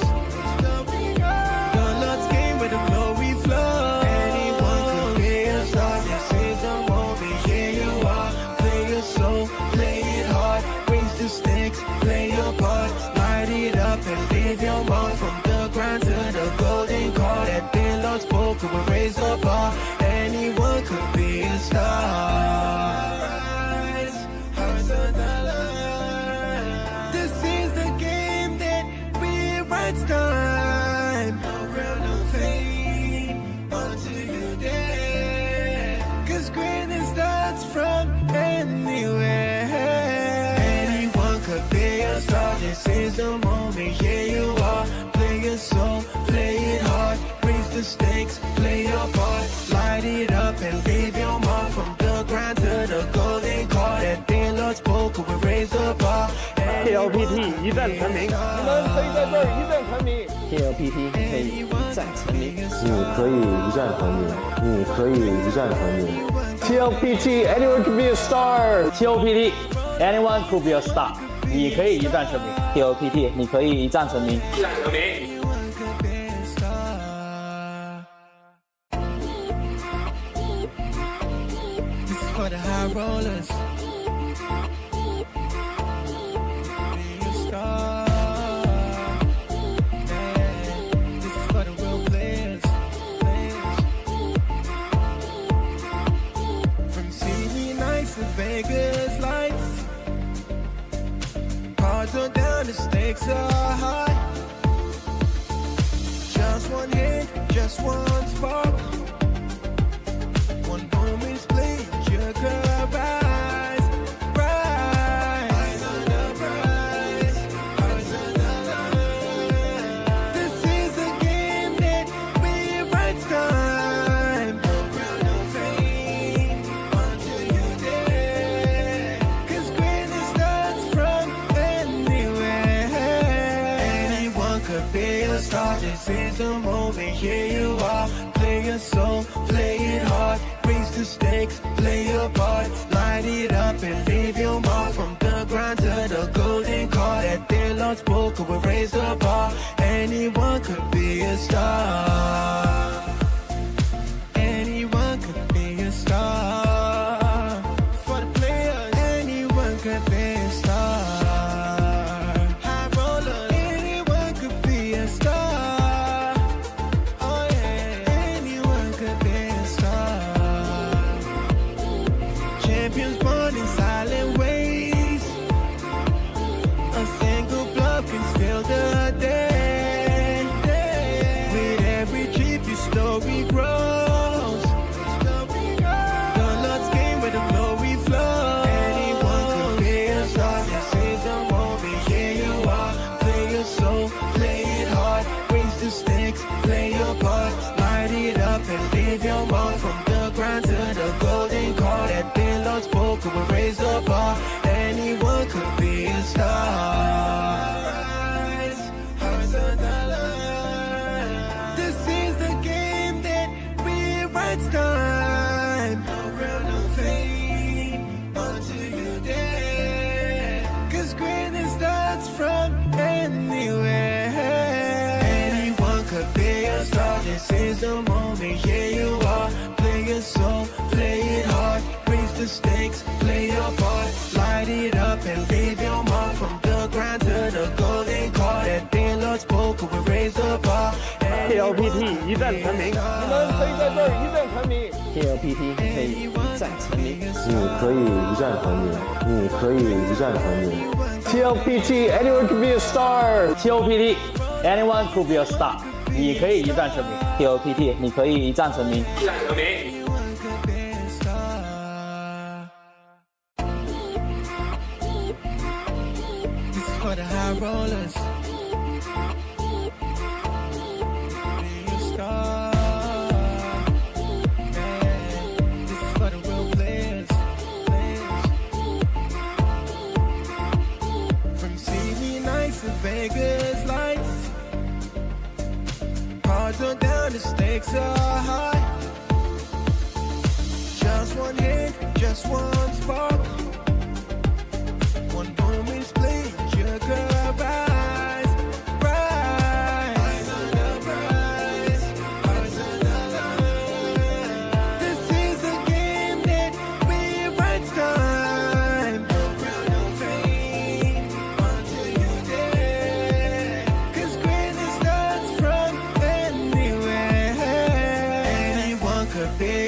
This is the moment, here you are. Play your song, play it hard. Raise the stakes, play your part. Light it up and leave your mark. From the ground to the golden car. That they lost spoken, we raise the bar. Anyone could be a star.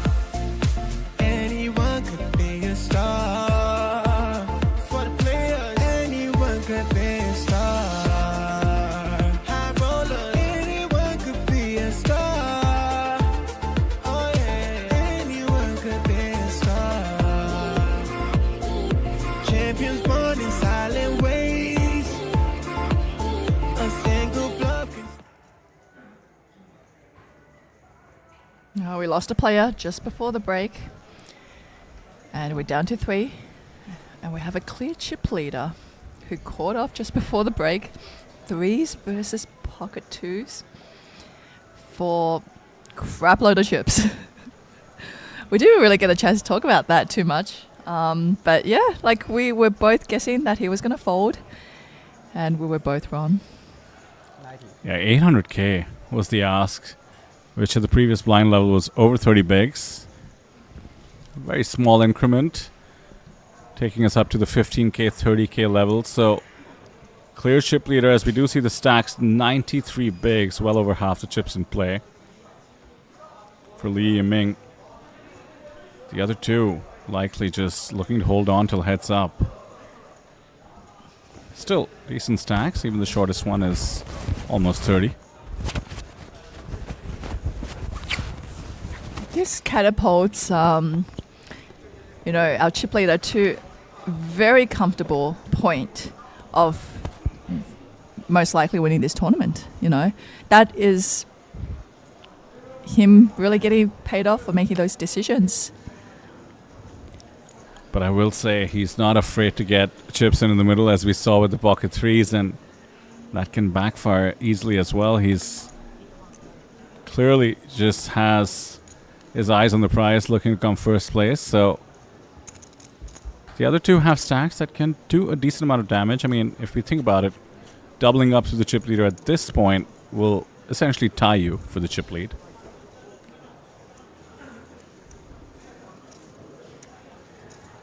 Did we get a clear shot at his tattoo yet? Does it say ding ding? Is that what it says? Oh my God. I know what it is. Oh, what is that? Because first I was worried that, you know, I didn't want to walk over any sensibilities in case it was a name of some sort. But I think I spotted it. Right, so I know it as a baccarat term. I see. So when you peel the cards and you have, so you know the concept of baccarat where you want like the extra pips in the middle, the 9s and Yeah. the 8s and so forth. So You squeeze cards, you yeah. squeeze cards, and then the idea of the ding ding is you want that extra pip. Okay.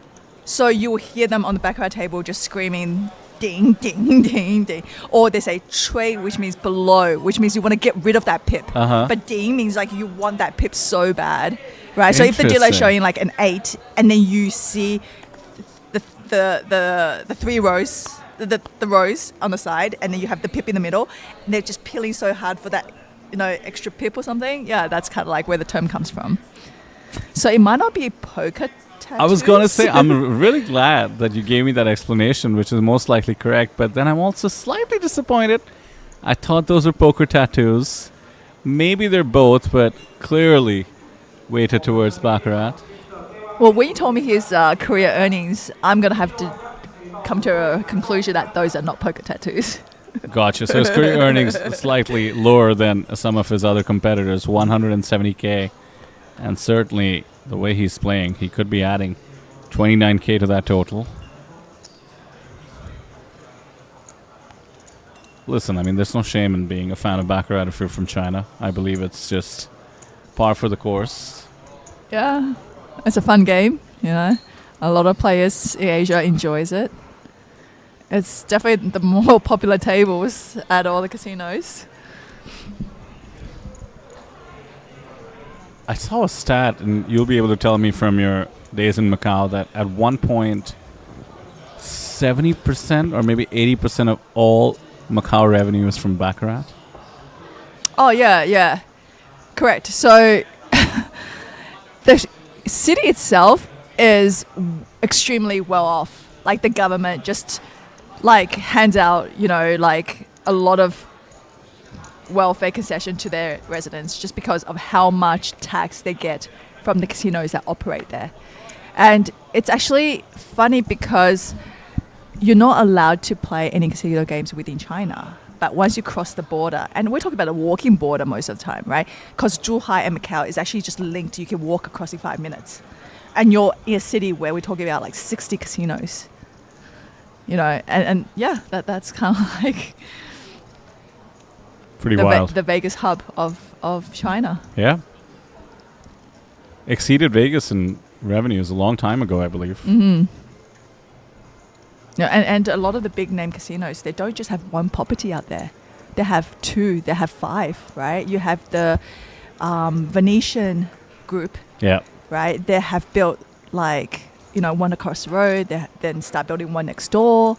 And so it's like almost a mini city, and they actually connect all the casinos. So with like the bridge that you could just walk from one property to another. So very similar to Vegas, where you can, just kind of.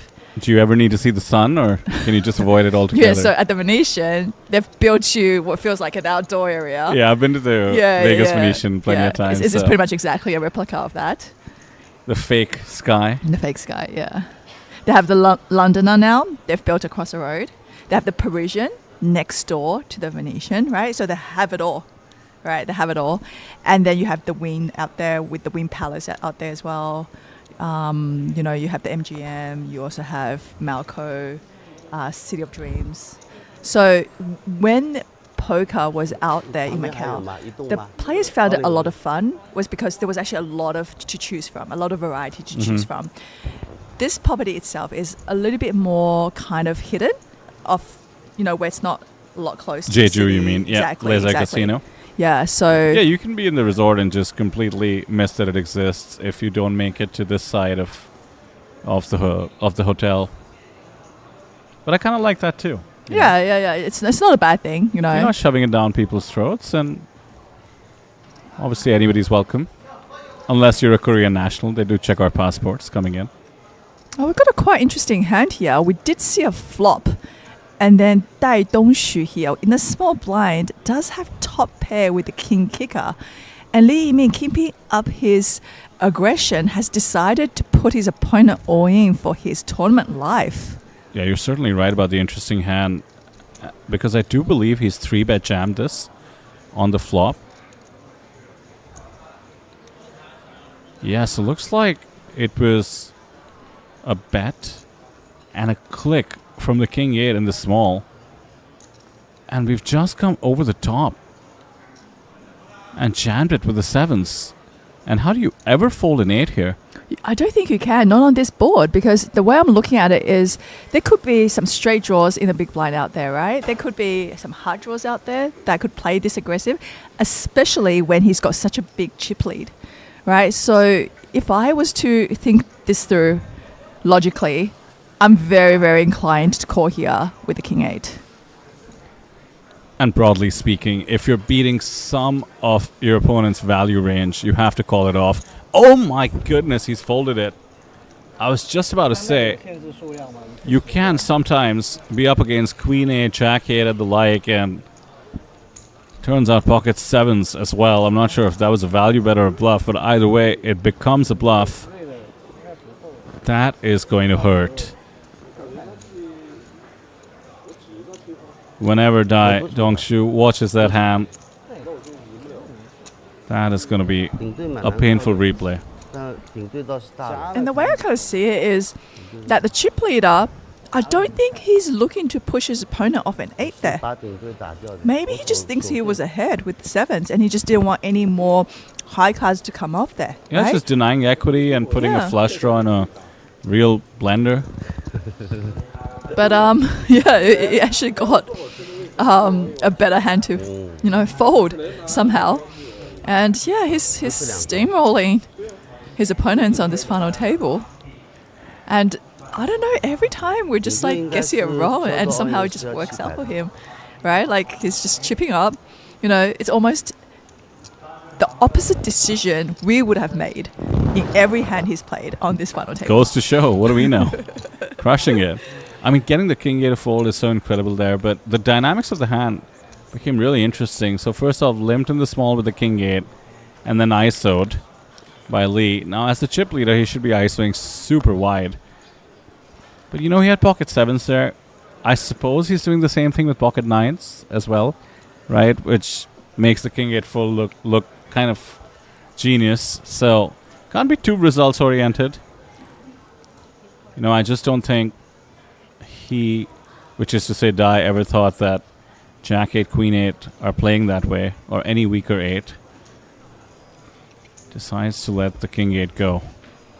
Don't forget the ICM and the risk premium as well, even if he thought he was up against a combo draw. We're talking about having locked up 12k, a 7k pay jump.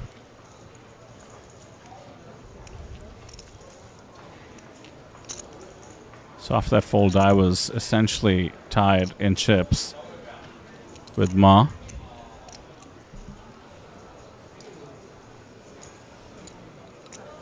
And it looks like he's casually about to steal this pot. Ma's not having it, not just yet. King high, good often enough. And the 7 actually makes the king high feel better about that hand.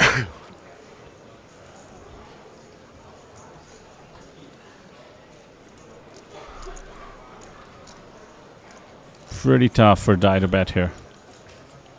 After a limp pre-flop, you can only really represent a 3, and the jack comes to the rescue.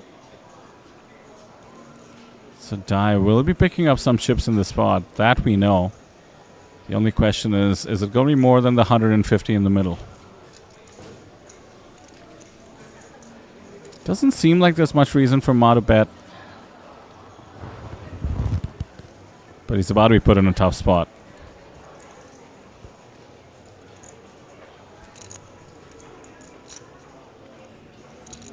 Dai once again mid-bite as he contemplates how much to value bet. Looks like the answer is 125.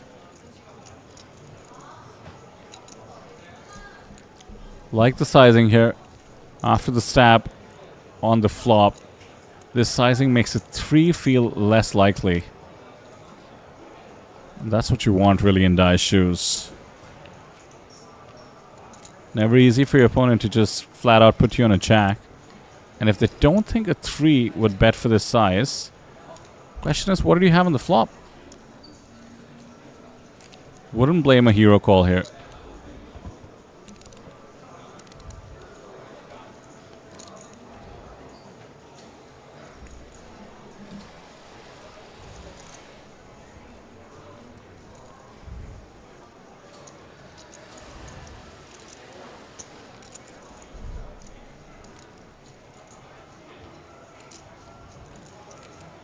Ma has been so astute this entire table, and this feels like an astute call. You just can't at least easily put your opponent on the random river card. So costly one for Ma. Unlucky river.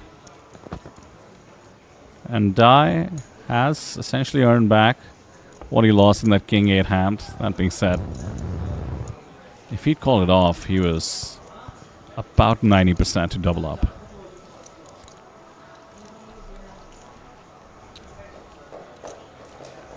And maybe worth mentioning that between these 3, the smallest hand in mob in terms of live earnings is Dai Dongshu. Approaching 40k. Highest cash so far 14k, nearly matched by the 12k. That'll be that, but slight dent to Ma stack means he's down to 500.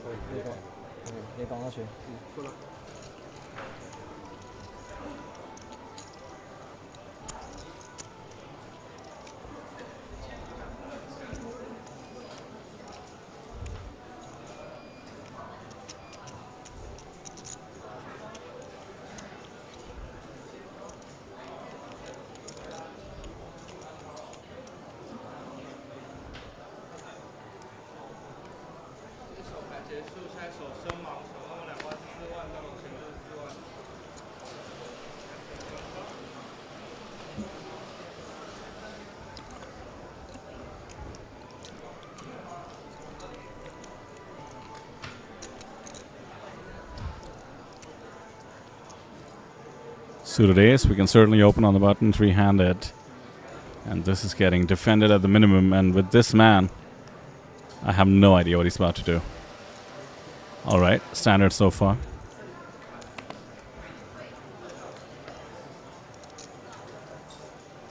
Ace, queen, 5. What a great flop from Ma. Let's start extracting.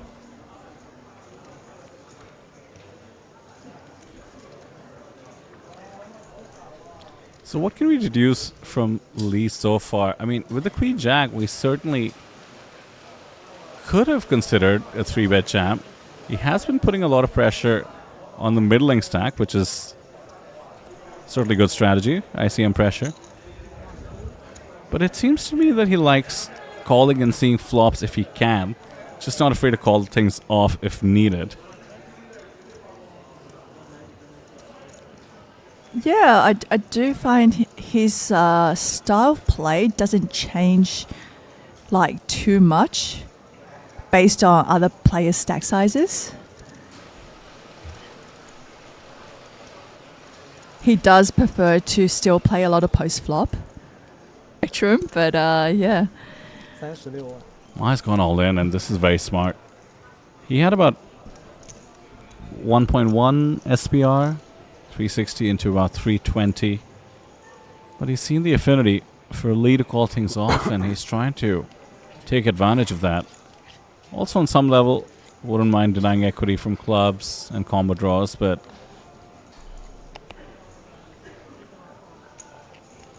looks like it's too rich for Lee's blood. Great fold there by the queen jack.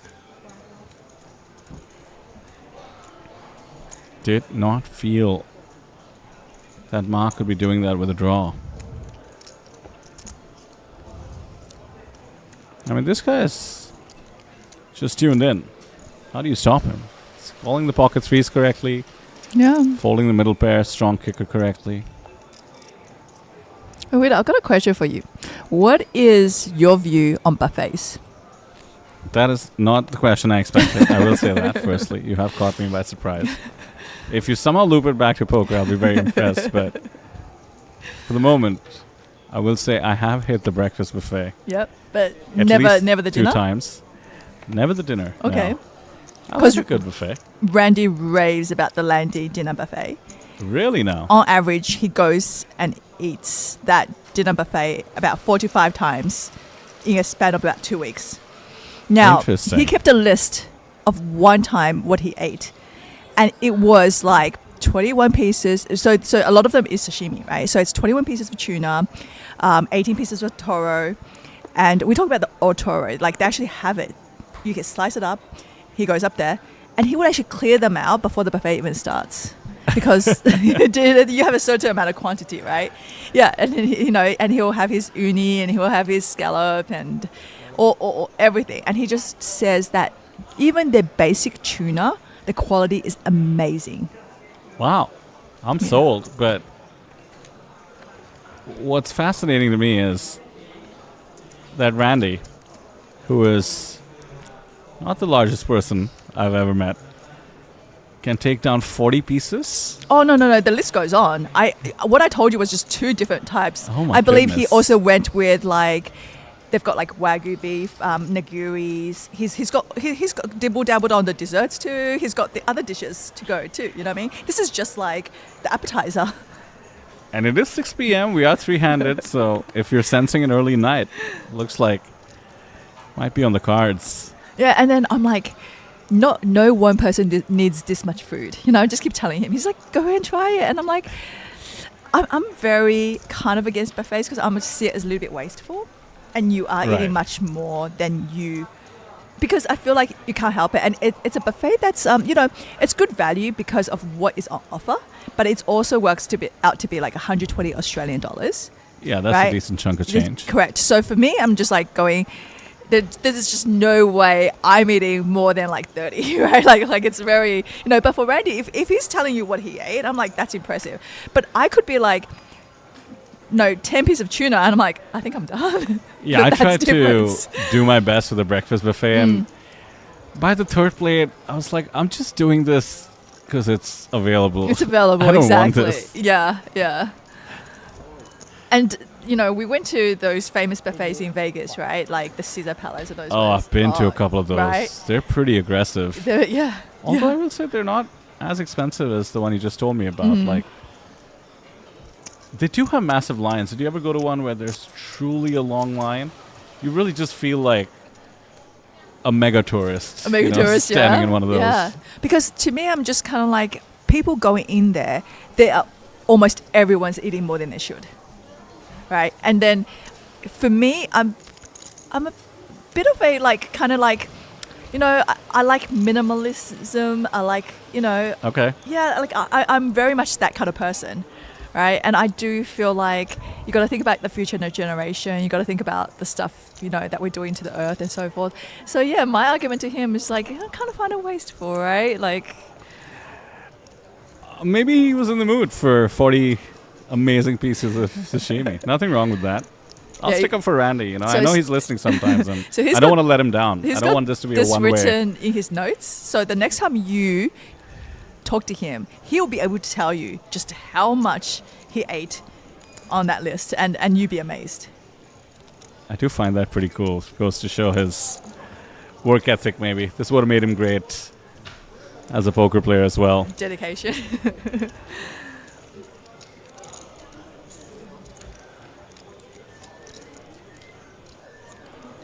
Yeah, the pocket, pardon me, the pair of fives are holding on against the King 6 onslaught. Understandably, the bottom of the range. Pretty interesting to essentially come along pre-flop.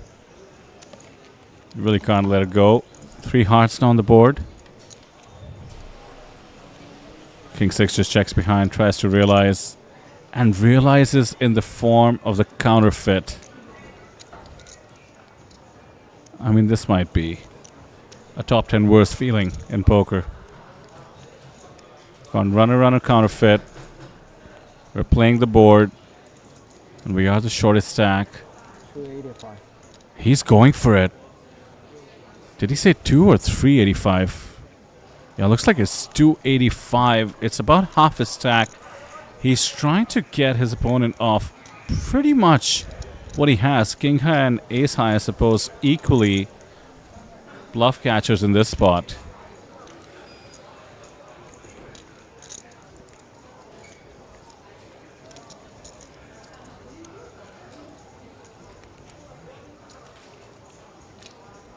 He's called it off. Oh, wow. He's called it off. Look at that.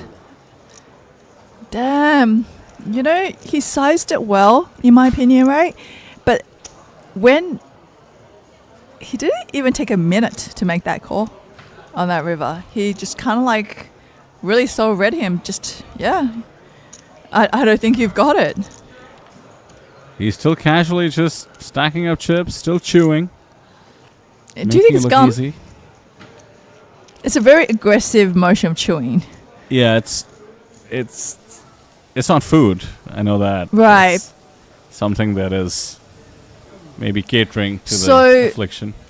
I know that there is this thing that people like to chew, and it's like tobacco nicotine type of thing. And it's very popular in like Taiwan, but I don't know if like that's the same thing he might be chewing. Mm-hmm. But it gives you like a bit of a caffeine hit and so forth. Like a steady drip of nicotine. Yeah.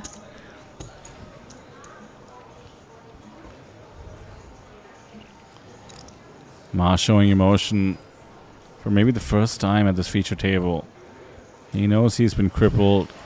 Because it's kind of two unfortunate hands. There was one that he was like going with the correct read with the King 5, like kind of felt like he was leading the whole way. And then his opponent, the same opponent, caught up on the river with the Jack, right? And it's him that hero called with the King there and was incorrect. Now gets hero called by the King correctly.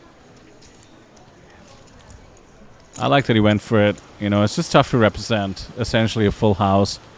You know, with the sizing, it was actually kind of tough to represent flushes as well on the double paired board. So sometimes your opponents will just call it off, and that's okay. And as we've seen from earlier on in this feature table alone, this is far from over. can certainly spin up a stack. That's sometimes what we say, that, you know, you kind of feel like there is a nemesis on your table, just, you know, has your number, right? Just seem to be exactly onto what you try to achieve and what you try to do. And just, it feels terrible because you feel as if you're like, they can just see right through you.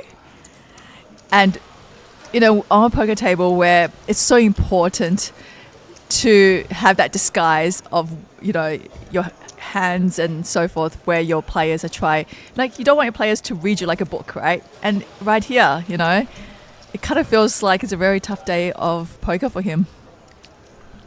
Well, it's got to feel great to get a walk with 8 bigs, especially when you had 10-5. So, you know, 10 bigs now. But you were mentioning, Selena, how it's just so tough to play short-handed. Now we're 3-handed. 10 bigs is not that many when you're posting the blinds and antes every 3 hands. I might be reading into it a bit too much, but just based on how impressive Ma has been and some of his reactions to the latest hands, he no doubt feels like he might be the best player on the table.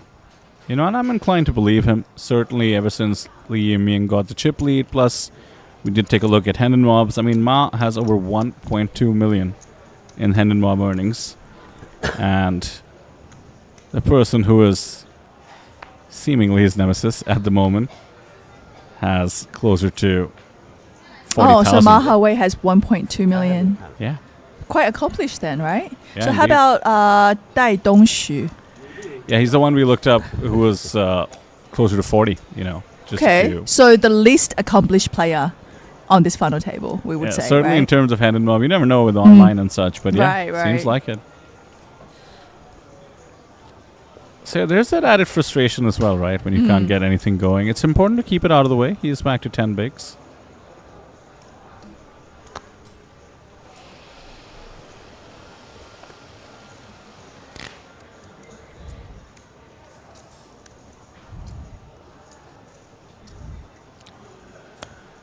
Should mention that with the 12K score, he crosses 1.2 million on his Hendon Mob.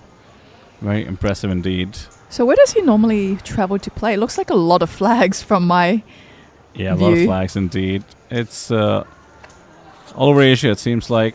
Jeju, including near 100K score in Jeju in March of 2026, so 2 months ago. 2 6-figure scores in Vietnam and Malaysia. So you would say he's a bit of a live pro then, right? By the looks of it. I mean, online possibly, but like he Yeah. does travel Certainly seems to a like lot it. of these events, huh? Well, here we go. Ma at risk. King 5 and hits the king. And the queen was ahead all the way, but huge double up to 530K now.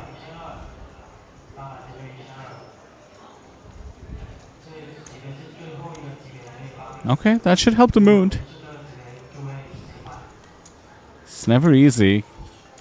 Had to fade a ton of outs. Up to 13 bigs now.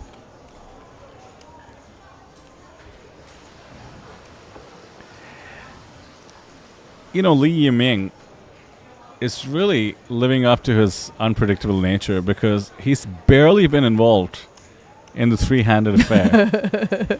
And this is just ripe for an outright chip leader with over 70 bigs to just constantly put the pressure on Dai in particular. Yeah. And just steal a bunch of pots. But he's just not interested. He's waiting to get a heads up, or he's just playing his cards.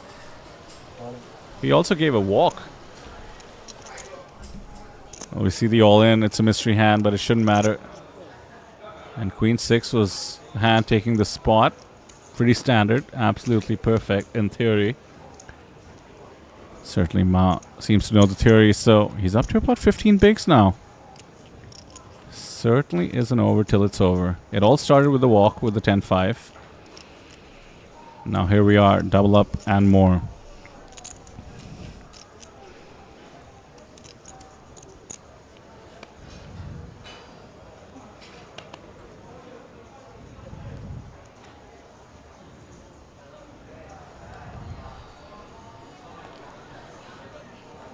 So Selena, pretty expansive schedule, not just today but tomorrow as well. We do have day 1C of the main event, as well as some satellites. One to the 1C flight I just mentioned, another to the high roller. Check. And the high roller kicks off the 5,650 USD. Also, day 1B and day 1C of the mystery bounty. Got a fun one, a no limit turbo at night, as well as some satellites for the next day.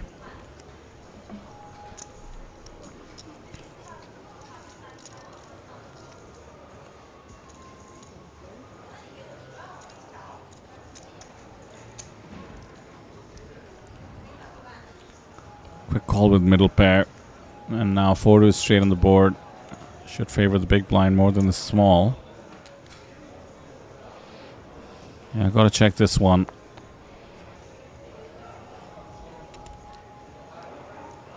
And a jack on the river once again for die. Keeps getting saved with those river jacks.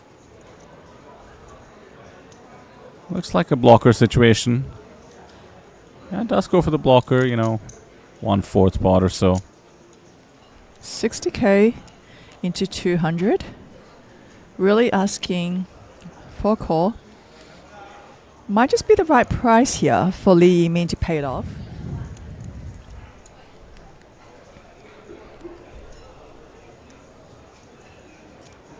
Chips have been grabbed, but now the cards have been grabbed. Great Not paying decision that off. making. Yes, very good with that. Call one ahead and fold one behind. That's good poker.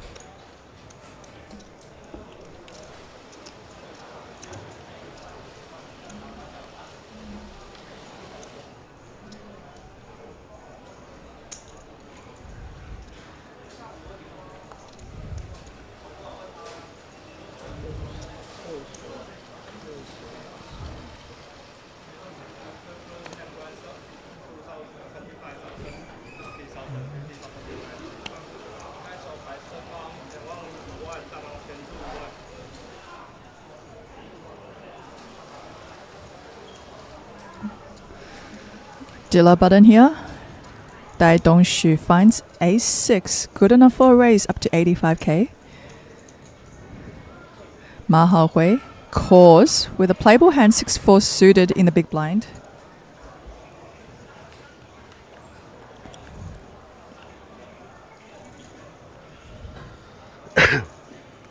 Nobody connecting with this flop. Ace-6 well ahead.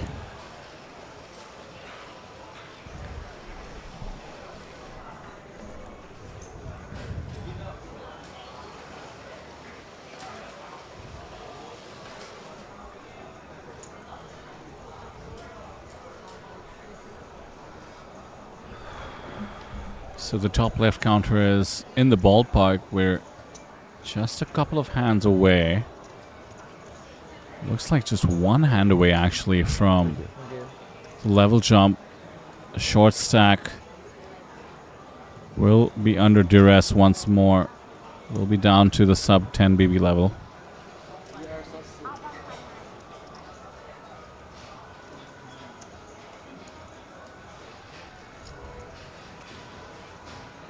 Lee seems to be chilling.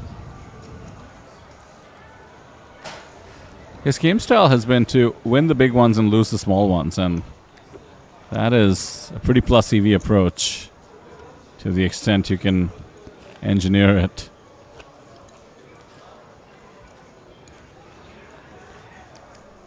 Now, Selena, on a much lighter note, every time I see color coordinated accessories, in this case a light blue hat with the blue shirt, it begs the question, do you think we have this hat in like 5 more colors?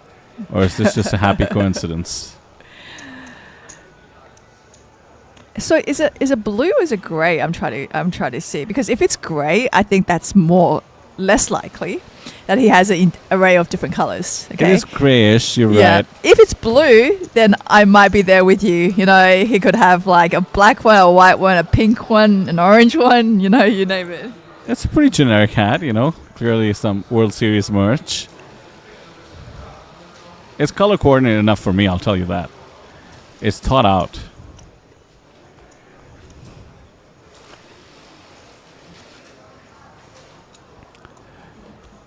Short stack is on the button now.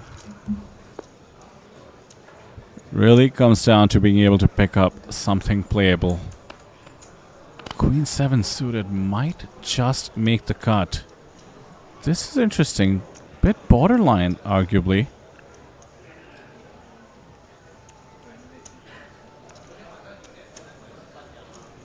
Doesn't engage with it. And a shocking walk with a king. I mean, Dai has 1.3 million. He can certainly afford to limp. And Lee has not really been ISOing or going after these two.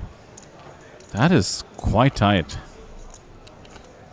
I know it's natural to look down at a deuce and just think your hand is not too playable, but blind versus blind, I would argue. You're letting your opponent get away with too much, and as we saw there, 6 deuce was in the big.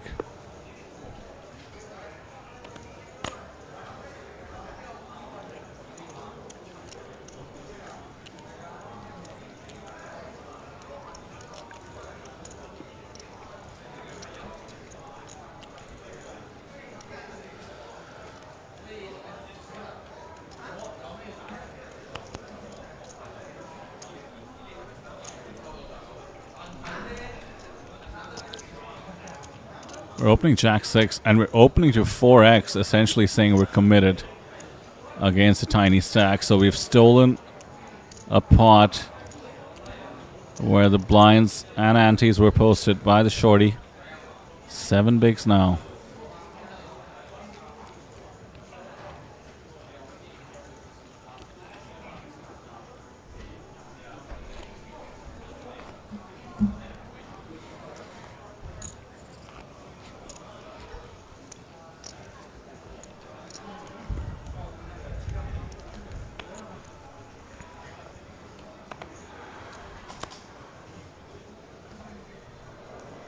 Oh, it's a proper holding, ace-10, and a quick open.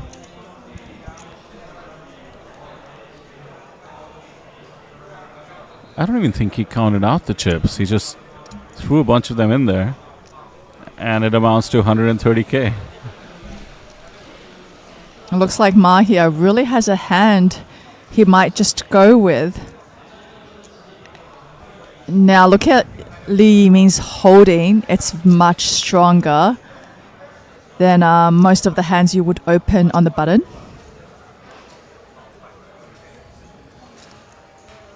I like the mystery element. What is he tanking with here? Maybe King X?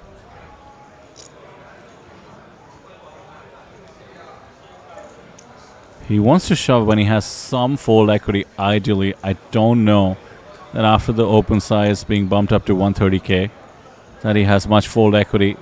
Looks like we are all in, and certainly no fold equity against the ace-10.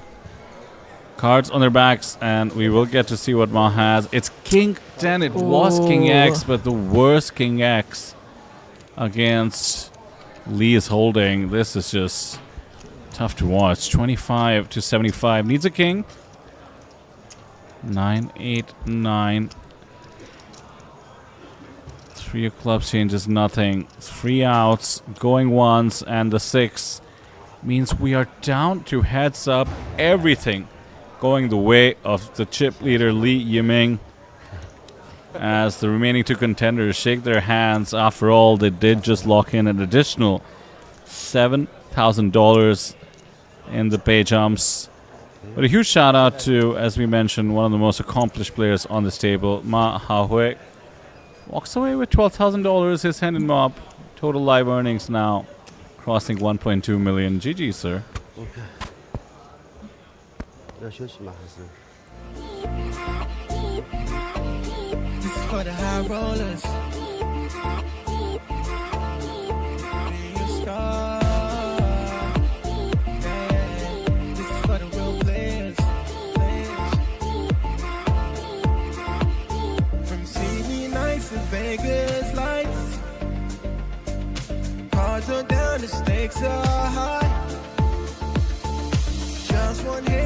just one spark. One moment split, you could rise, rise. Eyes on the prize, eyes on the line. This is a game that we right time. No crown, no fame, until you dare. 'Cause greatness starts from anywhere. Anyone could be a star. This is the moment, here you are. Play your soul, play it hard. Raise the stakes, play your part. Light it up and leave your mark. From the grind to the golden card. At their Lord's poker, we raise the bar. Anyone could be a star. Anyone could be a star. For the players, anyone could be a star. High roller, anyone could be a star. Oh yeah, anyone could be a star. Champions born in silent ways. A single bluff can steal the day. With every trip, your story grows. The Lord's game where the glory flows. Anyone could be a star. This is the moment, here you are. Play your soul, play it hard. Raise the stakes, play your part. Light it up and leave your mark. From the grind to the golden card. At the Lord's poker, we raise the bar. Anyone could be a star. Rise, hearts on the line. This is the game that we right time. No crown, no fame, until you dare. 'Cause greatness starts from anywhere. Anyone could be a star. This is the moment, here you are. Play your soul, play it hard. Raise the stakes, play your part. Light it up and leave your mark. From the grind to the golden card. At the Lord's poker, we raise the bar. TLPT 一战成名，你们可以在这儿一战成名。 TLPT 可以一战成名。你可以一战成名，你可以一战成名。TLPT, anyone can be a star. TLPT anyone could be a star， 你可以一战成名。TLPT 你可以一战成名。 Anyone could be a star.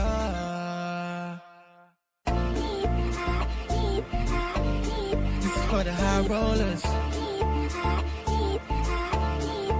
Be a star. Yeah. This is for the real players. From CD nights to Vegas lights. Cards are down, the stakes are high. Just one hit, just one spark. One moment split, you could rise, rise. Eyes on the prize, eyes on the line. This is a game that we right time. No crown, no fame, until you dare. 'Cause greatness starts from anywhere. Anyone could be a star. This is the moment, here you are. Play your soul, play it hard. Raise the stakes, play your part. Light it up and leave your mark. From the grind to the golden card. At the Lord's poker, we raise the bar. Anyone could be a star. Anyone could be a star. For the players, anyone could be a star. High roller, anyone could be a star. Oh yeah, anyone could be a star. Champions born in silent ways. A single bluff can steal the day. With every trip, your story grows. The Lord's game where the glory flows. Anyone could be a star. This is the moment, here you are. Play your soul, play it hard. Raise the stakes, play your part. Light it up and leave your mark. From the grind to the golden card. At the Lord's poker, we raise the bar. Anyone could be a star. Rise, hearts on the line. This is the game that we right time. No crown, no fame, until you dare. 'Cause greatness starts from We're back, folks, and we're heads up for the glory and 29,000 USD. We're playing a 10K heads up, 19,000 locked up. And it's been a one-man show. And the man is Lee Yiming, 3.2 million coming in, 2.5 to 1 chip leader. Both players, we've got two very playable hands here. Effective stack is about 25 bigs. We've 3-bet the Jack 10, and it's been snap 4-bet jammed with the deuces. Love this from Dai. Super aggressive at the right time. Jack 10, I can't really see him calling, can he? Like Never ever say this about Lee. We've learned our lesson, surely. I know. But like I can see, say, maybe a king jack, right? Yeah. Like I can see him, you know, definitely. But yeah, like he's kind of really thinking about it, isn't he? Yeah, maybe You know? 1 pip too low. I think, Queen Jack. You're certainly tempted. We did see him call it off. Yeah, he's counting it out. I mean, unless he's miscounting his chip stacks every time he's calling these all-ins, is there a possibility? Maybe getting the blue chips and the orange chips mixed up. And no, it is going in, right? He just said call. He did just say call. He's called it off. We have a flip, and this is either for the chip lead or the tournament. I think Lee Yiming getting quite lucky to be up against an underpair precisely for a pretty large jam. Dai looking to hold. Jack. Oh, wow. 10, no, that is not 5. looking good. And just 2 outs on that river. Yeah. And that's not one of them. But that is the fastest heads up. One hand, and we're done. That makes me think that when I played heads up in the Red Dragon for 6 hours, it's crazy. You were doing it wrong, Selena. The way to do it is what Lee Yiming has done here. I mean, he has just been a vacuum cleaner at this table, soaking up those chips as fast as possible, and has won the Circuit High Roller event. $3,000 buy-in, $29,000 payout. Congratulations to all 5 players who made it into the money. But what a way to end this tournament. One hand heads up, and it's all over. And that's going to be it for not only this event, but the coverage for today. But don't forget, we will be coming back tomorrow. Main event day 1C will be on amongst many other events. We'll see you tomorrow.